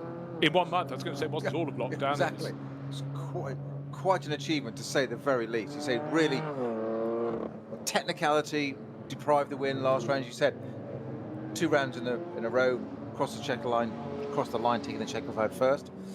Lost it on a technicality last time. This time, they said they established that from the beginning. That was it. It was theirs from the outset, wasn't it? Really. They did, and I think not only did they get into the lead at the start of the race, Lukas Stoltz going out from the 2nd row to take the lead, but they were able to sit on build a cushion and then just sit on that cushion. It was a very comfortable cushion to sit on. It was. But So through to the end of the race, it's a minor incident, but really for the other 154 cars in the field, what a start. just let that sink in. Yeah, Exactly. I would throw that in there. Even the best, the rest. At the end of the race, they were over half a minute down. 34 seconds built across 4 hours. That is, at this level of racing, a phenomenal performance. There were slight mitigating circumstances and a few advantages came their way, but not 34 seconds worth of advantages. So what a really, really strong day today for the Hout Racing team. Built out of Black Falcon. Black Falcon's still running, but running cars in the junior classes. But for the front-end runners in the SP9, it's the Hout Racing crew that have done such a strong performance. And for Maro Engel, he will be smiles all round when he pulls off into the paddock. For David Pittard, sharing the championship lead with his teammate Mikkel Jensen, joined this weekend by Christian Cronjes as well. First in the opening round, second in the second round. They're waving the flag for the blue and white spinner for the BMW mark. And for Porsche, well, they'll have to improve from there. But Kevin Estre made it respectable with moving up to 6th place on the final few corners. But as is the want here, only the winning car parks right immediately under the podium straight away. But he could park the car, polish the car before the next 3 cars came in beneath the podium. Just pulling a little bit further past the number 2 Mercedes. And in fact being flagged on down. Just the winning car sitting underneath as the car that came third slides away. David Pittard will be parking his Walk-on-Horse Motorsport car also in the pit lane. But the story today, not just Mercedes beats BMW, but Mercedes beats BMW handsomely. And Hout Racing Team puts its first win on the board. So a lot to reflect. And for the manufacturers and teams not near the front end that were in the past, where's it all gone? The target keeps on moving. That's the very nature of motorsport. And for a season that, frankly, the fact it's happening at all is phenomenal and an accolade to all involved. But the bar has been raised, and really raised by not just one peg, by a couple of pegs. And certainly for the rest, the Hout Racing team have got the big smile on their face. Walk-on-Horse Motorsport waving the flag for BMW. Everyone else, get a move on. It certainly has set the bar, hasn't it? As you say, we can't reiterate enough that they really did win on track and should have won their debut race to win. It's only created a month ago as well. I know it obviously got lots of good personnel from Black Falcon there, and it is kind of like an evolution of that. So, but that's the point. Only a month ago, if you turned around a month ago and said, let's build a race-winning team, where we're going to cherry pick people from, what car we're going to do, what series, whatever, and they've done it in this one of the most competitive series in the world, and they really laid the marker down on their opening race, and so actually they later proven it. Yeah, I mean, if you turn around and said I've got a month to build a tree house, I might have finished it by now, but not quite the same. I doubt it. Oh, I would. A beautiful thing. So that was impressive. That was super, super impressive. We saw the speed last time, but today was even more impressive. It wasn't just a battle for victory, it was domination. They got the pick tactics right, didn't do anything wild and crazy. BMW tried to mix it up. Walk-on-Horse Motorsport making that first pit stop two laps earlier. After lap 5 they came in, surprising everybody really. The other BMW from the outside the front row, from the front row, the Schnitzer car also pitted after 5 laps, and we thought, hello. But by the time they then did a longer second stint, and they all the front runners made their second pit stop after 13 laps, by that point it was absolutely clear that the tactic was fully correct at the sharp end of the field, and the Hout Racing team had got it right. But Falcon Horse Motorsport, technician, personnel, whatever, this evening. We've got another race tomorrow, same time. Another 4 hours on the Nordschleife. Falcon Horse Motorsport are going to be sitting there tonight looking through that strategy, laps, charts, you name it, and seeing say, right, what can we do different straight away? What can we do different? We did win it last time, but that was on a bit of a technicality. We're there or thereabouts, we're actually 30 seconds. That's a whitewash. Yeah, I mean, on one lap we saw they gained 10 seconds. In fact, they gained 20 seconds over the Walk-on-Horse car, but that still leaves another 15 seconds unexplained, and that is night and day after 4 hours of racing. When you have the SP9 class, but the sheer number of cars, we had 29 cars in the top class, 155 overall, and you know, a lot of our friends around the world, not our friends from motor racing, but from other walks of life, go, oh, has motor racing started again? Because other sports only just getting going. Not just started, it's fully underway all over again, down to the auspices and the intelligent application of social distancing applied here on the Nürburgring Nordschleife. So things changing all the time, but some things never change. And the Opel Manta still competing in the championship and looking 601 as still going round, yeah. clean as it takes the finish as it did at the start of the race. Still with a little wolf tail blowing away. One of the few cars to carry an aerial, but then if you have a wolf tail or a foxtail, I'm getting ahead of myself. Foxtail, yes. You have to have an aerial. So again, attention to detail. It's always what comes out in motor racing. If you want to succeed, get a foxtail. So, get a Mercedes AMG. so tomorrow, Bruce, you say it's not a long wait? Not a long wait, but with this big band of rain strafing up through Europe from the south, it could well come up towards the Nürburgring. But today we got away with it. We had clear running throughout, and I just think a lot of the other teams that haven't managed to come away covered in glory must be thinking we need another variable, and maybe weather is the variable that would give them the chance to close back in. And it's not just like finding a few seconds over several hours, it's like finding an awful lot of seconds. 7 seconds an hour, I think, probably. That may not seem much, but it really is at this level of racing. Just doing the maths, yeah, 7 seconds an hour, that's a lot. It's a lot of work for them to do. Porsches actually came through better than we were predicting earlier on at the end. Was it 7th and 8th? No, 6th with that final lap. Yep. But look at the margin to victory. Nearly 1 hour, 1 minute, 18 seconds. That is night, day, several days away, isn't it? But again, they showed good fighting form, but they weren't picking off the top cars. They were picking up cars at the tail end of the top 10. And for Audi, the biggest headache of all, because their best runner, Matthias Drudy, brought the number 29 car home in 11th place, 1 minute and 41 seconds away. That is an awful lot of time they can find. So just to reiterate, Pro-Am victory to Huber Racing in the SP9 class, and 39 took the SP9 Am class. That's the Racing 1 Ferrari. Christian Kohlhaas, Nikolai Rogivu, and Stefan Kohler in their Ferrari.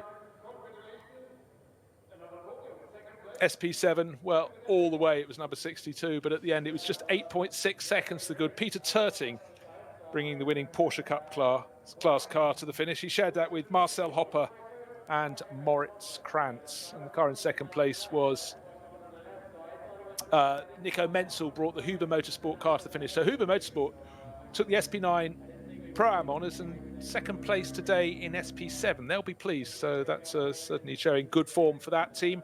SP10 in the end, it went, but not by a large margin. When I say a large margin, 0.0119 of a 0.119 seconds. So just over a tenth of a second.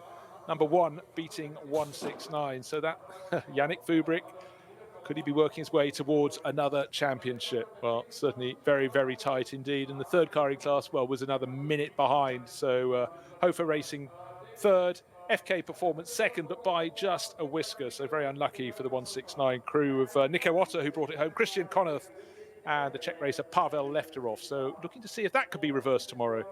But by small numbers, championships are made and lost, but certainly the fact that Griesser and Fubrick have championship titles to their name shows they've got the craft as well as the consistent excellence that you need.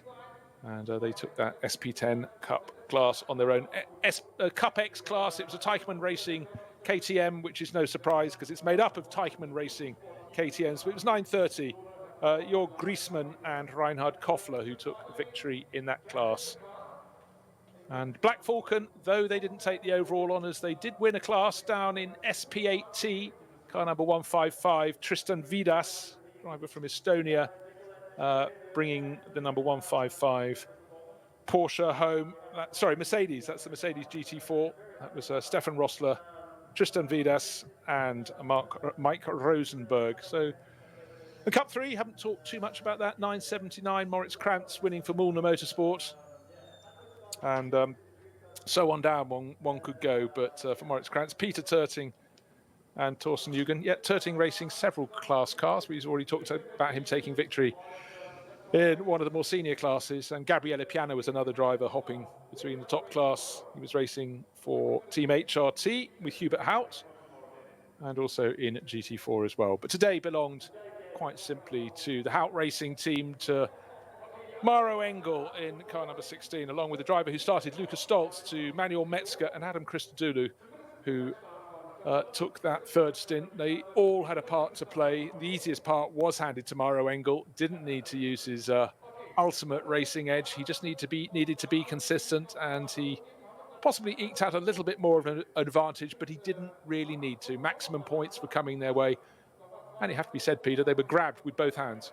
They certainly were. And guess what? We're going to do it all again tomorrow. I'm not complaining. Why would we? As exciting as that, why would we? What else do you want to be doing on a weekend? But we can go away and we can regather our thoughts and find some new ones for tomorrow. But for the teams, a lot of them, they are going to have to find new ones for tomorrow, because quite simply, there is a new star on the stage. New kid on the block, isn't Hout there? Racing team. For Porsche, is it a setup issue that's keeping them away from the top end, or even getting on towards the podium? But right now, if you don't qualify well, you really are struggling in this, because very soon you find yourself stretched out as the order settles into single file around the opening lap, and suddenly might have been a tenth of a second you were down in qualifying from a few rows ahead, but you're now 4 or 5 seconds further back. Exactly. And then multiply it and spread it across 4 hours. Yeah, there's potentially going to be some head scratching going on in different motorhomes, offices, whatever, hotels tonight. Obviously, social distancing. Trying to work out just how Haupt have done that so consummately, and so they showed their intent 2 weeks ago, and absolutely just reinforced it today. They reinforced it in every single aspect of the race. And the fact of the matter, they didn't look hurried in any of it. Remember that we had the number 2 Mercedes coming around, all Fabian Schiller brought it in, and it was all sort of fast and angry, if you will, trying frantic, to be wasn't it? Yeah. frantic, whereas the race-winning car was able to sit there, do what it needed to do, and go back out. But that is one of those rare things in motor racing. It's not often you get a big cushion of advantage, and there is no point wasting it, but no point doing anything to save yourself half a second. As we say, you can't slip into complacency either, because that's when all of a sudden somebody else comes up to bite you, and there's another new kid on the block. But we saw it, didn't we, in the whole body language, not just of the driver, Maro Engel, getting in that car, but the crew. It was all just calm, considered, ordered, organised. 1, 2, 3, almost metronomic. 1, 2, 3, in we go, job done. There was no air of desperation like the number 2 car. It was just in the went, out the went, job done. And that was. Can they do it tomorrow? Can they repeat it? Well, the first marker will be qualifying. Qualifying is very quick fire around here, and should we have changeable weather, you can easily not get your lap time in. No room for mistakes in qualifying, because it's almost like a shootout, isn't it? Really. Well, look, we had people today who found themselves, when you got drivers of the caliber of Works Porsche driver Michael Christensen qualifying in 17th position, right, you just know full well how tight it is. And just, yes, he was in a Porsche, and it wasn't all rosy for Porsches, but you can just imagine maybe blocked on his qualifying lap, whatever. But suddenly, he's not a driver used to starting 17th in class. And that's how far down the quality and the goes in this SP9 field. Did you say 29 cars? It just reinforces the depth of that quality of the field. It's quite incredible. I mean, but also what a portent for the season. 2 rounds in, and look what we've got already. Yeah, it's really, really quite extraordinary how strong it is getting at the front end, but also quite extraordinary how a team has found an advantage that can give it victory by 34 seconds. That is absolutely not typical in the NLS, and its forerunner, the VLN, where really anyone who won by more than 15 seconds was sitting on an advantage that was pretty unheard of. It was really almost worth investigating. Yeah, it was that close. It was, what's the advantage? What is it? Whereas you say 34 seconds in, 33, 34 seconds at the end of the race. And I was just having a quick look to see if I had the timing intervals between first and second in the rounds in the previous 5 years, which I don't. But of course, one thing we always have to wait for is the official results being issued, and it takes a while because of 155 starters. It can take an awful long time, and Apparently, around about 70 time penalties being applied. Let's hope not to the race-winning car. We had that last time around, but we knew that around the final lap we already had notifications, but it does take quite a long time for it all to be issued.